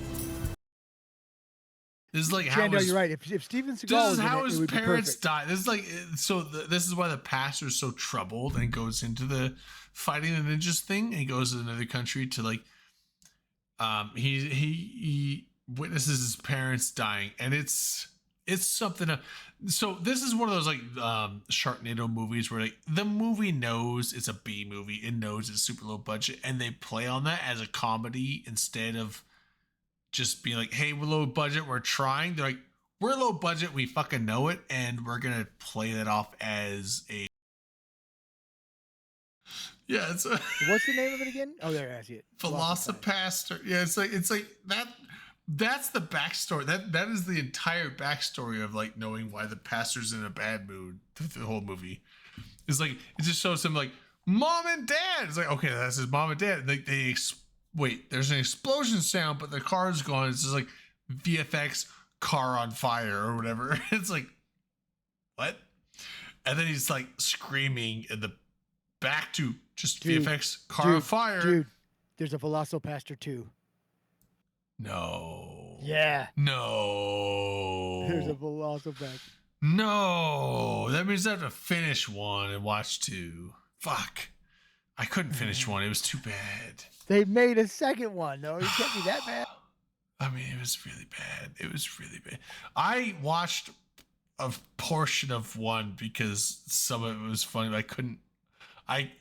It was funny at parts, and then some parts are so. It's not even like cringy that it's funny. It's so cringy that you just can't stand. You're like, I can't. I close Chendel's the right. window. Cocaine had no part in filming this movie because they didn't have the budget You know what? for it. If cocaine was in the movie, I'd have been probably a little more into it. But I don't know if they had the budget for that. They could use fake, maybe. But yeah, so Did you see I linked there for you? I linked it. I just love the fact it's like, oh, car on fire, and that's his tragic moment. And then it's like, oh, and then like his senior pastor, like the pastor above him, was like, you need to just like forget about it. It's like my parents blew up in a car accident. It's like, So Velocipaster's got 5.1 stars. Llamageddon has 3.9. That's probably I've not watched Llamageddon, but I've seen things with Llamageddon. I don't know if I could. I don't know if I could sit through I that, don't yeah. know if I could do it. I know what Llamageddon is. It sounds. It's What about obvious. Killer Sofa? It's obviously and that one where the people sitting and they eat their ass off. I guess. Yeah, I know that one too. Those are all ones where I it's love like, you so much more now. those are all ones where I know what they are, but it's like I am all down for bad horror movies, but I have limits. I have limits where it's like you intend to be so bad that you go into the B-rated film genre to make it so silly and so ridiculous that it is beyond bad that it's just I don't know. There are times where like I'm fine with it being tastefully bad, but there are times where it's like, you know what, this is just so out there. I can't do it. I don't know. Maybe if I was drunk enough. Oh, you got the Toxic Avenger on here. That's a good movie. Have you seen the Omatone? I won't do that. The Omatone video. An Obatone is like Obatone is video. No. Okay, so an Obatone is an instrument. It's like an anime style instrument. It's a Japanese thing, but it's like you have a thing where like you press the thing and it makes a certain sound, but it has like a rubber thing over the speaker, and you can squeeze it so it makes it look like it's coming from a mouth. It's like wah wah wah wah. Like from yeah, I do know what you're talking about. I didn't know what the name of it was. Yeah, it's called an Obatone. There's a YouTube channel that makes some really fucking he's really skilled in making it very, very solid, but it's also funny the fact that have you seen Winter Garden? No. The Marble Machine? So good. What? You haven't seen the Marble Machine from Winter Garden? Oh yes, I have. I have seen that.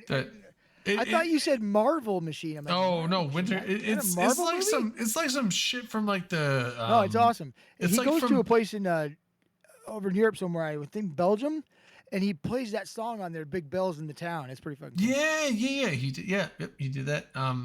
I think he's Dutch, so I think he's from Netherlands. But so Belgium's not far away. But yeah, he's. No, wherever he did that, it wasn't in where he's from. It was right. Yeah. I saw that one where he did the bells thing too.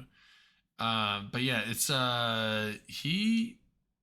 was so good. The thing is, like, I loved that video. It so reminded me of like the fucking Zelda Ocarina of Time, like the forest temple type of style and sound to it. Like it was like a mix of like a forest temple and something else. I don't know. It just felt Zelda. It just felt Zelda to me, for sure. Okay, I didn't see it. What, you haven't seen it? What are you talking about? I forgot what we were talking about. Sorry. I gotta do naughty shit. No, you've seen it. What are you talking about? I forgot what we were talking about. The Winter Garden. Yeah, I've seen it. Yeah. Because I forgot. Dude, leave me alone. Oh, you've seen it. What just happened to my browser? I like ways to get max. I didn't click on this. This is one of those you go like down the rabbit hole. You find shit like this. He has some really great videos. Yeah, I love this. Really I don't. I'm gonna play because I don't know if it. I hope everyone's seen this. I feel like everyone has, but it's worth watching. This guy built this from wood and metal marbles.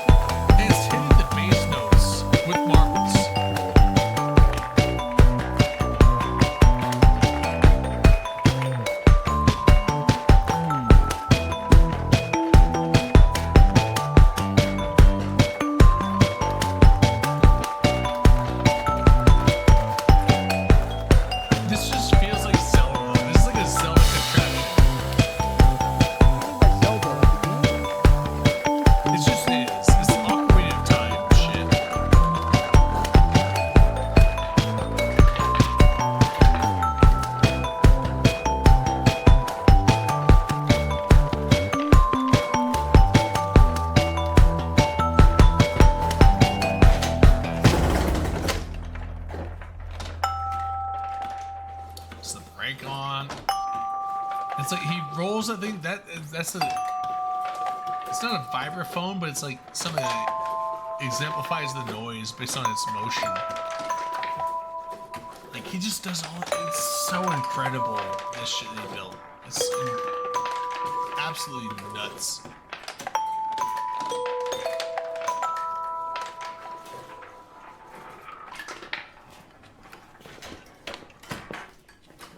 It reminds me of the guy in the, like I said, like in Ocarina of Time, the guy with the like music player in the windmill. There's just like round and round and round the music goes. It's like that guy. This reminds me of that.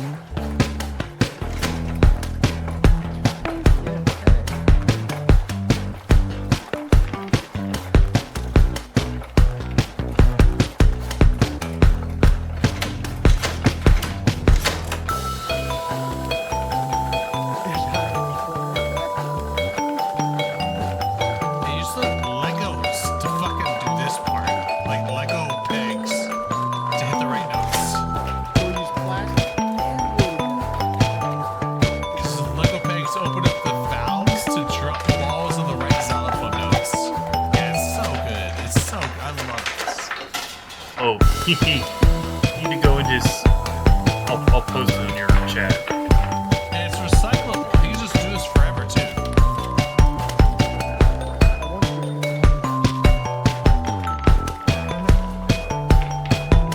You think this is crazy? You gotta see what he has to do. Put it in your chat.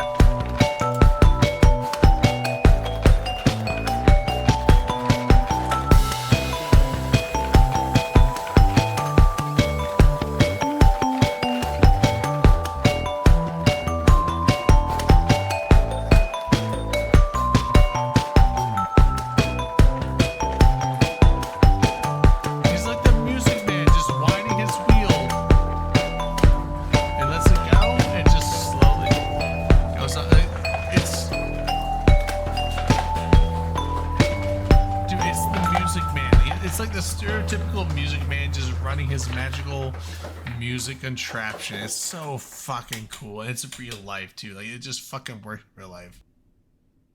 I've seen that video you linked. It's pretty cool. This guy's amazing.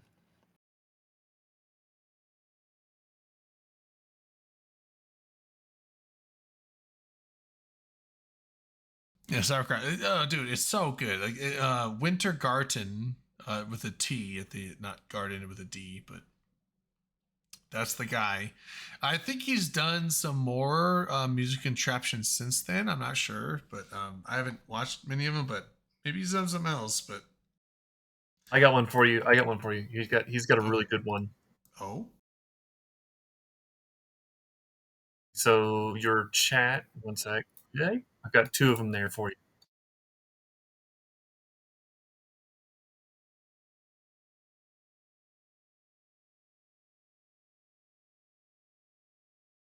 Yeah, okay. So your chat and Twitch has got the two videos.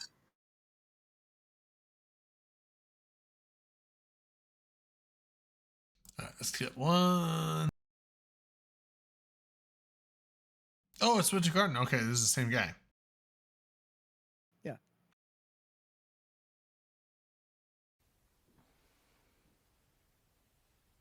Is this like a new machine you got? Take it away. Yes. Oh, it just runs itself.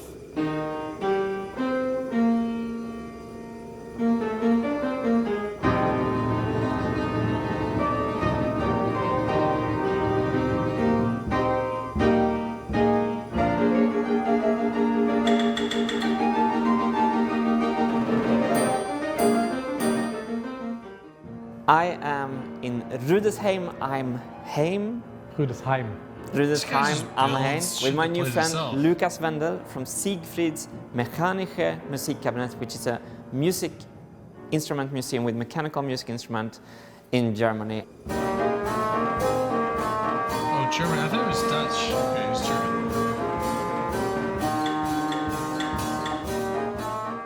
We want to make another series like the Music Machine Monday series we made on this channel before, but from Siegfried's Mechanical Music Cabinet Museum and see your So collection. strange. Today we're just going to walk around and basically see what you have. Yeah, and rip you outside of some instruments you just get your head stuck in. Yeah, so here you have some disc music boxes, which is like my favorite type of instrument because they're so beautiful. One different upstairs, I think you very like, so Okay. we can skip those for now. What is this? It's a banjo orchestra. I love these. Skip Wait, they're those. plucked Okay. mechanically. Yes. Look there. Banjo? It's a banjo. Wait, what? Oh, I know that song. I know what it's called.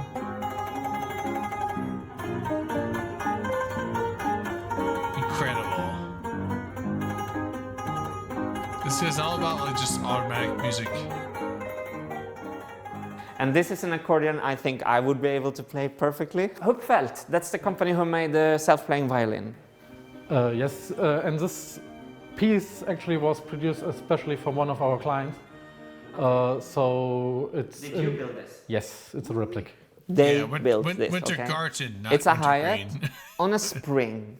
So basically, this box here, behind there, will That's the contract older or brother of, expand and push this felt pad onto the cymbal to make a dampened sound. Wait, Wow, what wow. was the Oh, these are also part we dampers. recorded? Let's move on. This is That was absolutely always crazy. bouncing a I wow-wow. bet the sound of these Glockenspiel bars are great. It's considered one of the What song was most it? nice sounding Now instruments. I saw that only by looking. Okay, that's how far Oh. into Glockenspiels I have become. Glockenspiel. Here's a music box comb, by the way. Small one. Oh, small, yeah, small one. Yeah, you can see the human size next to it. It's pretty big. Yeah. Now I think we're coming to a music box you'll really like. Sehr kleine. Because that's the Comet.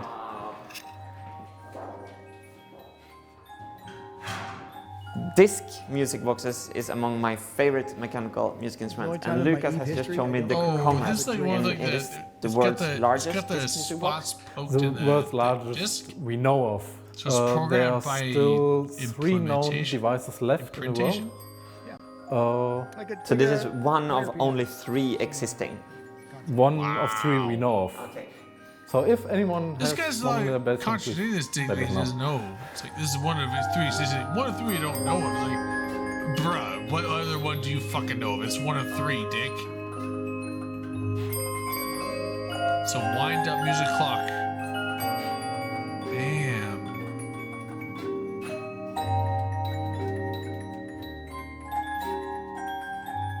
Crazy. I don't understand why there's 3 notes next to each other there. Well, actually, I don't Put want to another spoil anything item. for the Have you video, ever heard so Nigel you'll have to Scanner? wait. You'll like this. I guess we have to find out in the Music Machine Monday Season 2. This one we definitely have to do, because it's a Titanic organ, as it's called. Karlstad! Not in that's, Sweden, it's another Karlstad. I'm actually from That's not Karlstad in vodka. Sweden, but I guess it's a Karlstad in Germany. Gillblad sounds Swedish. Strega gifted a bunch of The power subs. source is weight in the back dropping. Dropping, yes, and it's turning You just paid the for shaft CPR when we go to... to FanFest next year. This is non-electric. Yeah, and then you have this amazing funny, I don't care who you programming. I think with that, he just drum paid for Darwin's in the middle, biggest and the instrument. instruments on the top. So you can program it That should cover it. because it's fixed in... $40. Ah. That's all you need. Pin barrel. Here's another pin barrel with a governor. Yes. Yes. Let's go to speed governor. 1 point from Oh what? shit, you can't go too fast. 1.2 Check knots. this out. And I'm complaining about my programming plates. They slayed the dragon 200 years ago already. We have quite a bigger dragon upstairs, say slain. Wait, So. where's this dragon they're talking about? I want to see that. And what's in Point. there? Point to the These dragon. are our crank barrel organs. Point to the crank. Shots to crank. We only have crank. This is a We only have completely different drums. instrument type. It's a grinding organ. How do you know? Yes. That you played on the streets a lot. Yeah, especially in Berlin, there were like 300, 400 people on the streets playing these barrel grinding organs. And the cool thing with the barrel inside the organ here, if you come closer, Hannes, is that there is actually 7 songs We're gonna put it- we're making it programmed on this same barrel. That looks like seven songs to me. Hell You yeah. can show how we're If I know those so, songs. first you need to have this up, because if you would move the Down, barrel up. side to side, you Down, up, it would left, break right, some left, pins. right, up, And after down. that, you can Select, lift start, this AB. That's and the this, code. like knife. For what? I don't know, to play the Gets song. Catching a groove. Oh, how'd Okay. you know After that? that, if you're in the groove, Because you know I you played have the video games before. right These are the melody, first and you video can read game what invented. melody you This is have the and just count old the school. grooves in This is the before track. they do And what I A can't and B wrap was. my Because head A and around B the didn't work exist in of the alphabet placing yet. deals. It was you started with bridges and C. these and then nails. went to There's switch Yeah, to still one Konami person code. left Konami. who code. I does like this kind of work There's the new Drake. at a really good skin. quality, but you'll have to pay in advance, and That's not what you the get for waiting the, list is something what's it like called? 10 years now. This is something Wow. else. And I he's haven't 80 seen years this old. with the Winter Guard guy. He loves turning cranks. Look at that. He's so excited. I'm not a fan of that as much as I am his So other here stuff. we're in the room with our violins. That's not So as- this one is special, isn't it? This one is special, yes. If you remember from Spelklock, we filmed an instrument with 3 self-playing violins, and Luca's father Jens has actually built this instrument, and it's supposed to be 6 violins in this, so 6 twice as good, violins. and that's coming up 6 later, violins. I guess. Twice as I good guess. violins. Essentially, at Play some it. point they put a music Pussy box in bitch. everything Play they could it. find, Yeah. It's a beer mug with a music box. because why not? And here you probably want to look up. Oh wow! So this is a knight. Oh, this is the what did you Sistine say? It's a Chapel. I knight's love castle. I don't know the English name currently, but essentially, yes, they were staying here, and this was a chapel. And I love these kind of things because in here you can see the principle again, so easy. Like, okay, you have the power source, so await again, pumping air in the bevel, going through the program, out through the pipes. Look at that pistol. You think you're gonna die, instead you get to hear bird song. That's You a think you're in pistol. That's a paradise. pirate pistol. Is it? You looking at the House in the Rock stuff now? What's up? What's the video you're watching right now? It's some Oh, on I'm honest with you YouTube. guys, still the same guy. Okay. Oh, it's some on YouTube. I was watching a bit of it, but That's fine. Second one I posted after that one. One actually has more music. What'd you say it was I called? lost the link.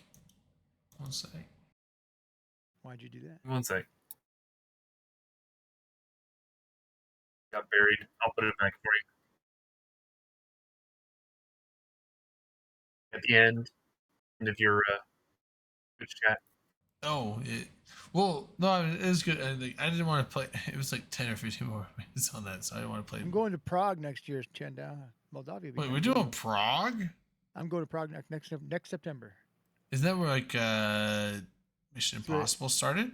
I don't know. We're to meeting up with the bad posters. They started in Prague, I think. Satrasil and They Dirk just and watch out for the elevators, you know, and I won't take them. well, just don't be on top of them. Or underneath them. You know what?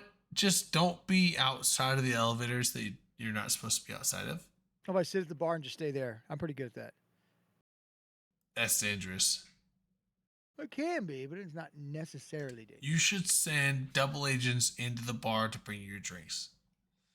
Ooh, that's not a bad idea. Yeah, just like, hey, I might be able to do that. bring me a rum and coke.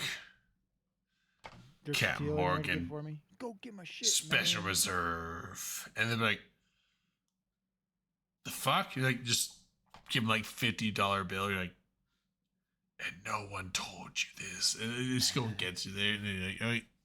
So it costs you $50 per drink to do that if you want to be a secret agent.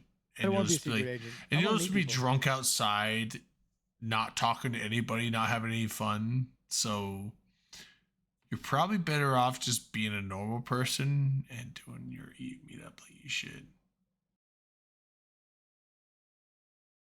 I don't like it. Where did we get here? I don't know how we got here. I don't know where we at. I don't know. I'm doing a drink. Okay, I'll drink some more. I wish I was in FanFest. Iceland. It does look like a lot of fun. It looks so fun. I'm always jealous. I'm always so like I said, jealous I've when been everyone's like, once, "Oh, so wow, I it was so much just- fun. Here's the pictures." I'm like, FOMO. Yeah, but we do that to people with Vegas. so it's I not- know we do. I know we do. But it's FOMO to the core. Fear of It missing knows how to out. find the fun stuff sometimes. Fear of missing out. I love it. I do like that we got to hook up with the boys. Yeah, they stopped by tonight. That was awesome. Yeah, so looks like they're all in the pictures they're posting. Looks like they're all having a great time. that's fun. Delana Keynote was okay, but the Delana subject wasn't was in cool. camera, but she did show up in chat early on, so she said hi too. It was good. It was a good time, but yes, I am jealous. I'm so jealous. I wish I was there. I want to be there, but it's you can't. So Gotta have money. living through photos. That's right, Sergey. Living through photos. Oh, sorry. I did do the tour at the LIGO thing. I did it. It was fun. It was good. Did you learn anything that you didn't know before? I or- learned a lot of stuff I didn't know before. Tons, actually. Example. So, one, how sensitive the sensors are with the thing. I assumed, because I knew the general idea of how it worked, right? You have this laser that goes, hits a splitter. It goes off on these 90-degree angles from each other down this, length of arms, hits a mirror, comes back. And I thought that it was, well, it does measure differences in variations, but I didn't realize that if the laser comes back and meets up perfectly, it cancels itself out. It just like dissipates. I didn't realize that. So the only Basically, time, like stereoscopic vision with a laser system. right, so the only time they actually get vision on anything is when there's a difference. And then one of the two laser lights hits the interferometer, is what they call it, and it hits it. But the thing is, like, so that happens pretty much all the time, and it's not because of gravitational waves, which I was like, oh, well, because the ground's pretty stable. No, it's not. It's actually not. One of the biggest things that I learned was that the differences in measuring, in the differences of the lasers going back and forth, I was assuming, like, okay, if a gravitational wave, a big one hits, it's probably going to cause a difference in, like, what, a millimeter or two? Oh, no. That's way too a lot big. more? That's way, way too too big. big, Way too big. They are measuring the differences of 100,000th the width of a proton of an atom. So take a millimeter, divide that by 1 trillion, and then divide that new number by 1 billion. That's what they're measuring. Wow. It's like a fraction, like a small, not just a fraction, an incredibly small fraction of the width of an atom. Because when you think of an atom, like you have a hydrogen, it has a proton, it has a electron usually, and it's in a shell. But the thing is, like, the shell of the electron is so much bigger, thousands and thousands of times bigger than the proton. So it's like if I had like, take the entire size of my screen that you can see on the camera, and the size of the proton would be like smaller than a grain of sand. That's the nucleus of the atom. And then now take that and divide it by 100,000 times. That's the difference that they're measuring at this site. Like that's the From small gravitational waves, though, right? Yeah, gravitational waves, and that's what it changes the compresses and expands. I don't believe a fucking space-time. word you're saying. You know why? Because you don't have your glasses and coat on. It's So, the one thing about that whole I'll get 'em. measurement system, though, that's always made me wonder a little bit. About what? How, if you actually do a lot of the studies from NASA, They understand that if light goes through a gas, it will actually speed up or slow down. Yeah. I think And that is even correct, gravity will Chindown. bend light. I will. If you actually think it's a straight line, it's not a straight line. Right. I will answer that once I have to pee. I'll do that. I'll get my lab coat on, and I will answer that question with more. So one That's sec. dirty. I had to pee too, motherfucker. I was gonna say something funny. I don't remember what it was. I don't know. So I don't know. Anybody in chat gonna stay up until the keynote? Or not keynotes, but the streaming starts. I'm trying to figure out math here. Maybe you guys can help. I pushed the wrong button. Maybe you can help. Hold on 1 second. Hell no. I'm trying to figure out if it starts at 9:30 or 9:45 Iceland's time. What time is that in Central United States?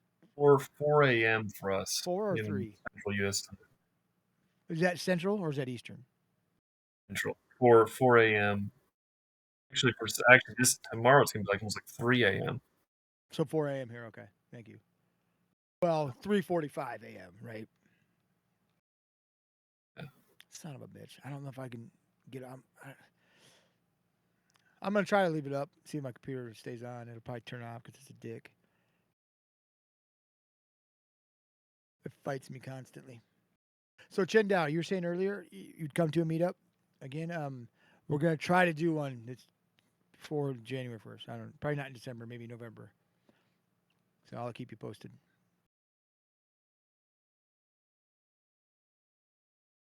So Mill, you said you're in the Central Time Zone too. You don't have to tell me. You don't Hold on, I'm back. Also, one sec. What? Goat. What? You're not on my ship. I need more scientists on my ship. No, it's science mode. I can't. Oh, you got the song even. There I we do. go, baby. Hold on. Science Man. I have a Science Man thing. I can't say. Great and the science. All right, will this play it? Great and the science I man. think so. I think it's playing. Great and the Science Man.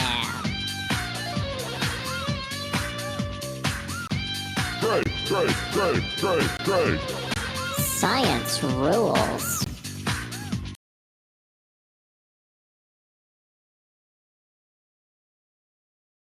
Now, normally I would make you start over, but I'm not gonna.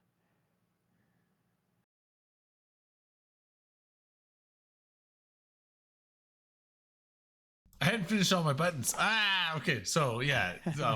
So it should be while I'm putting the coat on. But anyway, so yeah, we got the science thing on. So okay. So what was the one question I was supposed to answer real quick? I don't remember. It's too long ago. No, it was I answered it. So Strike no. Egg asked, was the tube like a kilometer long? Is that true? Way longer, actually. Way longer. Okay. Yeah. Hold on. No, there was a question in chat that I was like, I will answer that when I go. Wait, it can't be that far back. I answered it before that. I don't think it was written down, was it? I thought so. I think you might be dreaming it. Wait, 10, 12, what? Huh. No, there was a good question actually. What the fuck? Was it what? No. I think somebody asked you a question, but we don't know who it was. Where's my last post? That's where I saw it. In chat or somewhere else? In chat, I thought. Well, I missed it. posted Okay. in chat. You might have Well, done Discord.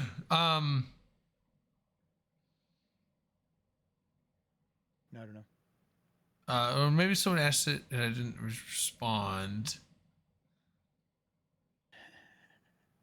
Just continue with what's going on. Okay, I will get to it.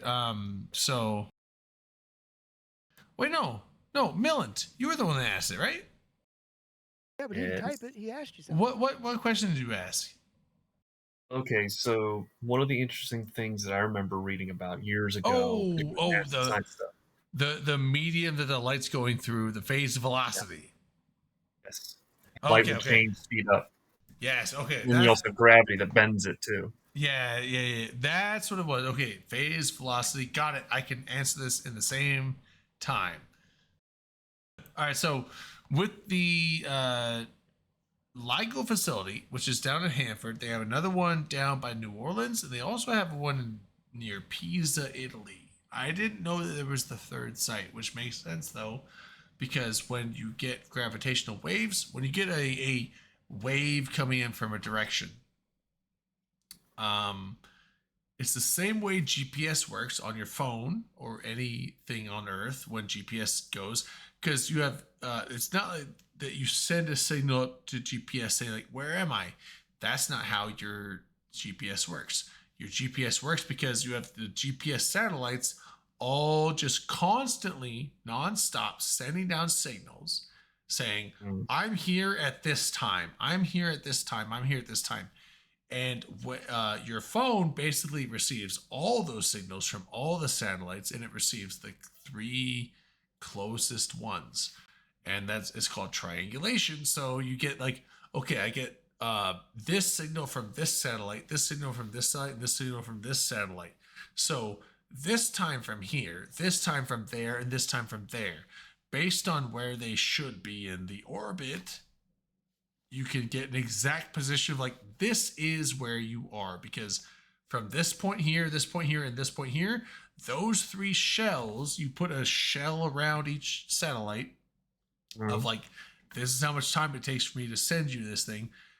When you correlate all 3 of those shells together, you get a single finite point in 3-dimensional space, triangulation. So that's the same way that they use with these gravitational waves. So you have 3 sites on the Earth, one in New Orleans, one here in, well, I'm not in Washington, but I'm very close, but Washington State, and then also one in Italy. When the gravitational wave passes through all 3 sites, they all have a certain time that they all go through at certain frequencies, and they can all correlate with each other and be like, okay, so you got there. So they can triangulate exactly where it came from. And with the triangulation, not just the direction, but how far away, because you can use, trigonometry for that. So very similar to that you would do with stellar stuff in, what's it called? They're able to track, let's say, the pulse field of the Lorentz field, the Lagrange point shifts. Lagrange, yeah. But that's actually fairly close though. This is so the one thing that I actually asked the guy there, because I was like, we do get stuff. So there is it's called parallax, right? So parallax is most people know, like you hold your finger out, you hold one eye closed, and you can see your finger. You close that eye and open the other eye, and it looks like your finger moves left to right, right? That's because of perception. So one eye perceives it over here, one eye perceives it over here. Your brain correlates the two and is like, it's actually here. That's why you have 3-dimensional perception. But so it's basically using parallax with that. So we use the same thing with stellar stuff. So when we use parallax in closer objects, we basically measure it from summer to winter or whatever season. Basically, okay, Earth on this point of our orbit, wait 6 months till we get to the other side of the orbit, and then measure it again at the same spot. And we're like, okay, this object is here, this object is here, and they can do parallax and just draw a line between the two, and then get an actual measurement of where it is, and then they draw a line in between, and then now you get a perfect right angle between the 2 spots of the orbit of the Earth, and you just do trigonometry and figure out the distance. That works on stuff that's closer. Stuff that goes way farther, you're talking billions of light years, that doesn't work anymore because the angle you're working with it's so tight you can't get it accurate enough that just doesn't work anymore. So when you go on farther stuff, they use what they call standard candles, because they use essentially when they actually wait until they see they call them type 1A supernovas, that happen in the same galaxy that what they're looking at. And so a Type 1a supernova is a white dwarf that is in a binary with another star. And so the white dwarf is more dense and massive, and therefore the other star might have, even if it has more mass on it, the outer shell of the star doesn't have the gravitational pull towards its center as it does this white dwarf. And so it will start ripping off mass from this other star. It will start pulling it off and like causing a whirlpool essentially of matter, and essentially like start eating its parent star. Even though it's the white dwarf, it's the smaller mass star, but it is closer to the edge of the other star, and therefore it's sucking off the life force and the matter of this other star. But the thing is, like, the white dwarf was a failed star. Not a failed star. It was a life star, and then blew off its outer shell. It basically ended its life as a fusing star. It's no longer fusing hydrogen, causing fusion. But it has a certain mass. So white dwarfs have a certain mass. If it was not massive enough to cause a neutron star or a black hole and a supernova, it comes into a white dwarf, which means it's under a certain mass level. But the thing is, like, when mathematics have found that, like, when you bring that mass up to a specific exact amount, it then can now collapse into very quick fusion and then explode. So it collapses into superfusion, explodes, and dies. Like the whole white dwarf just explodes into energy. It's like massive thing. But this thing you went to shoots these dwarf stars? Well, hold on. So blows them up? No. But I'm saying, like, so when that happens, we know that happens at a very specific time and mass and event. So we know that also, being that it happens at that, we know it happens at a very specific brightness. And that's how we can tell how far away it is, because brightness dims over time. So it's a ratio of the distance, inverse of distance squared. So think of it like, if it's twice as far away, 2 times 2 to the squared is 4. So if it's twice as far away, it's 4 times dimmer. If it's 3 times farther away, 3 squared is 9. So it's 9 times brighter. So you can do that math and be like, okay, we know based on the chemical readings that we get, the spectrum that we get. So we know it's a type 1a supernova. Based on the readings we get, like, we know what type of stuff it exploded with. And then based on how dim or bright it is, we can do the math reverse and basically be like, this is how far away that was very exactly. That's how we use standard candles. When it comes to the site that I went to, You buy LIGO. scented candles? What? Yeah, very scented candles. How sentient is this candle? How smart can the candle be smelly? That. Sorry. Well, you also have an interesting That's a good one. It's concept funny. Shots. How sentient is it? discussed years ago in American Scientific. They were talking about how there was an experiment with plasma, and the plasma they shot a laser through it. They actually found out that the laser sped up to like over like 300 C inside the plasma. Then what happens is that then it drops back down when it exits the container. I haven't heard that. However, though, there's also another thought process where they've actually been able to measure. They can actually slow light down to like 3 miles per hour inside a medium, mostly Einstein-Bohr condensate. Then they even found another thing is that like the blue light that you see inside a nuclear reactor pool, Cherenkov radiation, is actual local particles actually breaking the speed of light in water. Cherenkov, yeah. Well, so so Cherenkov radiation is not breaking the speed of light. Drink up. Saying, yes, It's but it's breaking going, the light velocity, the phase velocity of light in the medium. So that's Which one of the weird is a things difference. about- It is a difference. But that's what I was gonna get with the. That's what you were saying with the phase velocity. I was getting to that with your question because you were talking about things going faster or slower than the speed of light. That does matter on the medium they're going through. So let's just say like That's why prisms work. So when you hit a certain You don't let the medium, criminals out. light changes quote unquote speed. So light has the c that you see like EMC squared or various other equations. There is the speed of light, but that does change because there's a thing called phase velocity. So based on the medium that the light is traveling through, it will go slower or max the speed of light. So that's why speed of light is like in a vacuum when there's nothing to interact with it, right?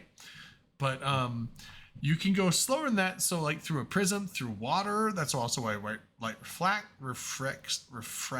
Sorry. But the thing is like, so phase velocity, I honestly thought it was, and I watched a video with this guy that did a presentation from Fermilab over in Chicago, and I was like, oh, I think I know kind of like why this works. And he's like, oh, some people think this, and then some people he was like, some people don't know think this, some people, and, he's like, and then some people that, you know, give him credit but they think this. I'm like, oh yeah, that's it. And he's like, this is wrong. I'm like, I'm a dumb because like that's what I thought it was. So I thought it was so when light travels, it can get absorbed by electrons and then re-emitted, right? I thought that's what phase velocity was how dense material was how often the light was getting it. Because when light is traveling, it goes one speed, right? That's what I thought. It's like when it's in transit, it's only one speed. And so the only thing that could slow it down was like getting absorbed by an electron. And then the pause between that and re-emission as, again, a photon. That is the change of the speed of light. That is not what it is. This guy at Fermi, I was like, that is a good guess, but that's not what's actually happening. I was like, oh shit. Then what is it really? So what it really is with phase velocity is you have light traveling, and the thing is like photons have energy. That's the thing is like that's the other thing that I had to learn as well, is because you think like photons are massless, right? They have no mass. But you have the EMC squared equals MC squared equation, which means energy equals mass. So how can photons have energy and not have mass if that equation holds true? That's because the E equals MC squared equation is a simplified version of the equation of objects at rest. When they're in motion, there is an actually extended version of the equation that accounts for energy. And so with photons, you have to take that full equation because they're not at rest, they are in motion. And so they have no mass, but they have energy, which is the second part of the equation. So the mass part equals 0, but the energy part equals something, which does equal energy. So photons do have energy, they have no mass, but they do fit in the equal MC squared equation in the extended version of it. And so the thing is like, you have energy rippling through matter and electrons, because photons are the force carrying particle of electromagnetism. They are one of the force carrying things. You have electrons with that. You have the Z and W bosons for the, I think, weak nuclear force, or maybe the strong nuclear force, and then you have the strong nuclear force, and then gravity is I'll go into that later anyway. So the thing's like, so you have this thing like you have photons with energy, and they will pass through, and their energy with the electrons' energy that they are passing through, there is a interaction between the two, and you have this what's the term? It's like a not a dipole. That's magnetism. It's fuck. Now I feel bad because I don't know the actual term, but no, it's so you have this interaction between the two, where resonance. That's the right word. There's a resonance between the photons of light and the electrons of matter that is passing through. And there's a resonance that will cause some weird energy disruption. I am not knowledgeable enough to tell you why or how it's going on, but the resonance between the light photon going through and the energy in the electron will shorten or slow or cause a depredation of the energy in the photon to drag it back a little bit and actually slow it down. So that's the thing that blew me for a loop when I watched that thing. Is like, I knew about phase velocity, but I thought phase velocity was like when light was traveling as a photon from one electron to another, it was going the full speed of light. And the only difference in speed was just the time of absorption and re-emission. That's not true. It actually, with this phase velocity, it actually, with the resonance of the electrons, it does actually slow the speed of the photon down itself. So it actually does slow the actual speed of light down. So any interaction Blew me with for a loop because I was like that I thought was like a constant, and I was like, that fucking, it doesn't break physics. But that was a part of physics I never knew until I learned it. And I was like, holy shit, that's actually probably one of the most important things I've ever learned in my life, because I didn't think that that was a thing. So it blew my mind. And I don't know if Basically, I'm sure no one else all is excited as well. But I mean, it's like, that's exciting to know that. To learn So that. most of the sites, so if you had this particular thing, so if you're dealing with intergalactic hydrogen, means that will affect, It ain't me, there's Chandau. concentrations in areas or any other gas that is in space that will affect how light passes through that sector. But let's take it one step further. If we think of our sun as being a plasma ball, it is. So then, or as what they claim. So if we think about that, then have to ask an interesting question. You know, how is a photon escaping the gravitational force of our sun? Is an interesting question as well. Yeah. Well, okay. So purple nymphetamine. I don't know if you just joined, but like I just kind of talked about like how light doesn't always go, quote, at light goes c, the constant speed of light, it goes that in a perfect vacuum. If it's not a perfect vacuum and there's other matter there with electrons to interact with it, it can change velocity, and therefore light can go slower. That's why. So light going through water actually does truly go slower than the speed of light. Now it's very fast still. I mean, it's like 60%. I mean, it's not as fast as me, but it's pretty fast. It's pretty fast. Well, but anyway, so when I was talking about the LIGO facility, you were talking about the tubes where the laser lights were going through, right? They were firing them through a plasma container. Not through a plasma, through a perfect, well, as close to a perfect vacuum as it can get. So I went to this facility. It's awesome. I loved every part of it. So it's a right angle. So they have the main facility and they have a right angle of tubes going out 4 kilometers in each direction. And they have mirrors that hang from the ceiling on a million different, well, dozens of different servers, and come back. And so the thing is, like, when the light shines and it hits the splitter, it splits off, it comes back. And if it matches perfectly, which means there's absolutely no disruptions or interference, which it should if the Earth was perfectly still and nothing was ever moving and nothing on the Earth had any tremors whatsoever, right? They should come back at the same exact perfect time. They cancel each other out. Well, that never really happens.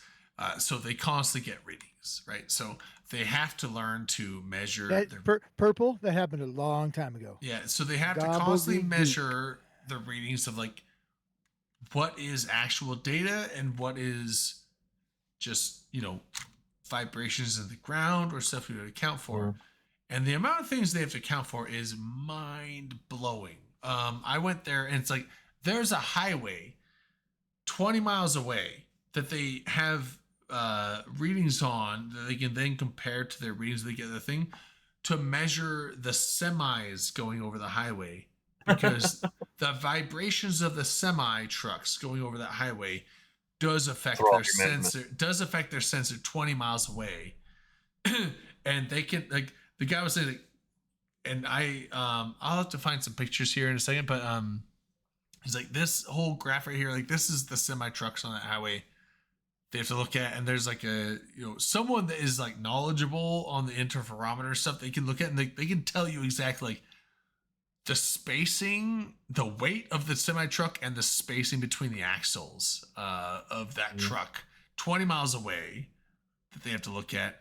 And there's also things where like they have another graph that like takes into account it is like the control room. There's like 50 different monitors all over the wall that are all measuring different things. So there's one that's like measuring the wind impact of every single building on the facility, because the wind, whether it's like 5 miles per hour, 0 miles per hour, 20 miles per hour, when it hits that building, causes vibrations down into the ground, which then transfer over to the sensors, and they have to account for that. So they're accounting for all the different wind vibrations on every single building on the whole facility.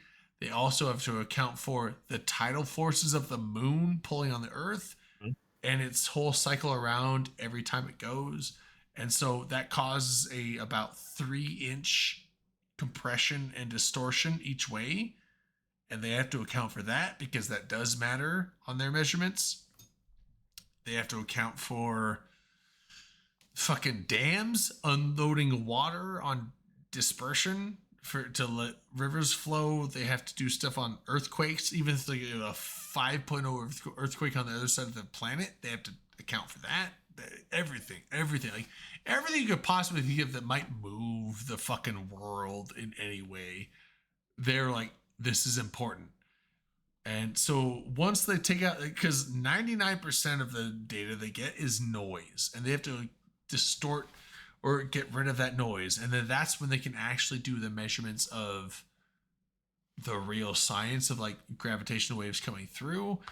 And it was one of those things where like the first 10 to 15 years they just didn't really have any data, and they were finally able to, like, you know, over time finally refine their methods and fix their instruments and get better to where they can finally start doing it. So the guy that was running this tour that I went to, he was the guy that ran the site for like 20 years. So it's like, that was the cool thing, that because a lot of times you go on these like tours, it's a trained dude that's just like, they're just trained to like say certain things. This was not a trained guy. This is the guy that like, he's got doctorates from like 3 different, you know, he's at Caltech, and then like somewhere else in Southern California, and then another physics degree in somewhere else. And like this is the guy that was like the associate director of the entire site, coming up with the ideas of like, how do we measure this stuff? Like he was one of the original founders, and he's like, now I just do this on my free time on tours for fun, because I love it and I love teaching people. It's like, oh, so he doesn't get paid for it. He's like, I'm a volunteer guy. I was like, oh shit, can I volunteer to give you money? Because but no, it was fun. It's like, it was so cool with the site. It's like, not only that, and like, so that was the. How long of a tour was it? How long were you in there? It was about an hour and a half. Well, it was an hour and a half for like the tour. I stayed an extra hour talking to this guy. Because I was like, I had questions. Other people had questions. I want to listen to the answers to their questions, type of things. Like we were finished at 1. Excuse me, sir. No. I waited till they were done, because I could tell like he was excited. He loved telling people what he knew. No, it's fun to talk to somebody that wants to know about something you're passionate about. Right. So it was kind of like me. It's like I love teaching people stuff. I love seeing the light up over people's heads. So it's like I like knowing stuff. I like learning stuff, but I especially love teaching stuff. If people want to learn and they have questions and I know the answer, I thoroughly enjoy teaching them the answer to those things. And I love seeing like I said, the light bulb light up on people's heads. We're like, oh, I get it. It's like that.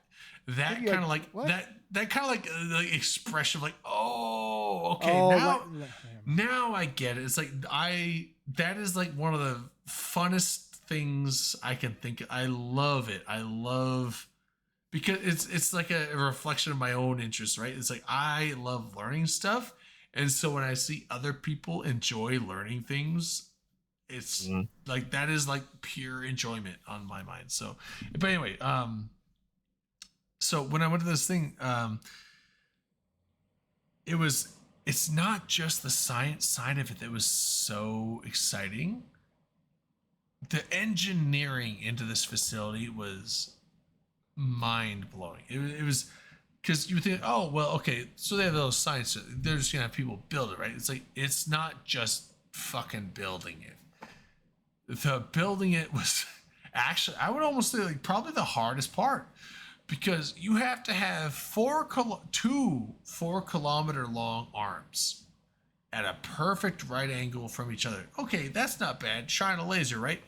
You can't just do that. That doesn't work like that. And also, it has to be level. The world is not level.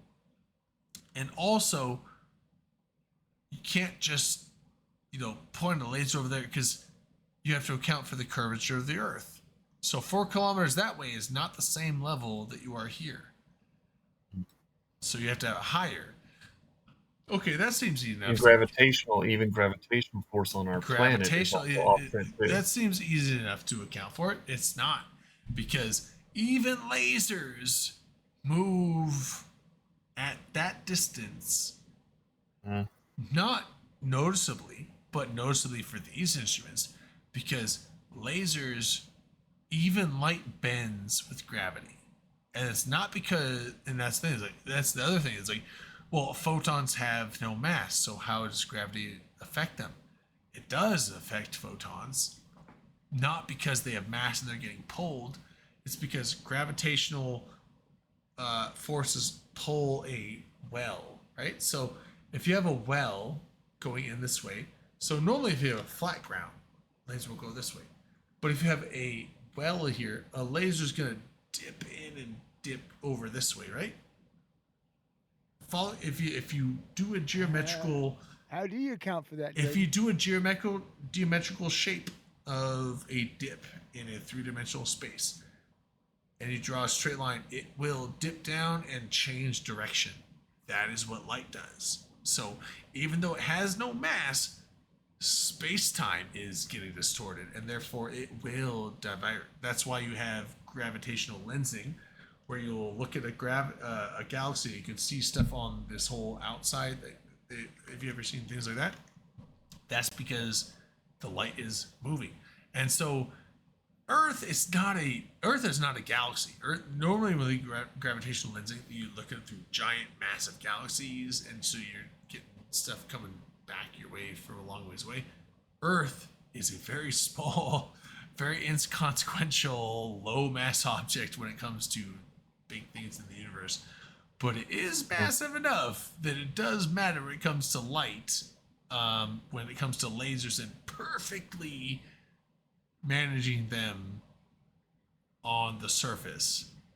So you can't just shine a laser and aim it that way and be like, 4 kilometers down that way, that's where you aim it. Nope, 4 kilometers is inaccurate because of Earth's gravity, and therefore they had to do GPS. Which GPS, you're like, oh, well, GPS on your phone is pretty inaccurate unless it's within 10 or 20 feet.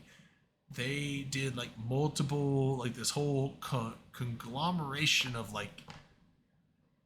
I don't even fully understand it. He explained it. I don't even get it. It was just something else where they did this massive, dozens and dozens and dozens of GPS readings to get a perfect average to get into this one spot where it's exact, it's fuck the Earth's center, fuck the Earth's gravity, this is precisely where the mirror needs to be.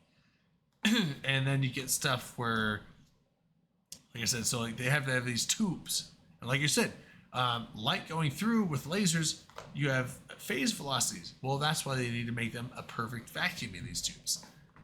So they had to make these tubes perfect vacuums so that the light from the lasers doesn't get distorted by the matter in them.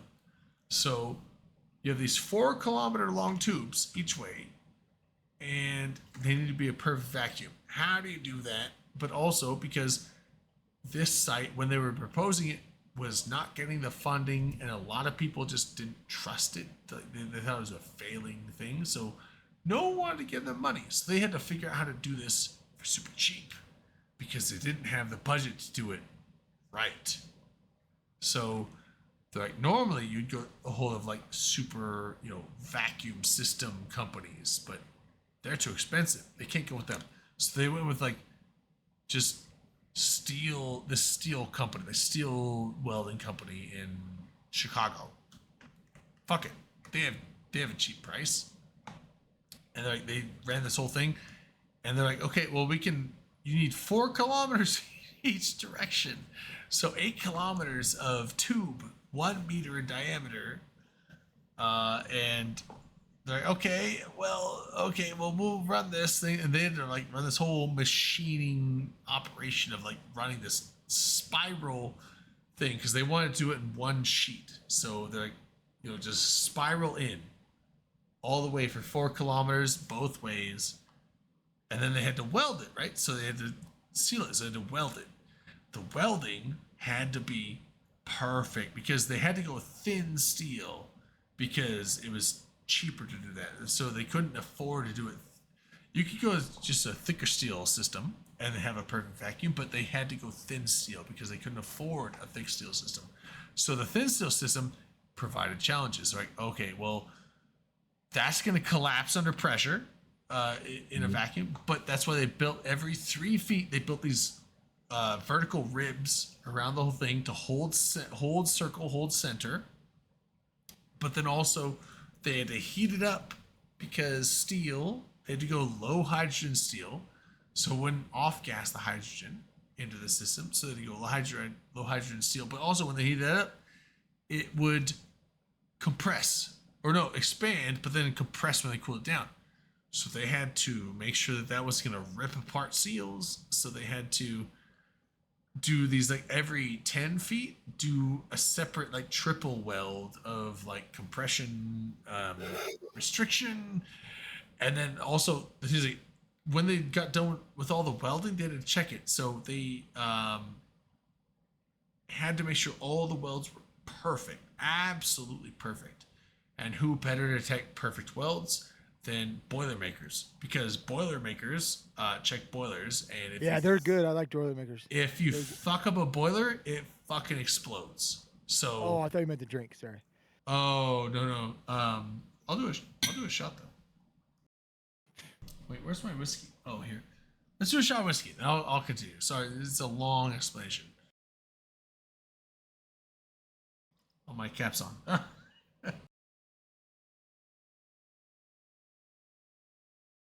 God, that shit's gross. All right, so gentlemen, Drayden, I'm sorry, I have to crash. Yeah. I get it. Enjoy it. I'd have to next time we'll have to come in earlier so we can have all the fun stuff because No, it's all good. I'm super excited how much. I know. I can tell. You can keep talking about it. I'll finish it up. I'm getting my brain turned off. Good. I'm close. Stratagag War of the Beams. Stratagag War of the Beams is a time frame in Britain and Germany were fighting over each other using different radar systems to guide in. One of them was the X-beam system. They also had cat and mouse. The system is where basically both groups were doing EWAR and also using electronics to try to guide their bombers on targets at nighttime. So that's why it's called the War of the Beams. But you can look it up online and actually look at the history of it. I know it from books, but you can probably read it for you. That's where the Lorenz guidance system came in before GPS. That's actually when I started thinking about what you were talking about, Drayden. That's what I was thinking. Well, they looked out that GPS was a thing when they started doing this, but Lorenz probably would have been a thing they had to use. But I think it was like the late '90s when they started working on this, but by the time they started doing like the GPS stuff, it was like early 2000s, and GPS was a thing, so they were able to work with that. Well, you all have 07. I'm gonna That's stop funny. for a bit. I want to pop up when they have the stuff this morning. That's funny. Yeah. I'll see you, Mel. catch you guys later on the flip side. Good night, man. Yep. Hey, good night. Good night. So there you go, Chen. That's for you. You like that? That's Yeah. good. So Drayden can watch it too. So I was getting close. I was getting real close. So To these what? Boilermakers having to check the wells, and I feel bad for them because Let's check wells on 4.5 kilometers of tubing. No, That's no, what no. they're making? 4 kilometers, both arms each. Yes, but that's what they're making though. That's it's what a they're making. wrap at a 1 meter radius. So it was 30. I think it was like a 30 kilometer distance of actual welding in total. So because it was 4 plus, so it was 8 kilometers, but in a wrap of a 1 meter radius, it was 40 or 30 kilometers total welding. Weld. Yeah. And the thing is, like, So how many every so many feet then, right? Well, 40 kilometers is like 30 miles, probably. Yeah, but how what's the diameter of this tube? 1 meter, so 3 Yeah. feet, 3.3 feet. To get that many kilometers of welds, they were welding like every 5 feet. No, they were welding the entire thing. So it's like it was. So when I say 3 meter weld, it was or a 1 yard weld, 3 foot weld. So imagine you want to make a tube out of steel that is 1 meter in diameter, but you're wrapping it around, but the thickness of each wrap is 3 feet. Thickness or diameter? No, wrap. Like, so it's 3 feet long and you're wrapping 3 feet this way diagonally, right? Like you're taping up a baseball bat. Right. So the thing is, like, it's 4 kilometers this way, but being that circumference, that's the word I was looking for. No, not circumference, diameter. That's what I was trying to say, but he knows. Yeah. So I got gold around So 4 kilometers, wrapping it all the way around 1 meter diameter. It's so both arms. So 4 kilometers, that's 8 kilometers. But after all the distance of the weld, it was basically a 3 foot wide weld or 3 foot wide piece of steel going 30 kilometers distance. So you had 30 kilometers of welds to inspect. Like 30 kilometers of like actual total distance of welds. And they took 2 Boilermakers and they're like, we don't, because the instruments that you could normally measure welds with, not good enough. They had to physically inspect them. So they had these 2 Boilermakers inspect 30 kilometers of welds inside and outside. So that's like 60 kilometers of inspection. They gave them a jeweler's loop, like the little eye thing that jeweler guys gets. Fucking shitting me. And they had to go millimeter by millimeter and inspect every single bit of weld on the entire thing. 60 kilometers of inspection by eye. And they had to make sure everything was perfect. And anytime they found an imperfection, they had to take that section out, re-weld it, bring it back in, and have the guys reinspect the whole thing. Jesus. And yeah, it's no like, doubt. You better get paid for that. yeah, right? it's like that sounds horrible. And then you know what? The guy was like, and then they finished here, and that was all good. And then they had to do the whole thing again because they sent those same 2 guys down to New Orleans to do that site down there. So they had to do the exact whole thing over again down there. And it's like, I hope those guys got a fat fucking retirement from it's like, holy shit. Do some crazy ass shit, yeah. Like, inspecting 120 kilometers of welds by eye, millimeter by millimeter, and being held under the pressure of, like, if you don't fucking catch anything, it can fuck the whole site up. Like, it's down to you. So, like, no pressure. And there's pressure. yeah, it's you can't and fuck like, that so up. then they had the whole That's what I'm saying. Like the science of the facility is amazing. The the physical engineering of the facility is just as impressive. Like who owns the place though? Is it a privately owned company then, or is it? It's the government. It is our government. Okay. Yeah, it's I don't know. It's like funded by Were you allowed Washington. to take pictures? I was able to take some pictures here and there. I'll find some pictures here. One sec. NGS, what's that stand for? The what? There's no. Strategic. I don't. That's not a thing. There's no stand for.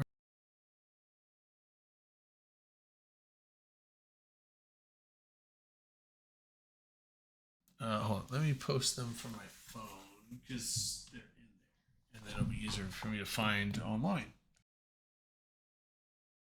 But yeah, it was it was a really fun tour, and it was just like I know was you were very excited about it for a long time. Yeah, so I was expecting to like be blown away by the science of it, and like the science was cool, but honestly, like the actual physical engineering, the actual physical engineering of the whole site was just as impressive as the science side of it. I mean, the amount of work that it took to get this site in operation and working, and what they had to do to get it like.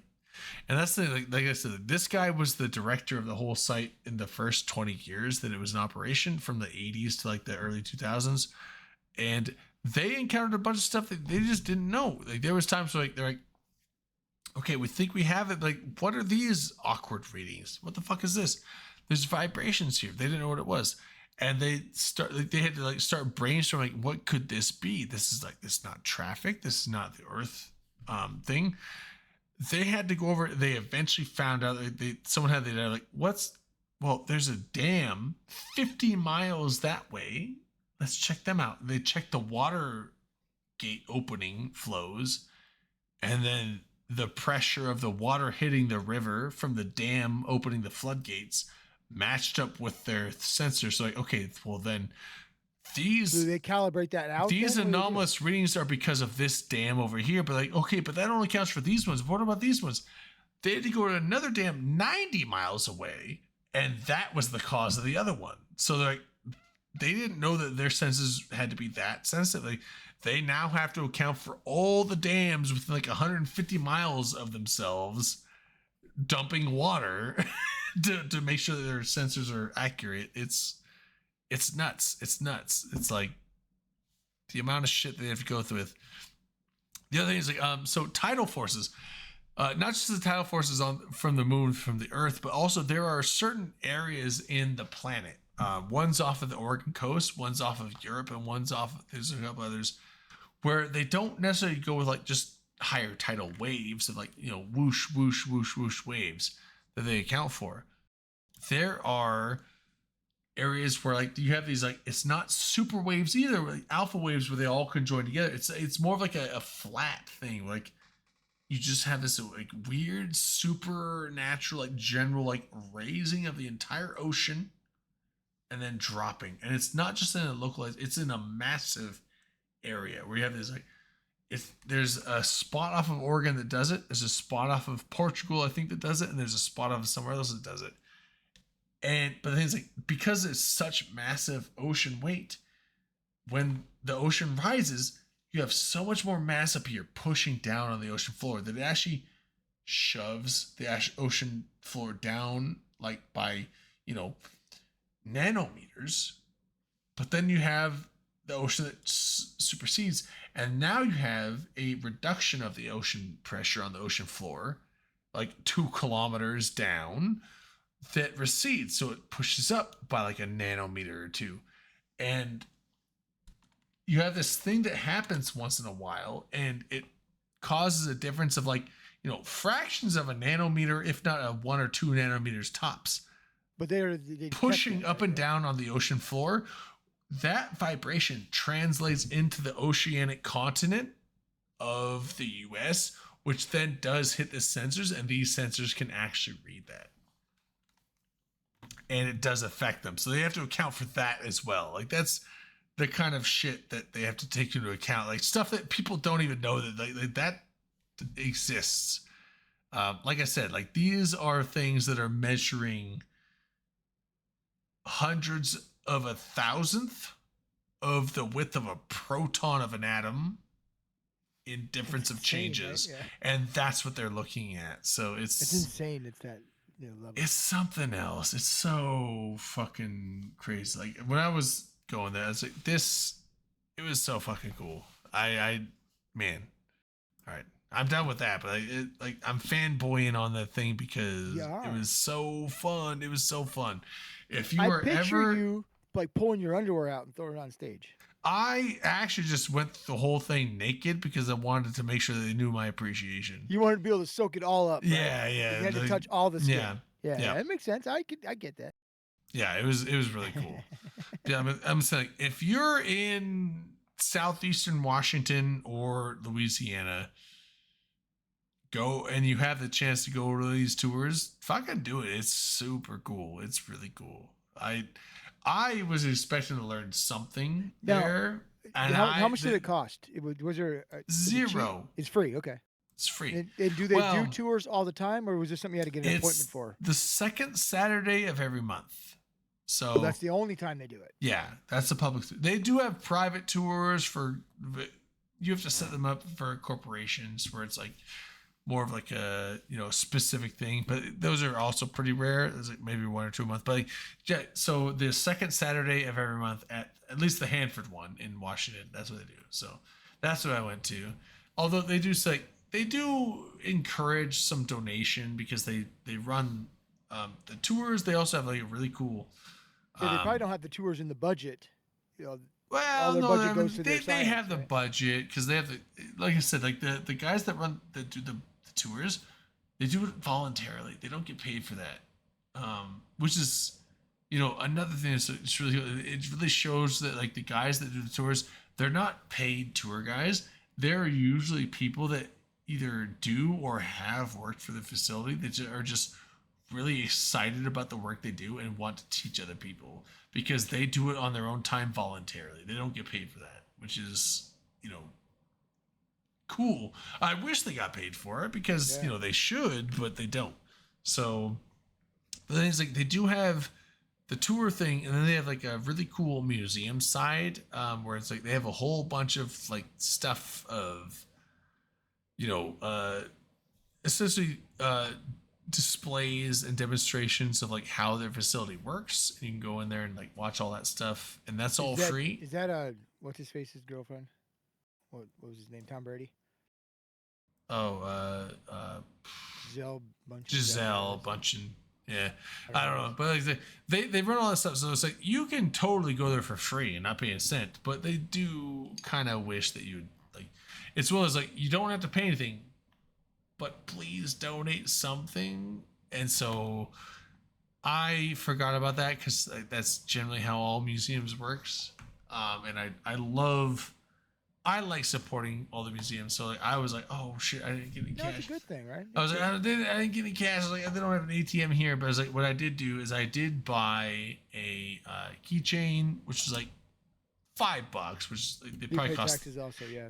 no taxes, but it's like it was like a 50-cent keychain. So it's like I spent $5, giving them probably $4. And then I also bought this is a LIGO insulated. It's like the vacuum insulation, like just cold cup. Yeah, Like cool. Yeti. Yeah, it's like a Yeti. It was $25.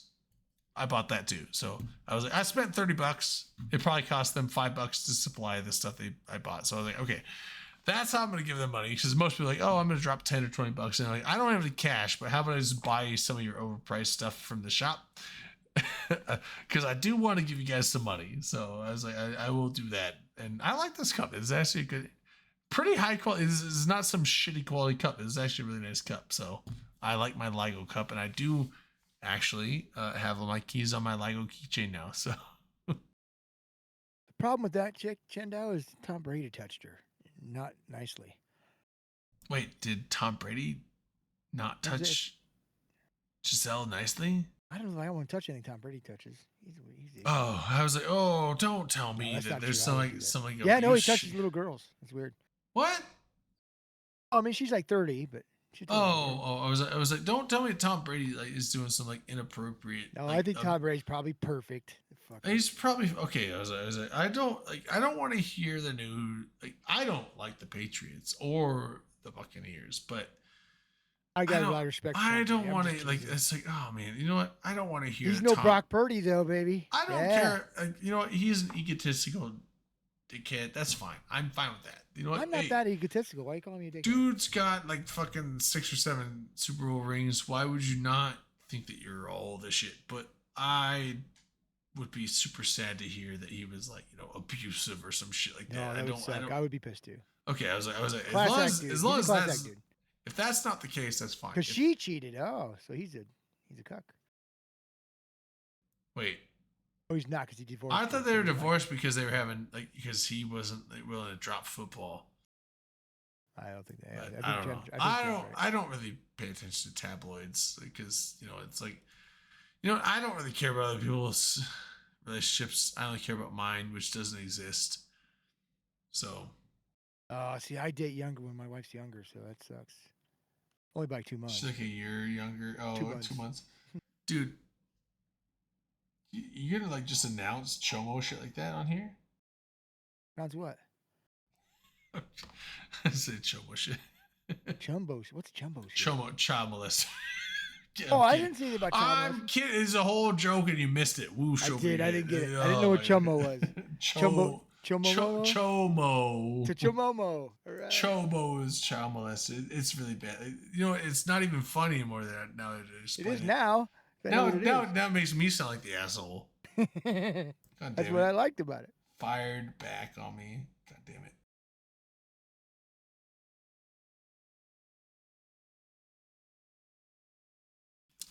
Half her age. Oh shit.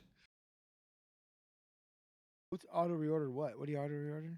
I got lost. So here, Jaden, I gotta tell you. You know how I was kind of bad mouth people who mine and shit. Like miners are terrible. I like miners. You I know mean, what I've been doing. You know what I've been doing all week this week? Mining. Fucking. I know. Miner, bitch. You can talk me into helping out with a project for the Corp. Dude, I actually like mining sometimes. I will go out and dig around. And here's the thing, like I don't do it in nullsec because my miner in nullsec, which is my jump favorite product, he has good mining skills, but he has no combat skills, and I really don't want to babysit him with my guy. Like, Well, even if he has combat skills, if you're in a mining ship, you can't fight. but because even the belt rats will kill his ass in a Hulk, like literally fucking destroy. He has no drone skills, nothing. So like, I would have to literally babysit him with my main guy. No drone skills. That's a big one. Yeah. Yeah, I was like, but if I'm babysitting him with my main guy, I could just be ratting anoms and making 10 times more money than him mining. So Yeah. whatever. So like generally when I get in the weird itch, like I just want to go mining, I grab my high sec dude, one high sec dude. One of my PI guys, they have they have a procure. They can run a procure. And I'll just like sit there out mining and I'll be like, oh, I'll just like be watching YouTube videos or playing, What do you choose to mine? Baldur's Just Gate curious. 3, and I don't care. Whatever closest asteroid it is, I don't give a shit what it is. Oh, mining. I thought you said mining. I heard PI. What do you make from PI? What do you do? What do you produce? It changes all the time because So, okay, let me rephrase that. Do you like go to the P4s or you like do P3s? Which one do you do? What but level all three.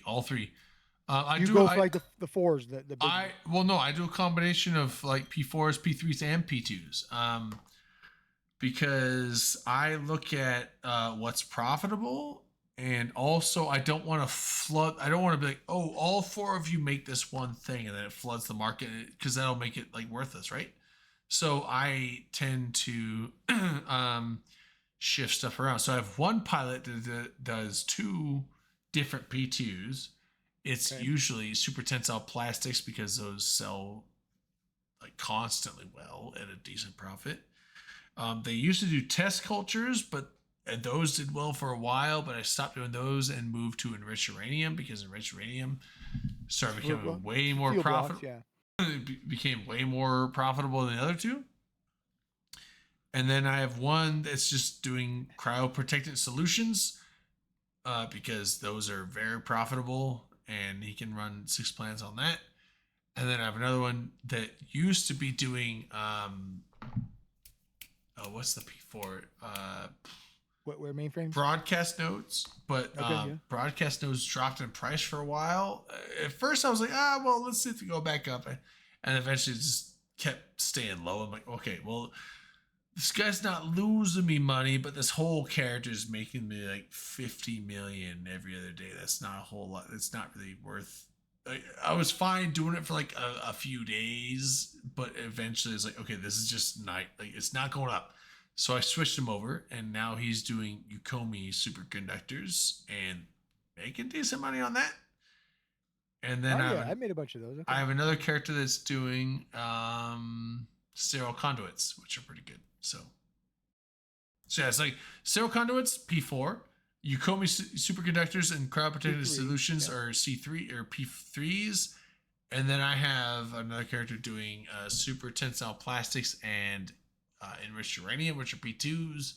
But they're actually the one that switches the most. Super tensile plastics have just been a mainstay for a long fucking time because they're actually just generally pretty good and apparently used by everyone and always decently profitable. But I have switched between what I usually have them do is like 4 planets on that, excuse me, and then 2 planets on the alternate, which sometimes is test cultures, sometimes viral agents, sometimes enriched uranium, sometimes coolant. I switch those around based on what's making money at the time. So I only have one guy that does it, so I'm never gonna get rich doing it. But I've been doing it to like supplement a build. Yeah, and then I have one main, and then my alt character that are both in PL. I have them running PL in or PI in Malpais, and they're just basically just running they're extracting P0s all the way and then producing up to P2s. You have 2 guys just doing all the P0 stuff. You take that and then you put it on the other ones. Is that what you're doing? No, I'm just literally just extracting P0 to P1 production, P1 to P2. So I'm basically just each planet individually is just producing P2s. And they're all doing all kinds of a different correlate. Between the 2 of them, to market? they each have 6 planets each, and it's they're doing 2 fucking coolants, 3 construction blocks, enriched uranium, fucking. How often do you take it to sell it? So those are actually nice because the ones in high sec because I have to put inputs in because I don't harvest anything on they're all it's literally 6 factory plants on every character. So I'm literally how many characters are you using to do PI? 6. Okay. 4 in high sec, 2 in null sec. 2 in null sec are just harvesting and then producing a P2, and then I just redo their extractors every other day, which is nice because I don't have to be in system to do that. And then once a month, maybe once every 3 weeks, I'll go and pick all the shit up and sell it to Alliance stuff, which gets me about 1.5 to 2 billion a month. Not a whole lot, but it's super low maintenance. It's like 2 billion per month of ISK for about Pay for your bullets. half an hour per month of effort between both characters. Not half an hour each, half an hour total between both characters. So it's super low effort, decent money. My 4 high sec characters though doing PI is about 2 hours every other night. So it's about 1 hour a day. Because you got to go fill them all up, yeah. Because I have to, so every other day I go pick up all the products, ship them to Vegeta, sell them, buy all the inputs, ship them out, and deliver them to the plant. So yeah, but the thing is it's not bad though, because high sec PI is usually shit for money, unless you're doing full product plants, and that's what I'm doing. So it's one character is doing 6 plants of just P2 production from P1. So, and that's just basically just taking oxygen and biomass and making super tensile plastics, and then taking toxic and reactive metals and making enriched How uranium. many factories on that planet then? 8? It's probably more than that. So the You do, like, P2s, four- the four P2s is launch actually a pads? lot. The P2s is like 22. You do like factory. 4 launch Because I'm pads literally then? taking P1s and making P2s, so it's 22. Because I have them all command center upgrades 5. So how many for those how many launch pads do you use? 2. Yeah, in 2 storage containers. So no storage containers, just the None, launch okay. pads. So I have the 2 launch pads, and I have 11 factories on each side. So 11 per one, and you can import the imports onto each launch pad half and half for the P2 protection at least, and you can essentially run those 11 production facilities with the P1 inputs and get the P2 inputs on the and the things like the P2 output is less M3 than the P1, so you don't have to worry about space. So literally it's basically down to like, I didn't want to use the CPU or power grid for the or the issue of like having to do a direct transfer from the starports to the storage facilities. So if you just like do it directly from the starports, you can just have 2 starports and they'll all pull from that and then export to that, and that's it. So that makes it good on the P2 production. Yeah, I The looked at a couple of videos, and they most of them were doing like 4 launch pads, and like you said, like 22 factories. But Yeah, the P3 production, it takes a little bit more because I don't do the P2 to P3. I do P1 to. So basically, I always start with P1 as the start. So my P1 to P2 allows you to like 11 or 22 facilities, because like you're just doing singles, right? So it doesn't. You just have each factory individually making the final product. When you go P1 to P3, that's a little different, because now you have to have. So with it depends on what you're making, because some of the P3s require 3 inputs and some require 2 inputs, right? So the ones that require 2 inputs, like my Ukomi supercomputers or whatever, require 2 inputs, supercomputers, and I should know it, but I don't. But some other thing. So my thing is like, I have to have essentially P2 factories making from P1s to P2s the things that are like synthetic oil and all the other shit. There's superconductors that are making the other things, and then I have to combine those into the P3s, Ukomi superconductors or cryoprotected solutions, which requires 3 things. So I make less per planet, because when you look at each planet, how much power grid you have and CPU you have, when it requires 3 inputs, you can make one final factory less than the other one. But generally, I looked at I have a spreadsheet that looks into the total. What is the total input cost of each thing? The total input tax for the POCOs, export tax to the POCOs, sale of the item, percentage, broker fee at the market. I'm looking at every aspect of the cost, and it comes down to there are some P3s that are more valuable than P2s, or vice versa. So I have a whole spreadsheet that just calculates that in an instant, and I can look like, oh, this is worth making, this is not worth making, this used to be worth making. And then sometimes when one drops, I'll be like, okay, well, you know what? Sometimes you just hold out, because sometimes the market fluctuates. Like, okay, this dropped, but it's like, changing my whole production takes like an entire night. It sucks, because you have to basically almost redo your entire PI on 6 planets, which is a pain in the fucking ass. And I'm willing to do it if it's like, okay, I see that, like, selling, test cultures has been not profitable for the last, week. Okay, time to get out of test cultures type of thing. Yeah. So I don't shy away from like one drop, but if it's a constant and steady drop in price, I will get out of it and move to something else that's profitable.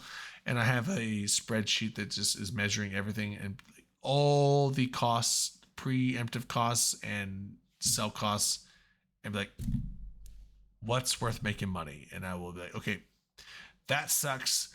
And I also am watching it like the whole time, like, because sometimes you will get things where it's like, oh, this looks really profitable, but it's like, that looks really profitable today, but you know, the last 2 weeks in a row, that has not been very good. So I don't jump on those because it's like, that sounds like a really good way to make money, but that also looks like, based on the history, looks like it's a you know, weird spike where it's like you don't want to like change your whole operation based on a weird spike, because spike makes money and then drops back down to where it has normally been for a long time. And it's like, now you just spent the entire night, because like when I change a character's entire PI setup, it takes hours. It's not fun, but I'll do it if it's where I need to make money. But see, when I do my, it's like, I don't want to spend hours changing something on a whim, and then find out that just has never made money in the past, look like it made money today, and then change to it, and oh, it's back down to where it wasn't making money. So it could have just been like some weird spike where someone bought all the shit, and then everyone's prices rose up, and then it looks like it's, oh, this is very profitable, but it's like, that's not a normal thing. So I do keep track of what looks like it's making money, what's not, and I will, because again, if I'm making something that looks like, oh, well, this is making a lot of money, but it dropped all of a sudden, well, it's okay. So one sudden drop, I'm not going to jump out of it all of a sudden, because, you know, sometimes that could just be like, okay, maybe some alliance came and dumped a fucking shitload of, you know, product on the market and it dropped the price. So I'm not going to get out of it and change my whole setup because of that. As long as it's still making money, it's okay. Well, maybe instead of, you know, making 5 million per day per planet, which is that's how I measure it, like, you know, per planet per day. So 5 million per day per planet is not bad. So what was that per planet? How many per planet? Like 5 million per planet per day is like 30 million per day, because I have that's where you shoot for. 6 planets. Well, that's 5 or better is what I like to see. So that's 30 million per planet per character per day, which I do my PI stuff every other day. So that's 60 million per character per every other day. So I have 4 characters doing it. But the thing is, like, I generally get more than 60. It's usually around 80 to 120 million per 2 days. So I'm honestly, it's generally on average about 300 to 350 million every other day for 4 characters for about 2 hours of work. That's pretty good. Yeah, so it's not bad. It's pretty easy. But yeah, so it's like I kind of look at the thing, and it's like, if I see a trend of like, okay, this product is like, it's been going down, but it's still making money, and I'll stick with it, and I'll stick with it. If I see it constantly just going down, and like over the course of like a week and a half, it's like, oh, this is steadily going down. It's like, maybe I might need to get, it's still technically making me profit. Well, it's not like it's not like the price is going down with something you've got on the market. You just stop making those and then wait for it to go back up. Right, because honestly, here's the thing. I don't do it efficiently. I do it lazily. So I have my spreadsheet calculating that I'm buying from sell orders and selling to buy orders, which is not the best way to make money, but it's super easy because I don't have to worry about like, oh, what if this sell order doesn't fill in time, or I have to like, you know, adjust the price because other people undercut me. Like, I just go with like, I just want to like just go to Jita and sell it, and go to Jita and buy it. So I buy from the sell orders, sell to the buy orders, and that's what I look at. And that's the thing, is like, even doing that, I'm making like, you know, that much money. I'm making that much ISK. So it's like, if I did it efficiently and, you know, sold sell orders and bought buy orders, I'd probably make a lot more money. But like, I really, really, really, really don't want to, you know, because being on a 2-day cycle, which is pretty short, it's not like I'm like, you know, putting a buy order like, okay, well, Why I have do you do 2-day cycles? Is it good? What's the purpose of that? Because that is the amount that Most they the get it? starports can hold per. So if I max out the M3 that the starports can handle for my total factory planets, generally most of my characters like 2.5 to 3 days could do it. But Oh, like, okay. No, I misunderstood. I thought you meant your extractors were doing a 2-day cycle. oh no, I don't use any extractors. I don't Yeah, you buy extract everything anything. Yeah, I buy everything, import, and then export products. But yeah, so it's like the starports max volume is what my limit is generally what I do with 2 days. Okay. And I could do it in 3 days with less factories, but it's like I don't want to do that because like that would just mean more storage but less money per day. So it's like I figured 2 days is like I kind of did the math and like 2 days seemed like the best option. If you don't want to And- fill it up, then it stops running, right? Right. So my best option was like 2 days. Like that's where I made the most money and it was still doable without being a pain in the ass.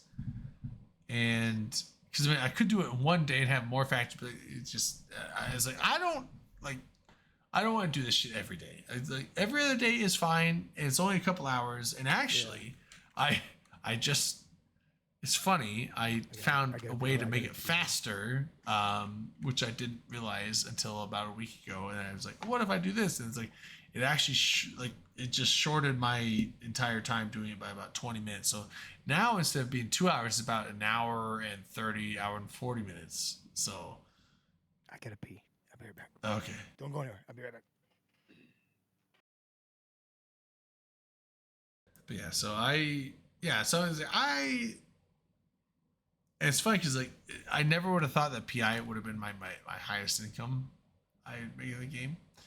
Because I was like, oh well, the people that rat make the most money, or the other people that do rat and do some shit make way more money than I do. But like honestly, doing 4 characters PI every other day, and also my 2 main characters in PanFam PI, like that is like 90% of my income at this point, and it is not bad income. I would say I probably make about 6 to 8 billion a month, which is, I mean, some people be, oh, that's not that much. So okay, well, if you make a shitload of money, that's not that much, but that's not bad money. I mean, like all the time before, like when I used to rat, I'd be like, oh, I make like 1 or 2 billion a month. And now I make, 3 times that with half the effort. So I could make more than that if I also rat. Because I have a character that could rat, and like if he ratted as well as making all this PI money, I could, jump that from 6 to 8 billion a month. But I don't have to, and so I don't because I'm lazy as fuck. Oh, wait, is this whiskey? Is this vodka? It's whiskey. Okay.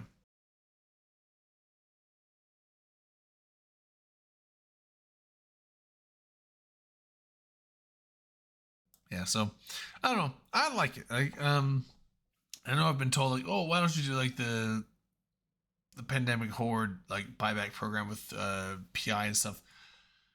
I would. I'm sure I could probably make a little bit more money there. But my one thing is like, it wouldn't be more money in the profit margins. It would only be more money because of the Poco tax would be lower. Because high stake Poco taxes are high because they're all owned by that one fucking dude. I forget the corporation it's called, but like literally owns like 80% of high stake Poco taxes, and he charges 50% if you have level 5 of the I forget what it's called, but the skill that gives you 10% reduction on Poco tax costs. You can drop it down to 10%. But so I mean, I could drop it down to 10%. Now in nullsec, it's probably going to be down to like 0.1%, which would be way lower. But the thing is, like now I have to rely on either one, just doing extractions. I don't want to do extractions. I just want to do factories. But now they do have that in nullsec. They do have that in PanFam. But you have to rely on contracts being filled and completed on time, and you have to set them up, and the right people have to be on at the right times. It's like I have a really fucking wonky real life work schedule.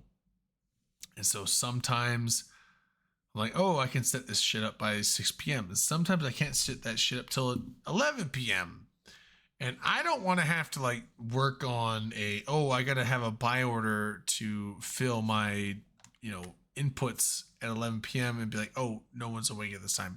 Wait till the morning. That means my shit's running empty for half a day, which is going to lose me way more money than I would save by just ignoring the nullsec POCO taxes and just having the 10% high sec POCO. So the fact that's why I dare you, Stragak. I dare you. That's why I just run on the high sec stuff where it's like having the Cheetah market a handful of jumps away just makes it to where it's like I can run this shit on my own timetable because the shit is always available for sale and buy.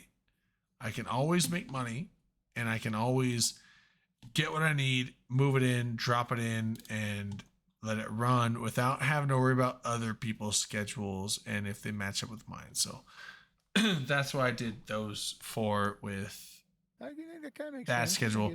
And then the 2 that I was like, okay, well, these are the 2 characters I put in PL because they're actually going to be useful in PL. Well, now I'm in nullsec, might as well, harvest some nullsec planets and just extract some, P0s to P2s and just sell them to the Alliance and make some money that way. So that's a good deal. Yeah. So that was my whole reasoning behind all that. But I think I'm going to call it a night, man. Same. All right. I'm dying here. Yeah. All right. We'll catch you all later. Thanks for hanging out. I know tomorrow. Well, hold on. Let me do a couple things first. There's a whole bunch of stuff going. Tomorrow morning for like us, like 11:30 a.m. Central Time, you'll find the Push to Talk show, which is like South Brazil and Dirk, the guys that do the Anger games, and they're going to be talking about FanFest also, and they're smarter than we are. So hell yeah. Yeah, those guys are pretty cool. And I think Redline was doing something too. It's Sunday, maybe? I don't remember. I get remember. I killed the big brain cells tonight.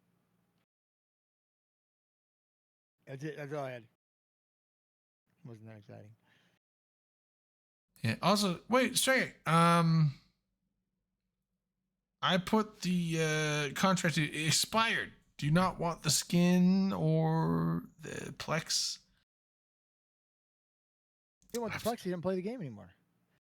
No, he's in there. I sent him a contract for the Plex and the skin. Meh. Okay, so what do I use it I'll on? take the Plex. I know he said a thing like send it to like the ships or the you don't play. I thought he said a thing like send it to like the fleets or something like that. So just give it to Plex for good. Well, he was saying they sent it to the fleets that we were doing. So we'll have to. I mean, give it to Plex for good. Or what's that called? Is that what it's called? It's called Plex for good. The Eve's right CCP's charity thing is it called Plex for good? I might fucking dreaming that. Something like that, motherfucker. Yeah. Also, straight, get a hold of me at some point. We have to hang out. I know you guys, you and the waifu were doing some vacation stuff, but at some point we should hang out, get some lunch, or something like that. I'd like to, if you want. We don't live that far. For good. To continue. Yeah, at some point. We don't live that far for it. It'd be fun to grab some for good. Grab some food or something like that. So, anyway, we're out for the night. Good night, guys. Catch you guys next week after FanFest. I'm sure we'll have a bunch of stories going on after that. So we won't be talking next week. Yeah, probably. Yeah. Lots of stories. We'll just be sitting there silent, but. Well, we won't, but we should. Well, we should, but I'll be chiming in like I was there the whole time. We'll act like we know everything. Yeah, we'll be like, oh yeah, that thing. Oh yeah, let me tell you about that. Yeah, fuck you. Shut up. You guys don't know. All right. Anyway, see you guys. Have a good night. Later. Bye. All right.